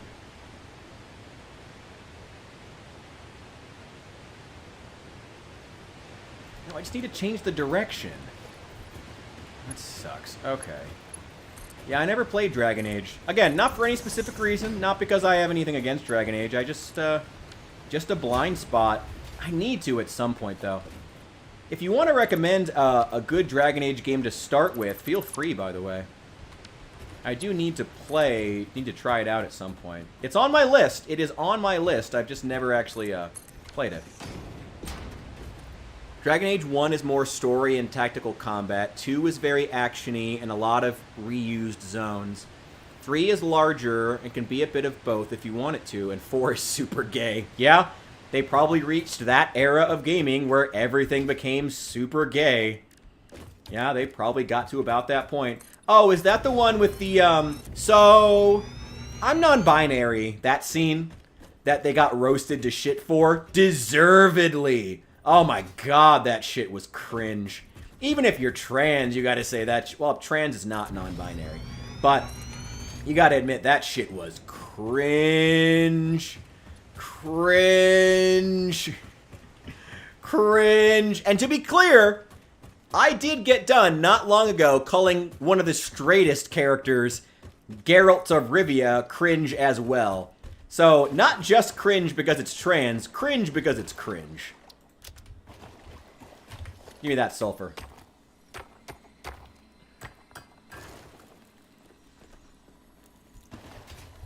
Go. Give me that power slug.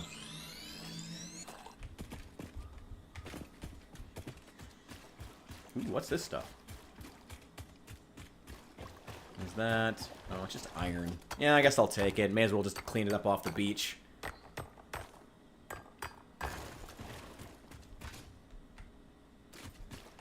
Anything else good over here? Ooh! Protein.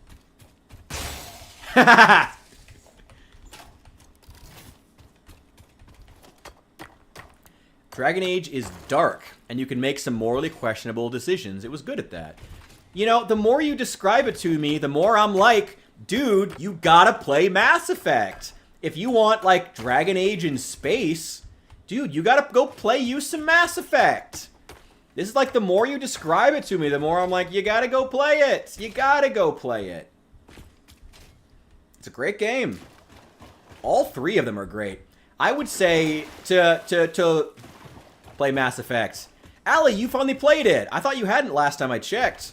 Yes, did you finally play it? I would be so happy.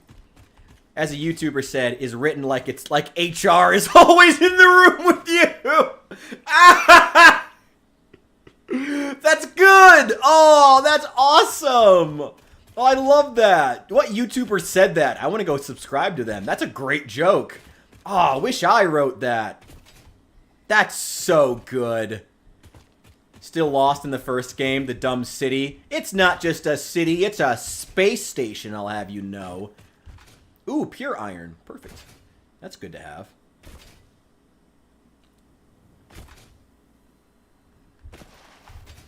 Let's see. To play off the way you describe Dragon Age, I would say that, like, as far as the 3 Mass Effect games go, the first game, the combat is really dated, but still fun, especially in the Legendary Edition where they beefed up the sound effects and the of all the guns to make them a lot more satisfying to use, and the powers.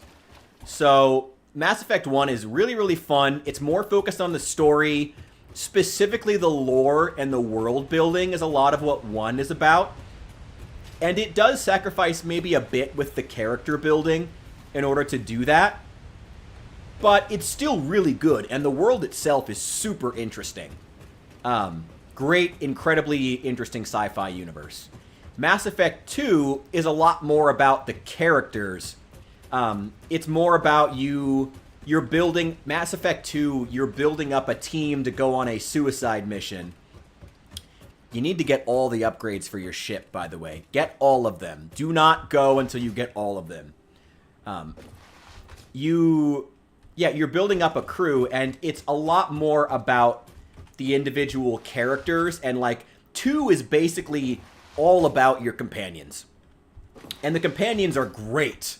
There's like 20 of them. There's a shitload. And all of them are great. Even the DLC ones are not as good, but they're good. They are good and they are interesting.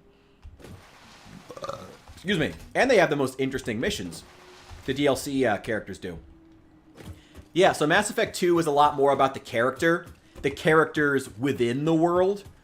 And the lore takes a bit more of a back seat, but you get to explore and you get to really start to define Commander Shepard, your protagonist, as a character a lot more into, and establish their relationships with the individual companions, all of whom, again, are great. Hate companions game, managing them? You won't into. You're not really managing them. And they're all really, like, genuinely. Like, I am someone who will shit over bad writing all day. But Mass Effect 2's companions are great. Highly recommend. And you don't really have to manage them all that much. And when you do use them, they're really great. They're really cool. Like, all their powers are fun to use. Genuinely. So, highly recommend. And then Mass Effect 3 is really, like... Mass Effect 3 is balls to the wall. Like, the game... Mass Effects 1 and 2 are building up to this big apocalyptic event that's lying over the horizon. Mass Effect 3 is like, it's here, and the world is fucked. Try to unfuck it, but you'll probably fail. Like, it is in... Like, they really... Mass Effect 3 is more about... It goes back to the lore a little bit, but it's more about, like, the tone and, like, the oppression and, like, dealing with everything that is happening. And there's all these events and stories getting wrapped up at once that you're trying to take care of. And it's so good. By the way, my buddy and I are meeting up at... we're supposed to meet up in 20 minutes, but he's usually late for everything, so we'll see. But I'm going to wrap up probably in like half an hour to 20 minutes to half an hour, just so you guys know. Yeah, but Mass Effect 3 is more about the tone, more about the combat is really... Mass Effect 3, I think, has the best combat of the games. 2 is also really good, but it still feels like an RPG. 3 feels straight up like a combat game, which is fitting for the tone being all about trying to survive the apocalypse. You know, you're fighting back. And it's great. I like it. It's great. Genuinely. Yeah, go play Mass Effect. It's so good. Especially if you're a Dragon Age fan and a KOTOR fan. Like, come on, it's a slam dunk, man. Come on. Come on. Come on. Play Mass Effect. Come on. Protein.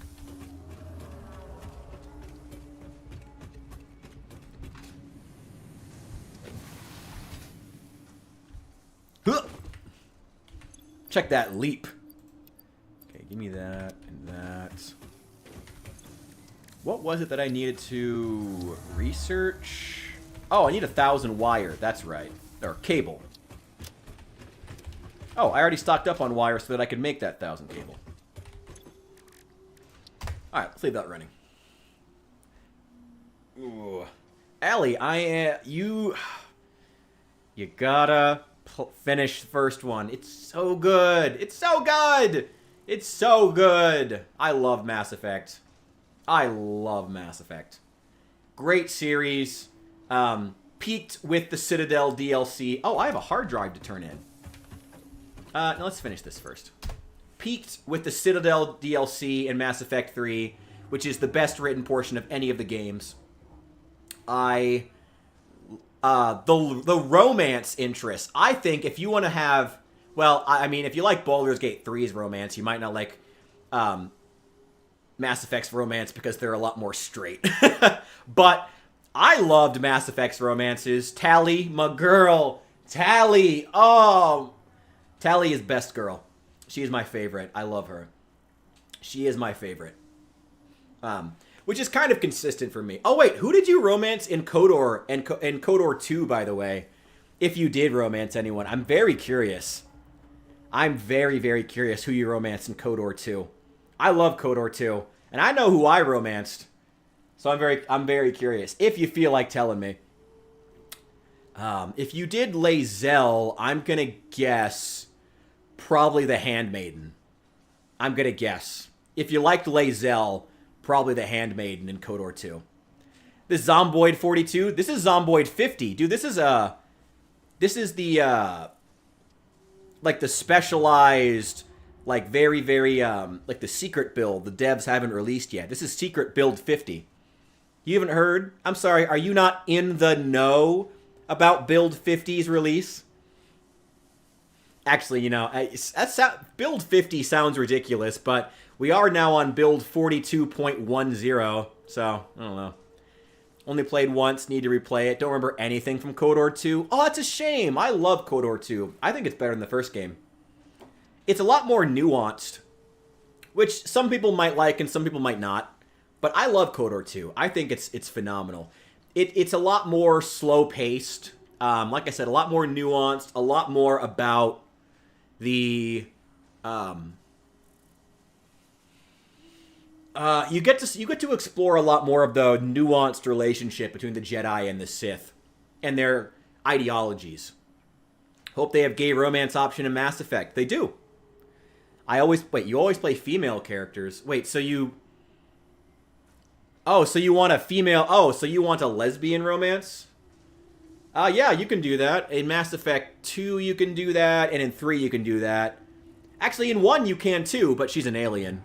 But she's a hot alien, so it's... Hey. She's a pretty hot alien. So yeah, you can do that. Actually, you're going to have your dealer's choice as far as female romances. The female romances are great. Oof.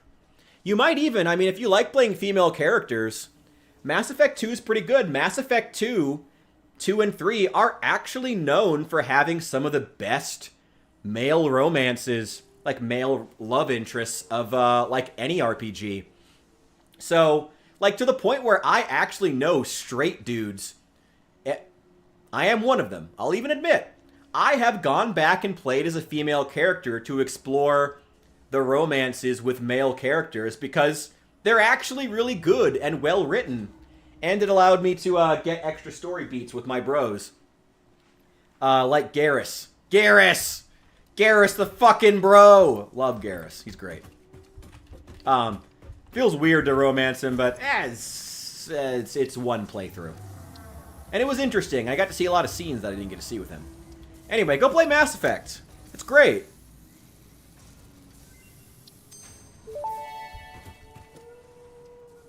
Pocket dimension significantly expanded. Nice. I worked all afternoon, analyzing the transdimensional confibulatory permutations of alien DNA to achieve this. Good job, Ada. We are all doing our part for Fix-It.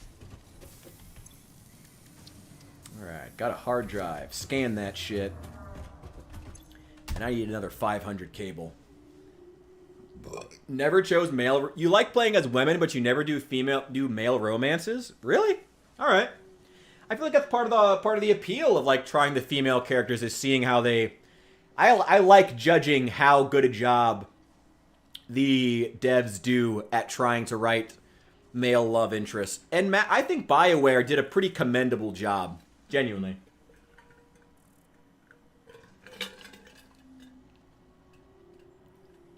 Very commendable job. Great work on their part.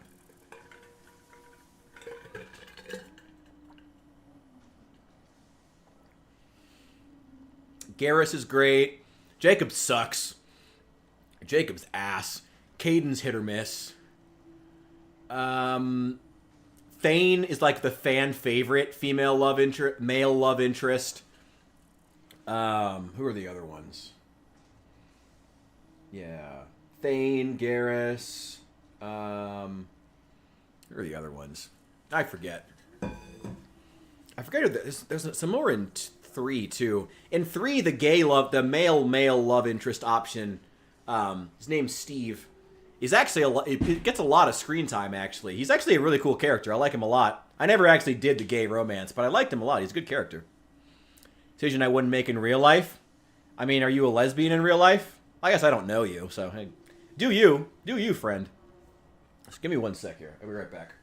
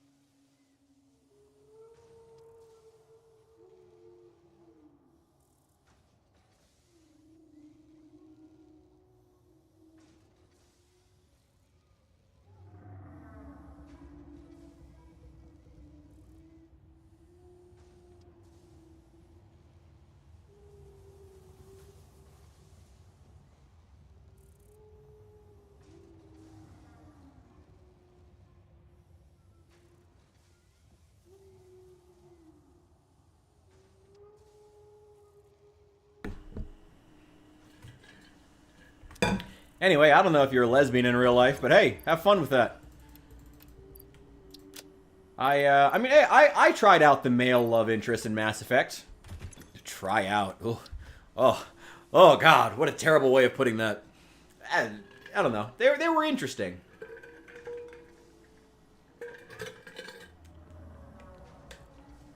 Yeah, but you also play as a woman. Would you do that in real life?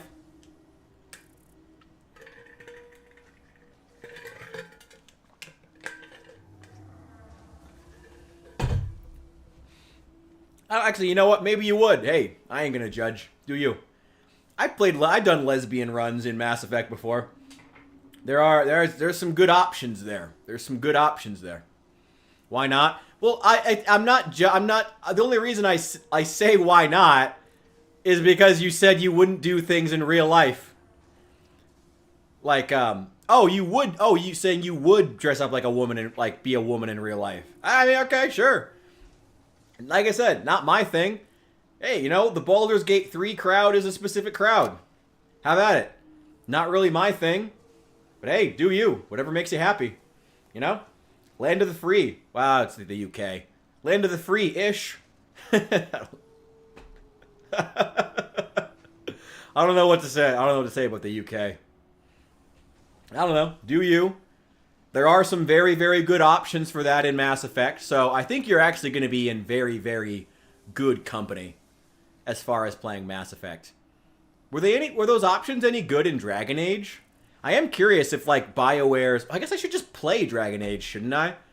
Like, if I'm going to sit here and be like, oh, did Dragon Age do this as well as Mass Effect? I probably should just play the games. I'll add them to my list. One more thing I got to make sure that I play. I'm going to leave that running. I also got to add Beta Decay to my wish list. Because I'm curious about it. It looks interesting.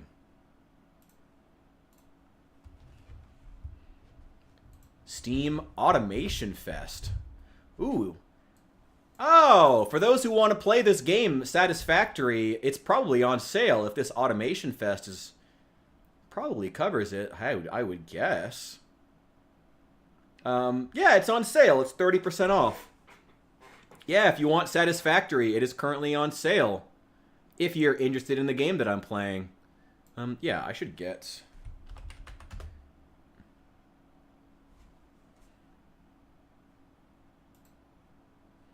Yeah, Beta Decay. I do want that on my wish list. Nope, I need more. And then I should add the Dragon Age games on there too. Maybe not Veilguard. I feel like I could pass on Veilguard. I don't think I need to play that one. Dragon Age. Wait, what's the first Dragon Age? Wait, I see Dragon Age 2, but then I see Dragon Age Inquisition and Dragon Age Origins. Which one's 1 and... okay. Okay. Well, I mean, I can add them all to the list. I'll figure it out. Oh my god. EA Play. Stupid. No one should fucking pay for that shit. Awful. Awful. Awful. Add the wish list. And Origins. I'm sure I'll play them all eventually.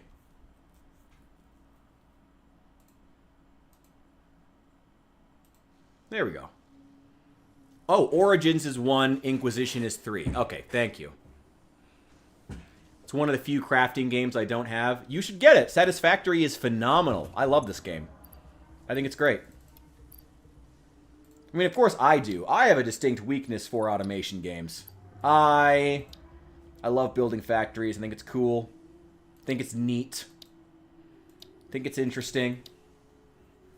Okay.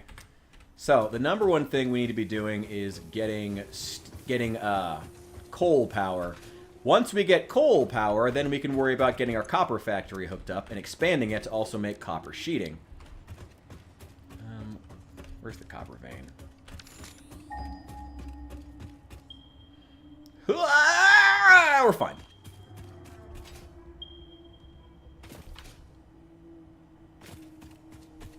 to get Dragon Wilds. Ooh. What's that? Is that another Dragon... Is that another Dragon Age game? Or is that just a, like a... I don't know what I'm saying. You get what you get what I'm saying. Is that a Dragon Age game, or is that specifically like a, just another fantasy game?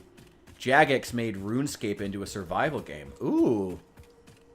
Oh! RuneScape Dragon Wilds. I have heard of that. Yeah. That did look cool. Yeah, absolutely. Yeah, 100%. That did actually look really cool. I remember that now. Yeah, hell yeah. Good taste. No, I don't need wire. I need copper sheets. I need a lot of copper sheets. Let that shit run. I would build a factory to make these copper sheets, but I don't really want to spend the power yet.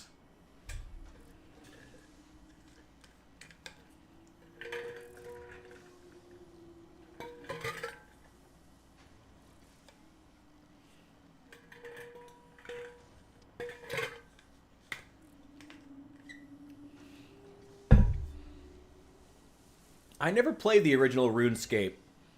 Again, one of my nerd blind spots. Never played it. Yeah, not for any, like, particular reason. Just never got around to it. I also didn't have internet growing up, so I mostly played... I didn't really play video games until... I mean, I played my GameCube relentlessly. I didn't play a lot of, like, online games until high school. I got really into Dead Frontier. I played a lot of Dead Frontier back in the day. And I did try Dead Frontier 2, and it was not good. But it's also early. It could be good eventually. Could be. We'll have to see. I need a lot more biomass to keep this biomass burner going. Especially because it's going to take power to pump the water, which I am going to need to get to start up the factory. Start up the coal plants. Oh, God. Oh. I do want to check out this new RuneScape game, though. It looks cool. Let me see. That, mycelium. I want to get the parachute, too. Protein. There we go. This requires 20. Right, okay, so let's get to... Just need another 5, which requires biomass. Used up all my protein.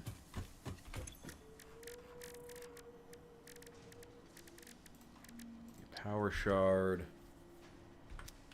Let's put that away. Soul Mask is on my list. Replay Valheim and Enshrouded released 1.0. 7 Days to Die. Really? 7 Days to Die just released an update. That's interesting. That's another game people... I mean, there's a lot of crossover between the 7 Days to Die crowd and the Project Zomboid crowd, so I've gotten a lot of recommendations for that game. I am going to check it out eventually. I've always heard... I mean, it's like... 7 Days to Die is a weird one, because I've heard very, very good things, and I've heard very, very bad things. So I never quite know what I should be doing as far as 7 Days to Die. Valheim, I think, would be right up my alley. I do want to get that one eventually. It's probably going to be a while, but it's not out into 1.0 yet, so... It's not the worst thing to wait until a game is out, is nearly completed, before you play it. In fact, I think the reliance on early access to fund games has really crippled gaming in a lot of ways. A lot of really unfortunate ways. I hate to say that, but it's true. It's true. Do I have the chainsaw? Yeah, I do. Yeah, I do want to play Valheim at some point. Valheim, you put 600 hours in at release. Well, that's a good sign. It seems we have similar taste in games. At least in BioWare, in BioWare games. Well, that's good to know that you think it's good.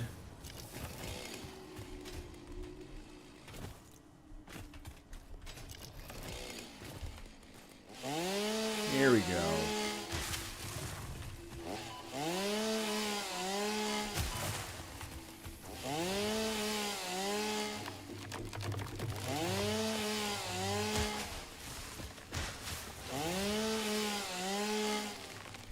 Got 7 days to die for like £2. Nice. I think it's about what I paid for it too. I had some people recommend it to me, and eventually I saw it on sale. I was like, it's a couple bucks. Sure, why not? Why not? Why not? That's also like what happened with Project Zomboid too. Had a bunch of people recommend it to me, and I was like, I got it for like $5 in a sale. Why not? Why not? There we go. Probably shouldn't waste those, but whatever. These trees aren't getting any sunlight anyway. Wait, like 7 days to die is like fully released? Like done? Like really? Alright, interesting.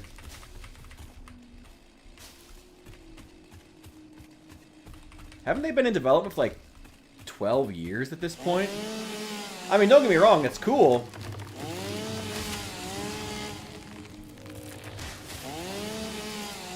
Officially? Okay.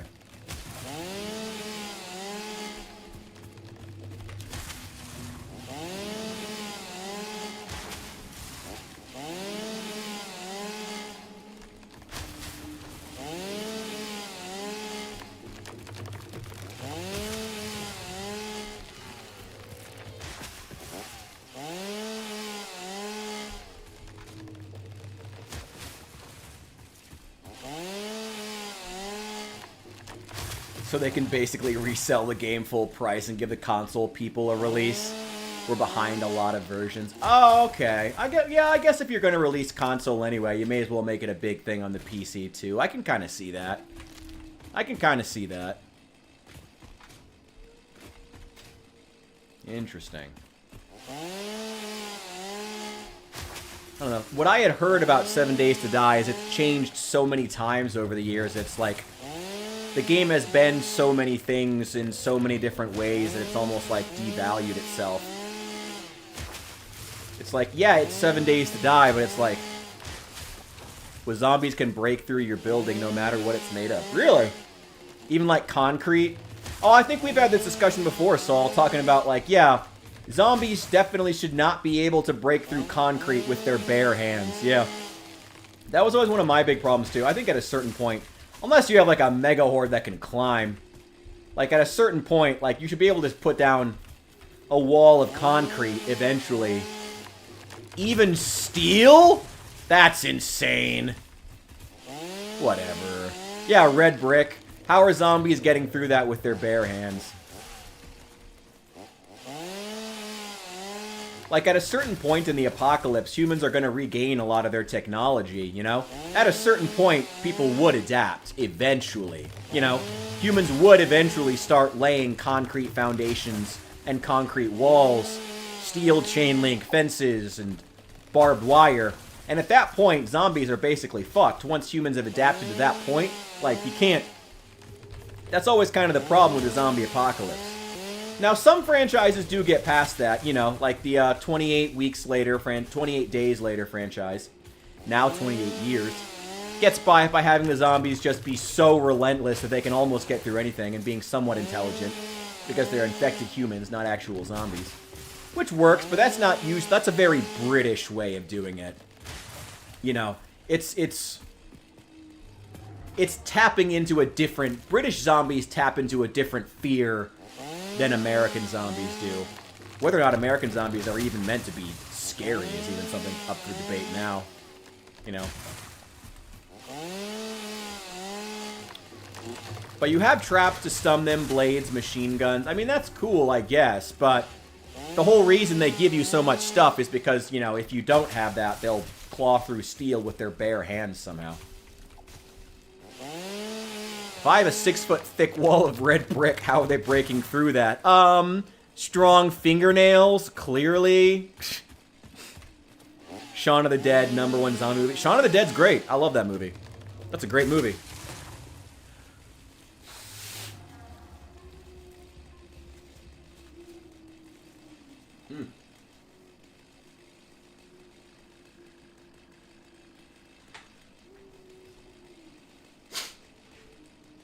Love Shaun of the Dead. Hot Fuzz is also great. What was the third movie they made together? I forget. Yeah, Shaun of the Dead's great. What's my favorite zombie movie? Ooh.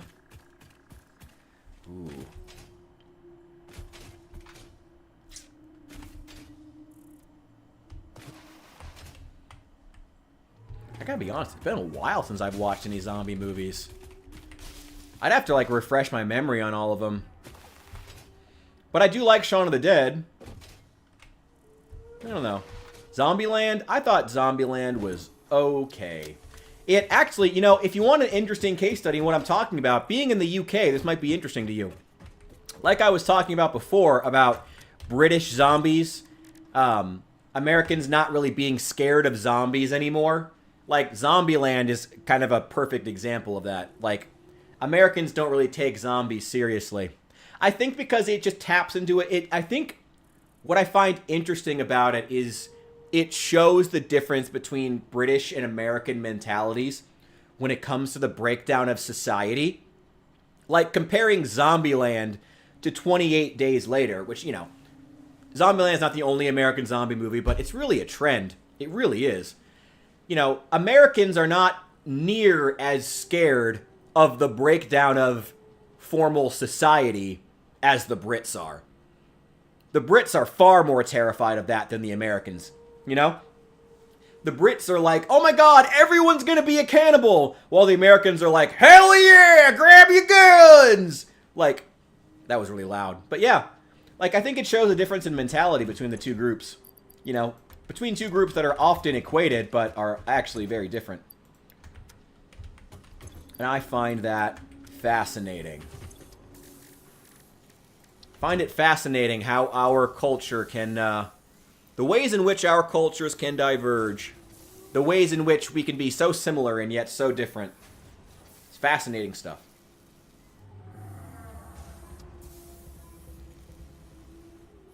Need more cable, too. Gonna have to restock on that.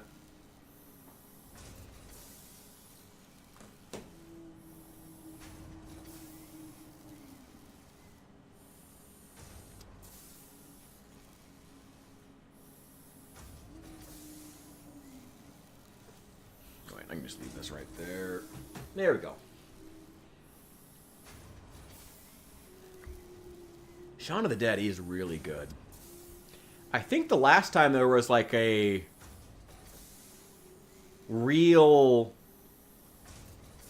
feeling of like Americans being like scared of the breakdown of society would have been like the 2003, is it 2003 Zack Snyder Dawn of the Dead remake. I think it was 2003. And that was, of course, post 9/11, when Americans were actually quite scared. 2004, yeah. That was like a few years post 9/11. So that was when Americans actually did have a certain degree of fear in their hearts. But that has since dissipated.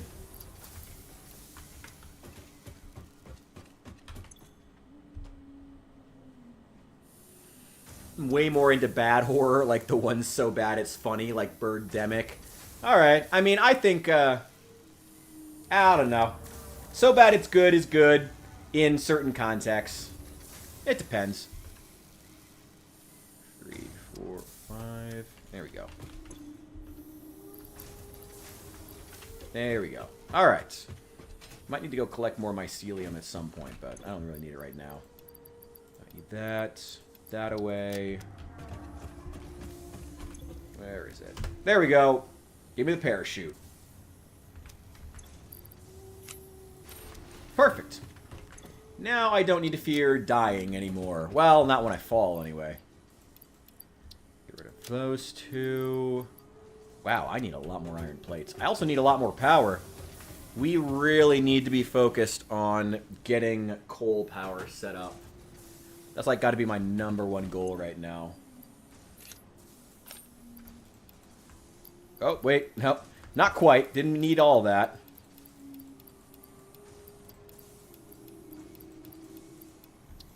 That will do fine. I also need a lot more concrete. This one concrete vein that I have is not going fast enough. That's pretty decent, I guess. And they do have larger stacks than others, but it's not great. Have I seen Fido? It's kind of a comedy. I have not. I have not seen Fido. Was it like basically like Cujo? It's just like a crazed dog attack movie. There's some horror. Okay. Ooh, what was that? What was that one specific the Nazi zombie movie that was like, it was like Swedish, I think? Oh, that movie was so good. I haven't watched it since high school. I don't know where I'd fucking find that movie. The Nazi zombie movie, it's a weird name, Fido. Oh, okay. All right. Well, I'll check it out. What was that one Nazi zombie movie? Oh, it was really, really good. I forget. That was like a horror comedy. That was a really good one. And then, oh, what was the other horror? There was another horror comedy one with Alan Tudyk, the one with the rednecks, and the teen versus the teenagers. What was that movie called? I forget. Both really, really good horror comedy mixtures. So if that's what you're into, would recommend both, but I can't remember them. I'll have to look them up at some point. Maybe I'll put them up in the Discord, if I remember. Okay, power, coal plant. Here we go.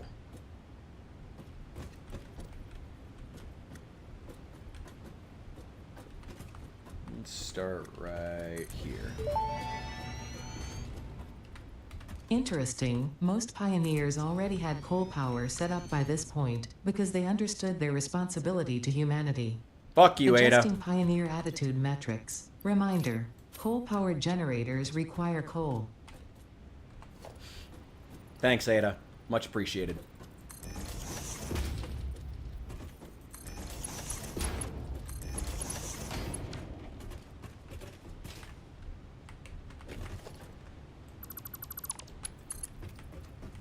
Go. All right.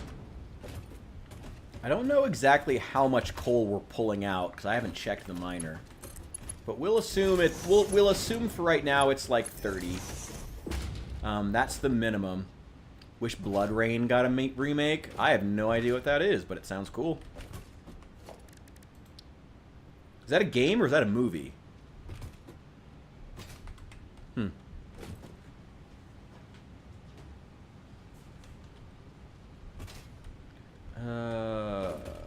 Right. And water extractors. Here we go.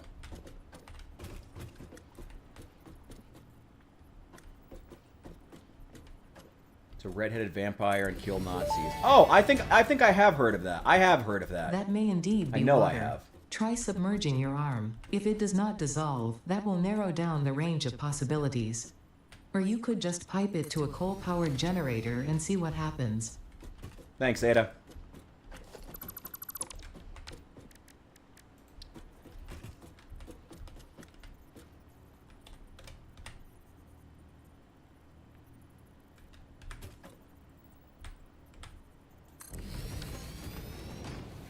There we go.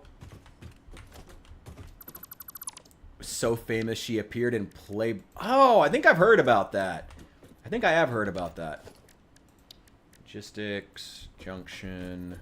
Put that right there. And remember, it's weird how, you know, of all the companies to have made, like, comebacks in the woke era, I'm kind of surprised Playboy is one of them. Because they have a surprisingly big footprint with the kids. Playboy was pretty big for a little while. as like a clothing brand slash like brand overall. Weirdly big. Again, especially for the woke era. Wouldn't have expected it. Fix-it pipelines can contain any fluid, including the water necessary for coal-powered generators. Note: water does not flow upwards by itself.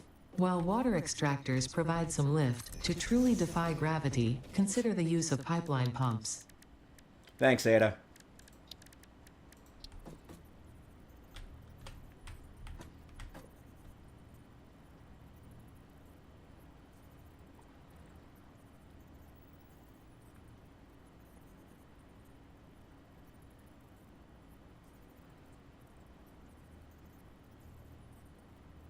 There we go.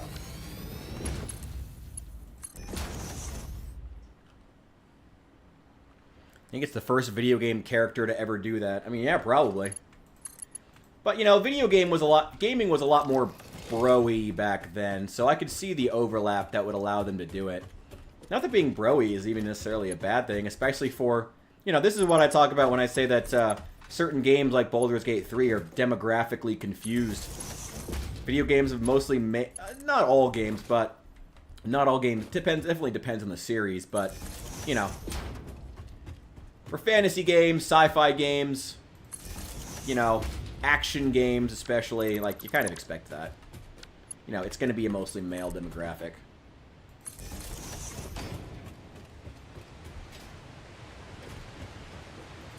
So I could see them teaming up with Playboy. I could see that. 100%.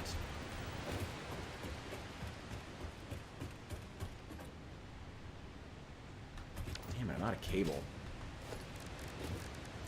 I can probably just make more real fast. I have more than enough. Yeah, more than enough. You won't see more designer clothes and products than on the Smash capitalism crap. You're not wrong! I mean, they're the ones voting for Zoran Mamdani in New York. It's a lot of the white upper middle class of New York who are voting in the socialist and thinking that it's going to be a good idea. So you are not wrong in the slightest. Same crowd that wants to ship in large amounts of migrants to be their personal slave class, while touting the ills of capitalism and hierarchy, patriarchy, but also they want to ship in migrants to be their personal slave class. Fucking wokies. Bunch of hypocrites all the way to the fucking end. Okay, that's enough cable. I'll get more later.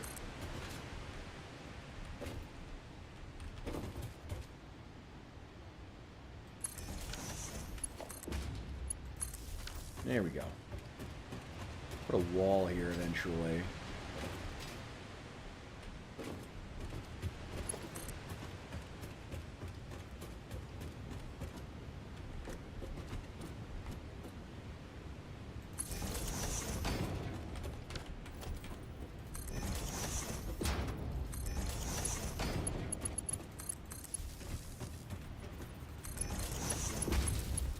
Go.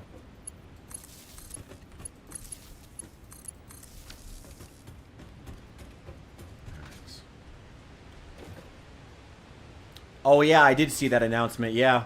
It's an incredible irony that Giorgia Meloni, who is very much an Italian nationalist, is still, the labor shortage is so bad, their population is so low, that they, just to remain a first world country, they have to let in large amounts of migrants. It is a very, very funny irony. Unemployment is rising. Yeah, they can't get young men to work.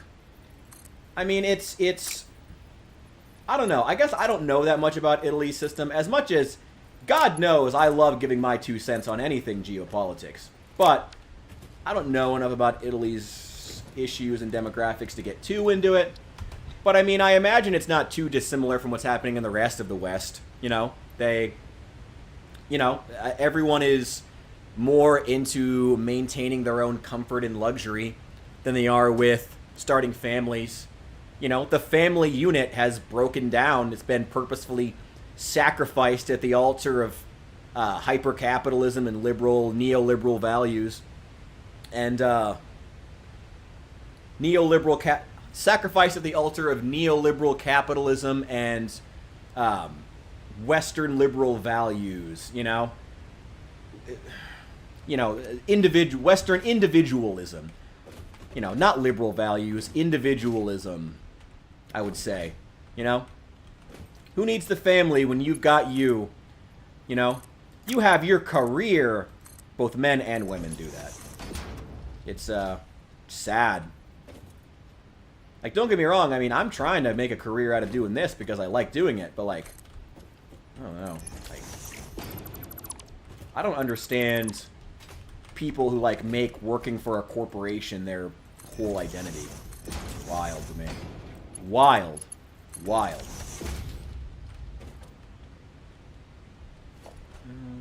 Okay. And right there. Okay. Oh boy.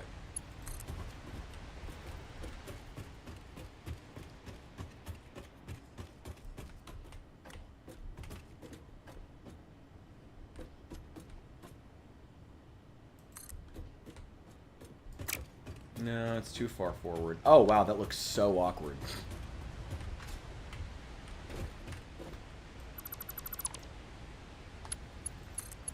Let's see.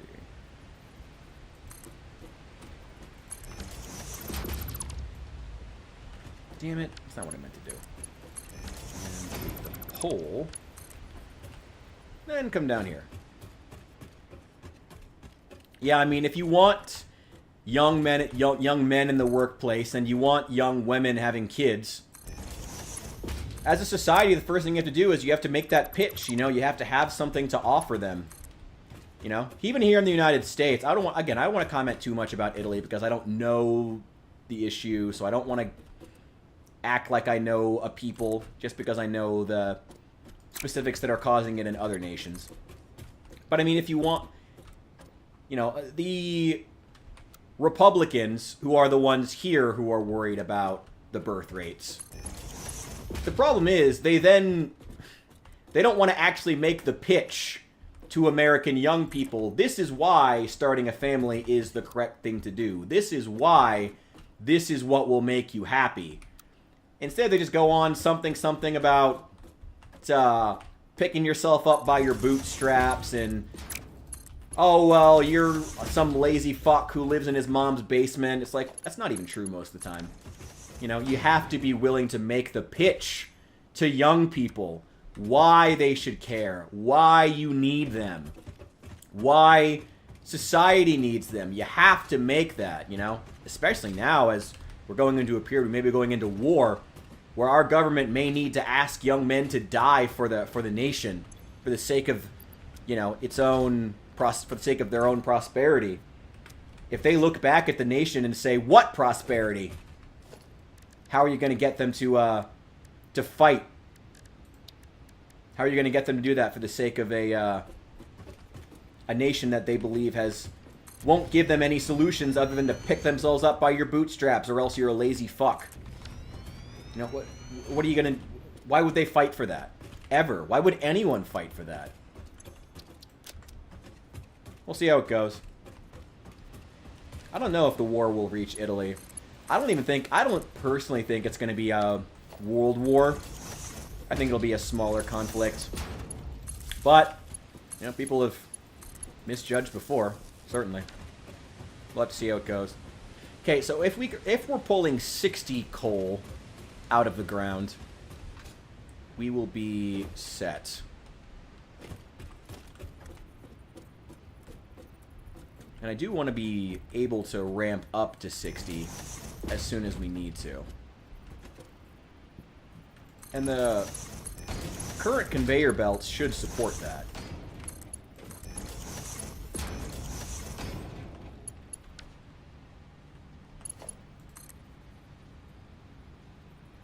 Oh, I'm out. Okay. Out of pipe. Gonna have to go get more piper. More copper for the pipe.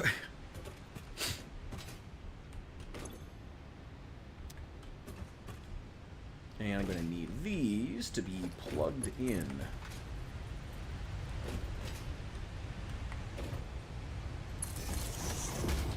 Okay, once I run this power line back to my base, which is probably going to take a bit. But once we run it back, the water should turn on. And we should have coal power within a few minutes anyway, once the water's done pumping. Story, used to work for a company and there was a guy I thought was a complete screw-up and an idiot. Later found out he was a genius after I got to talk to him. He said, remember, work will always be there no matter how hard you work. And if you get hurt or die, they will replace you instantly. It's a good policy. It's a good policy. And you know, I feel like a lot of young people are embracing that now. You know, I think I've talked before about the different generations, and I try not to put too much stock in generations because I feel like at a certain point we start to treat them like horoscopes, you know? Well, I'm Gen Z, I'm a millennial. But there are differences as far as the age brackets and what people have experienced and what their mindsets are to at least some degree. And what I think a lot of young people are feeling now is that, like, you know, with the you went from the boomers to Gen X, who had some degree of success. You go from them to the millennials, who then were told that a college degree is the secret to success, and then it just didn't happen, but they're still kind of deluded about it. Then you go from them down to Gen Z, and Gen Z just doesn't give a fuck at this point. Gen Z is still got the message that a college degree and working hard is the secret to success, but they just don't buy it. So they're a lot more jaded. Then going down to Gen Alpha, there almost is no messaging anymore. It's just, they don't even know what the fuck they're doing. They're just a lost generation. Who knows what the fuck they're accomplishing? Who knows what's going to happen when they're adults? When they're parents? Who knows what's going to happen with this lost generation? Without strong leadership to guide them, I don't know what's going to happen in the West. I don't know what the fuck's going to happen. He also said, remember, the company isn't paying you to do everyone's job. Dude, as someone who would totally do everybody's job on the work site, I fuck with that so hard. Honestly, I've been so guilty of that in the past with bad jobs that took advantage of me. It sucks. It's good. I'm glad to see that you're getting good advice, though.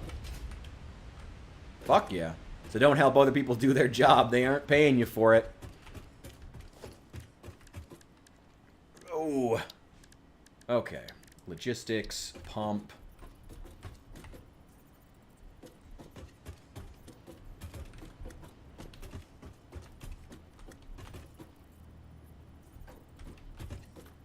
Requires more copper sheets. Damn it. Wait, there's copper over here. Where is it? Yeah, I was one of those types too.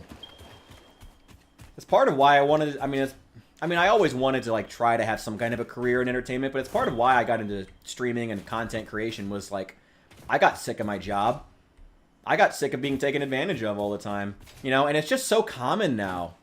You know, companies just openly do it now. Just openly take advantage of people. It just sucks.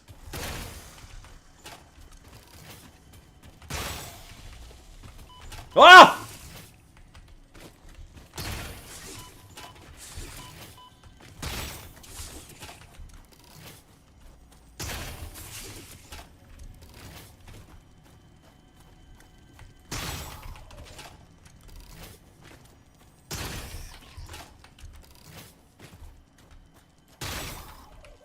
Fuck you.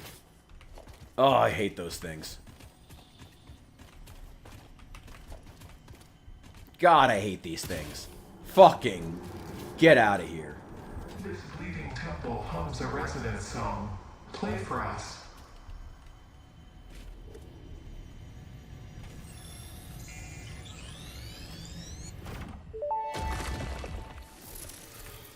The effigies ripples through our temples, our veins nearly touch. It is shy, notes shall be taken and played. From a certain perspective, your brain looks like it is processing language, but there is no auditory data. If you are hearing voices that are not mine, this is no cause for concern. It is a common side effect of extreme pressure and stress.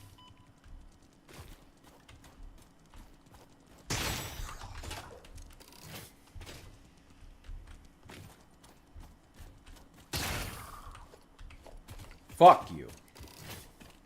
Don't do overtime unless I'm paid overtime money. Don't do anything else in my job description unless you want to pay me for it. Well, I mean, that is kind of the irony of you saying that, though, because the whole reason that American corporations want to bring in more migrants and UK corporations want to bring in more migrants, the whole point is that they want to bring in people who don't have that mindset and will just do whatever they're told and be abused and take it. That's the whole point. That's part of why I fight against it. The Bernie Sanders called it a Koch brothers conspiracy, open borders. It's like, yeah, it's just it's the rich fighting for the right to abuse their workers. It's terrible. Ooh, that was not deep enough. Oh, copper. I was looking for copper. I know there's a vein around here close. Close-ish.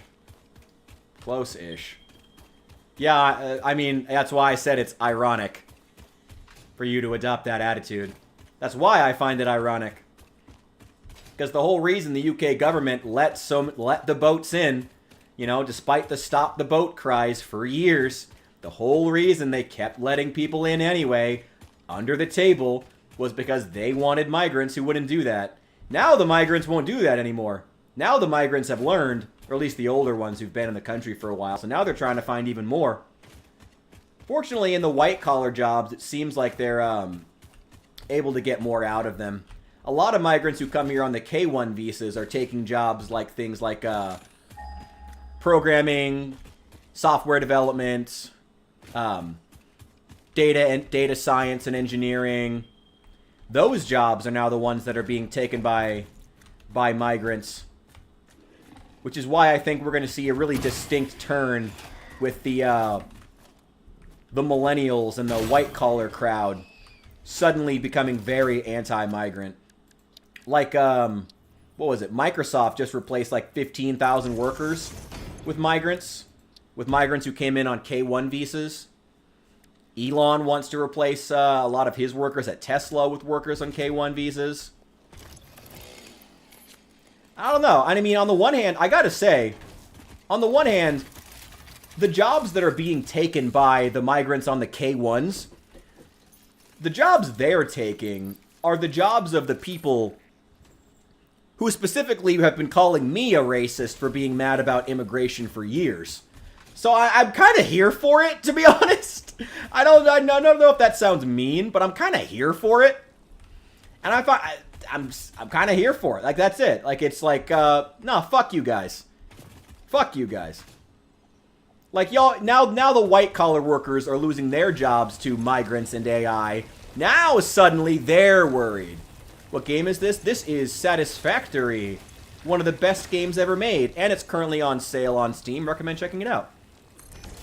It is, the quick pitch is it's basically like 3D Factorio. You know, Factorio. Actually, Factorio isn't on sale right now, which is weird because Steam has a big automation sale. Oh, wow. Did you hear that pop in my neck? That felt really loud. Yep. Oh. I need... Oh, wait. Ingots. Got copper. Cool. Excuse me. Is never on sale, as the devs are weird about it. Really? Interesting. I mean, like I said, I just saw that it wasn't on sale, despite the fact that Steam is in an automation game sale right now. Interesting. All right. The devs are weird about it. Interesting. I guess I really don't know much about the devs. There's very few instances in which I learn anything about the actual devs behind a game. Except the two main examples are... Oh, actually, I know about BioWare, Bethesda, like the big ones. But the only two, like, indie game studios I know much about would be, like, Hinterland, the guys behind The Long Dark, and the Indie Stone, who make Project Zomboid. Those are the only two I really know as far as indie studios.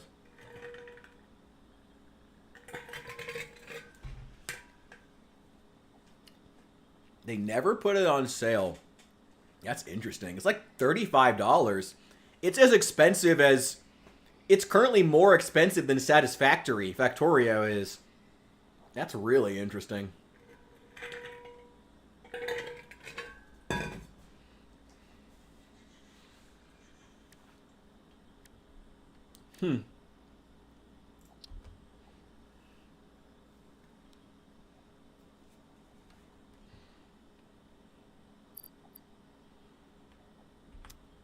Wait, they went back and raised the price later? That's so shitty. That's so shitty. Oh, man. I mean, I guess... it is their right. But even so, that sucks. Alright. Okay. Hope it works out for them. I mean, it is working out for them. They've sold plenty of copies. The game is, like, incredibly well-known and well-regarded. So I guess I can't really... You know, can't knock the hustle, I guess. They're making money.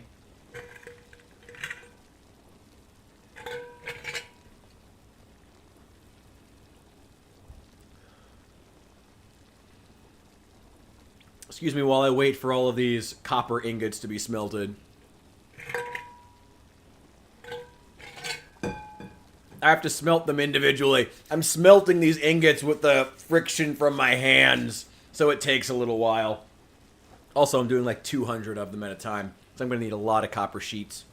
But once this is taken care of, once we have coal power set up, I can set up a big, nice copper factory, because I'll have the power to spare. And we can go ahead and get copper sheets being made automatically, so we can make lots and lots of long pipelines.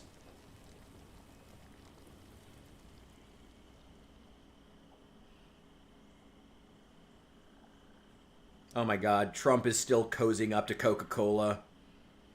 I have been speaking to Coca-Cola... Wait. I have been speaking to Coca-Cola about using real cane sugar and Coke in the United States, and they have agreed to do so. I'd like to thank all those in authority at Coca-Cola. This will be a very good move by them. You'll see, it's just better. Great job. Well, I mean, hey... Better than any of those shitty artificial sweeteners, I guess. A lot of good survival games are popular, don't devalue much over time. Yeah, I guess that's the nice thing about being an indie studio that also uses, has like a good artistic sense, you know? The graphics don't look aged. You know, the Long Dark still looks amazing. Project Zomboid is going from strength to strength. I guess, though, those games are still technically under development after a decade, though. So I guess it doesn't really count. They're still not... Neither of those is technically in 1.0 yet, which is really a shame.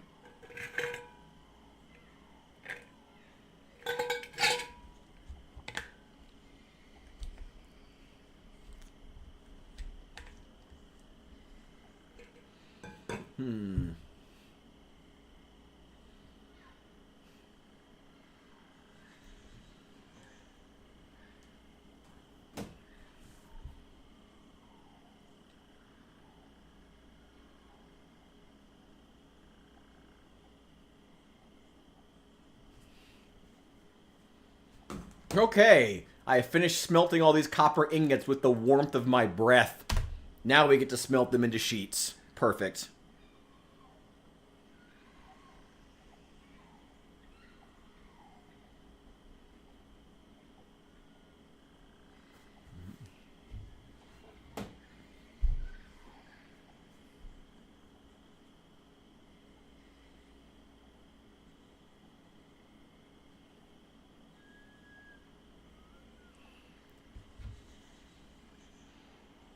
Yeah, I mean, it's... You're not wrong, but also, like, my critique with, like, the Zomboid and the, Long Dark examples was that they still haven't hit 1.0 after more than a decade. It's like, despite the fact that The Long Dark has released DLCs, despite the fact that Project Zomboid is now diverging more and more from its original vision, it would seem. You know, they should have had a minimum viable product a while ago, and then continued building on with the rest of the stuff as extras, bonus, you know? Especially given that now they're starting to, cannibalize a lot of modded content in order to, or take away, or compete with their own modders as far as things that they're adding. Which is really shitty. Not the Long Dark, because they still haven't released mod tools.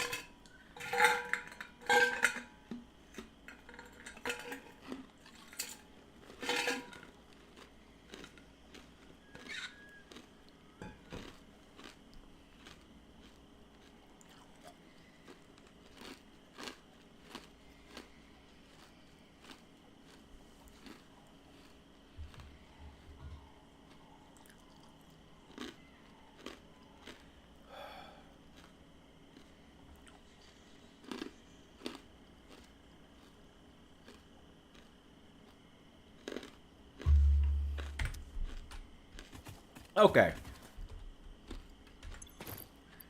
That'll be more than enough. You two can stay here.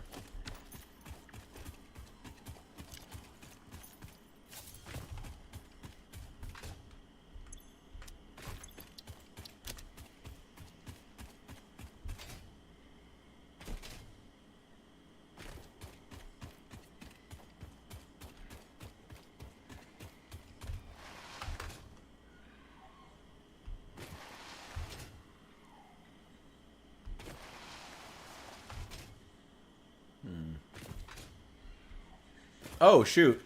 Well, I mean, it might be mine too, so sorry about that if it is. It usually starts to get a little glitchy around the 6-hour mark. Oh, shit, I didn't see you. Fuck off!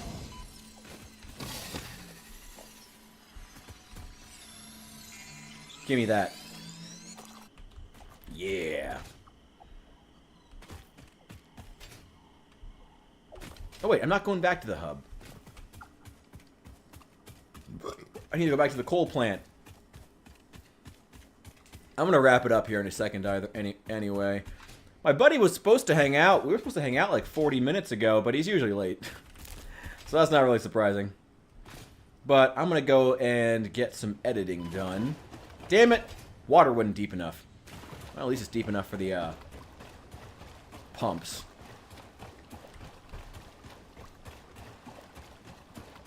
Yeah, I'm going to try to get this set up.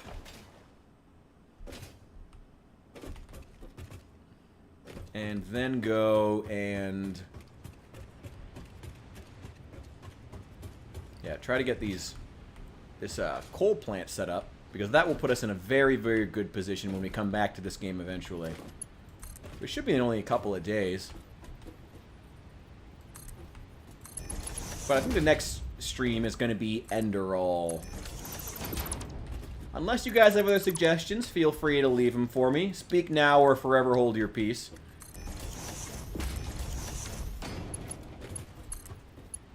I'm sure Dragon Age will come eventually when I can afford to get games again. Okay, cool.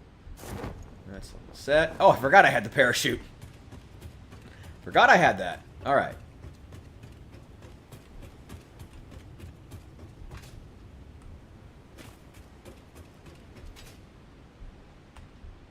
Ah! God damn it.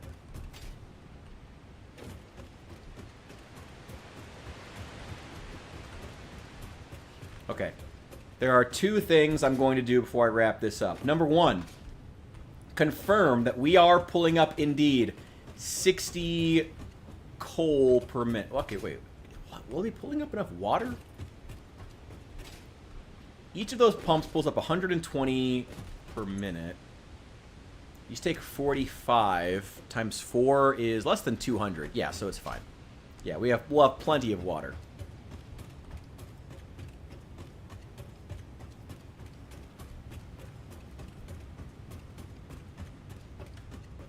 So first thing I'm going to do is make sure that the power lines go all the way back so they can start powering the pumps, because the Coal plants already have coal. They just need water to cool them.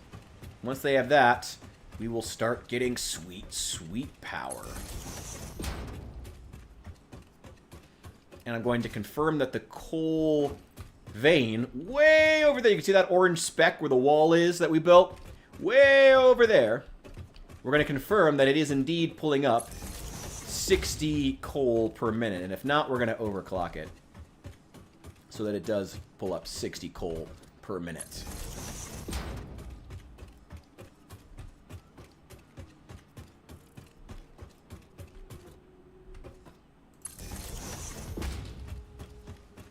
Okay. Wow, glad I stocked up on cable. I can always make more. I got plenty of wire. I can always stop and make more cable if we need it. We're not that far. I mean, we are running these power lines more than a kilometer.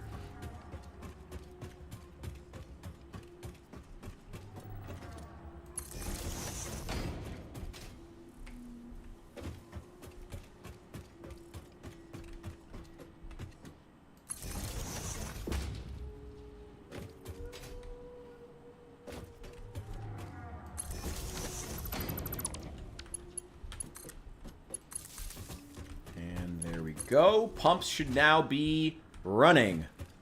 It's going to take a few minutes for the water to actually catch up, though. Oh, I didn't plug in the... God damn it. I'm just now realizing I didn't plug in the pump to actually get the water up in. Whatever. Let's check this first, and we'll go back.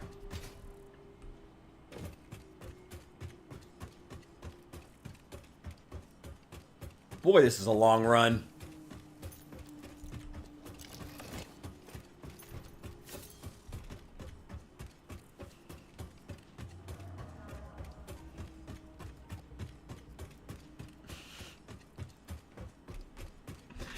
Okay, anyway, let's wrap this up.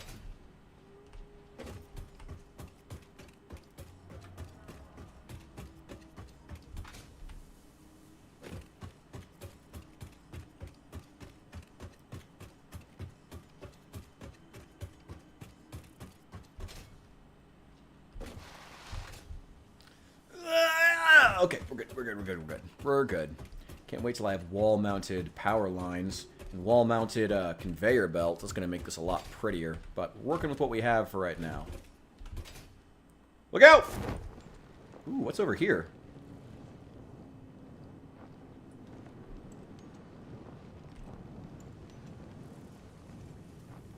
Getting lost on a side quest. Boy, I hope we can get back to the mainland from here. Anything over here? Anything of value? Doesn't seem like it.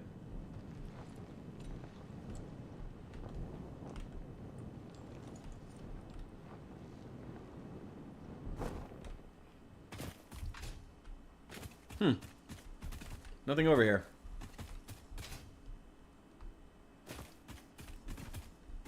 Well, that sucks. Oh well, wasn't hard to get here. Huh! Can we make that jump? Barely.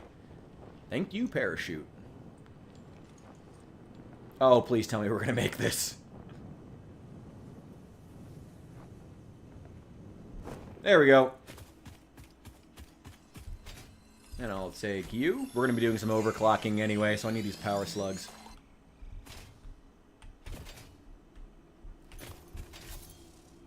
This looks like somewhere spiders would be hanging out. Yep. Ah!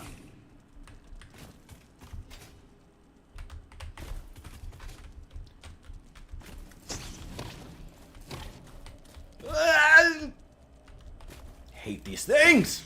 Fuck you.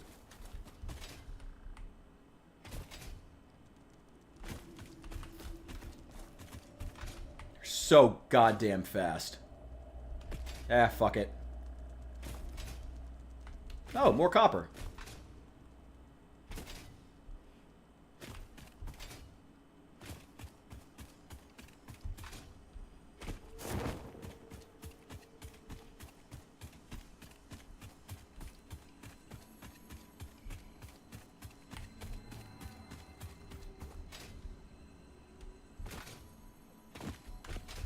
Get up there. Get up there. Get up. Okay. Good. All good. All good. We made it. Alright. There we go. I love the parachute. Opens up so many options. God, this looks so awkward. Whatever works. Whatever works. Alright, how much are you pulling out? 120?! Oh, shit! Oh, shit. Okay. Well, that's better than I thought. I was hoping for 60. Yeah. Okay. Give me that. That was better than I could have hoped. We hum a simple melody into the effigy, yet we hear no harmony.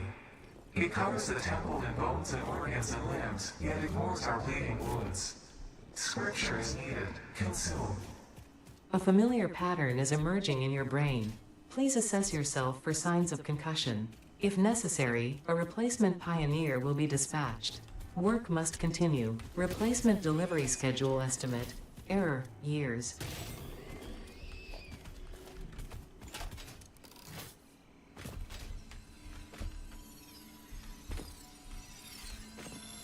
Give me that. Okay. So that's pulling out more coal than I thought we would be getting. 120. That's phenomenal. And we're not far from getting the Mark II miner. Once then, I mean, we'll be pulling out 240 per minute. That's fucking incredible. Hey, a lot more copper over here. Okay, yeah. I know we're going to come back to this place. We're going to build another factory over here at some point. But first...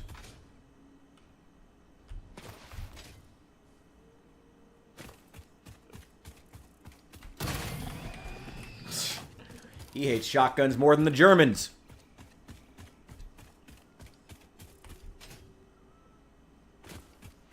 You can see the smokestacks in the background. Not actually running, but they will be soon. Forgot to plug in that stupid pump to get the water up the pipe in the first place. Fuck you.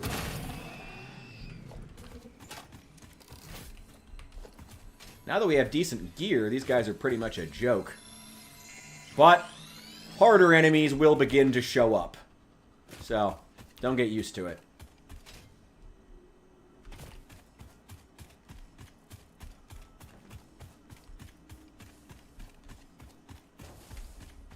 Okay.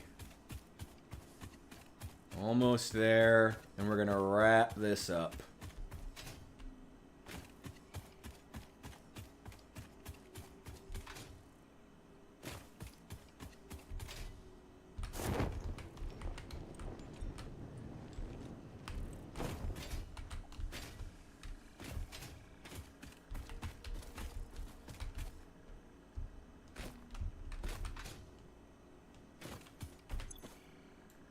Ooh.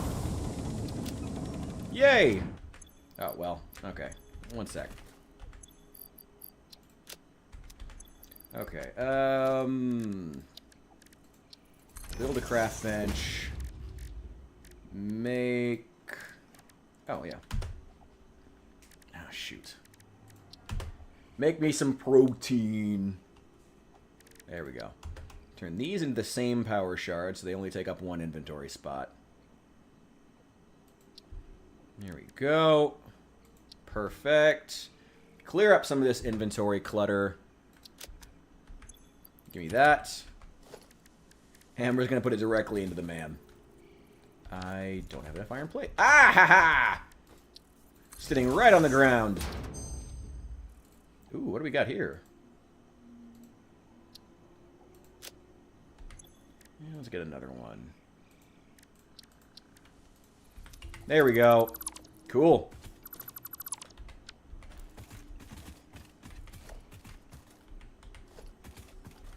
Ooh, very nice. Some steel pipes. Here we go, here we go, here we go!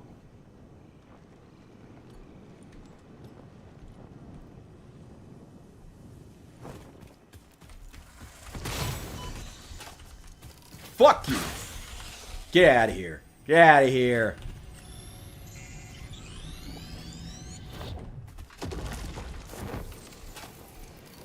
I love that I can reload that while flying. I mean, it's good that it's good they don't restrict you, though.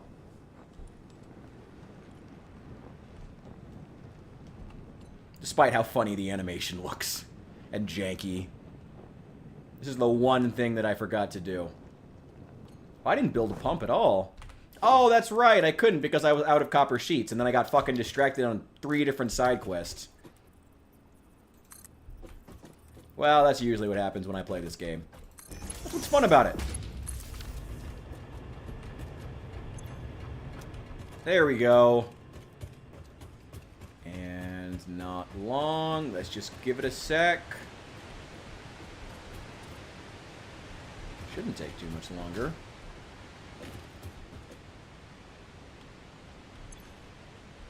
Ah, there it goes. Let's turn this into protein.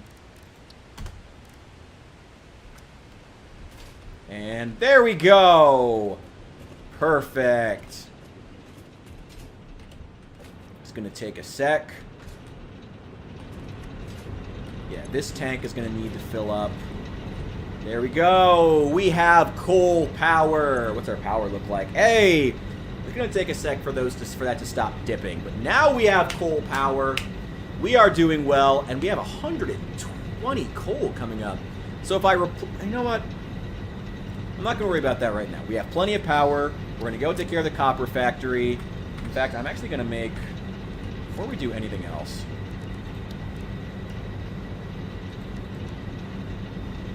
let's make, you know what? I'm going to add copper ingots to my to-do list so I know what I'm starting on next time. So I know what to start with. All right. Perfect. Save. For the first time in 6 hours, going to go ahead and save the game. Probably should have done that a little bit sooner. That would have been a smart thing to do. But thank you guys so much for watching. Thank you so much for being here. Thanks so much for hanging out with me. Thanks for the ideas. Thanks for good conversation. Always good to have. Thank you for putting up with my weird political takes. I appreciate it, guys. I will see you soon. I'm going to be back soon. Depends on how long the editing takes to get a couple of videos out of this stream. Shorts and videos, whatever. Thank you so much.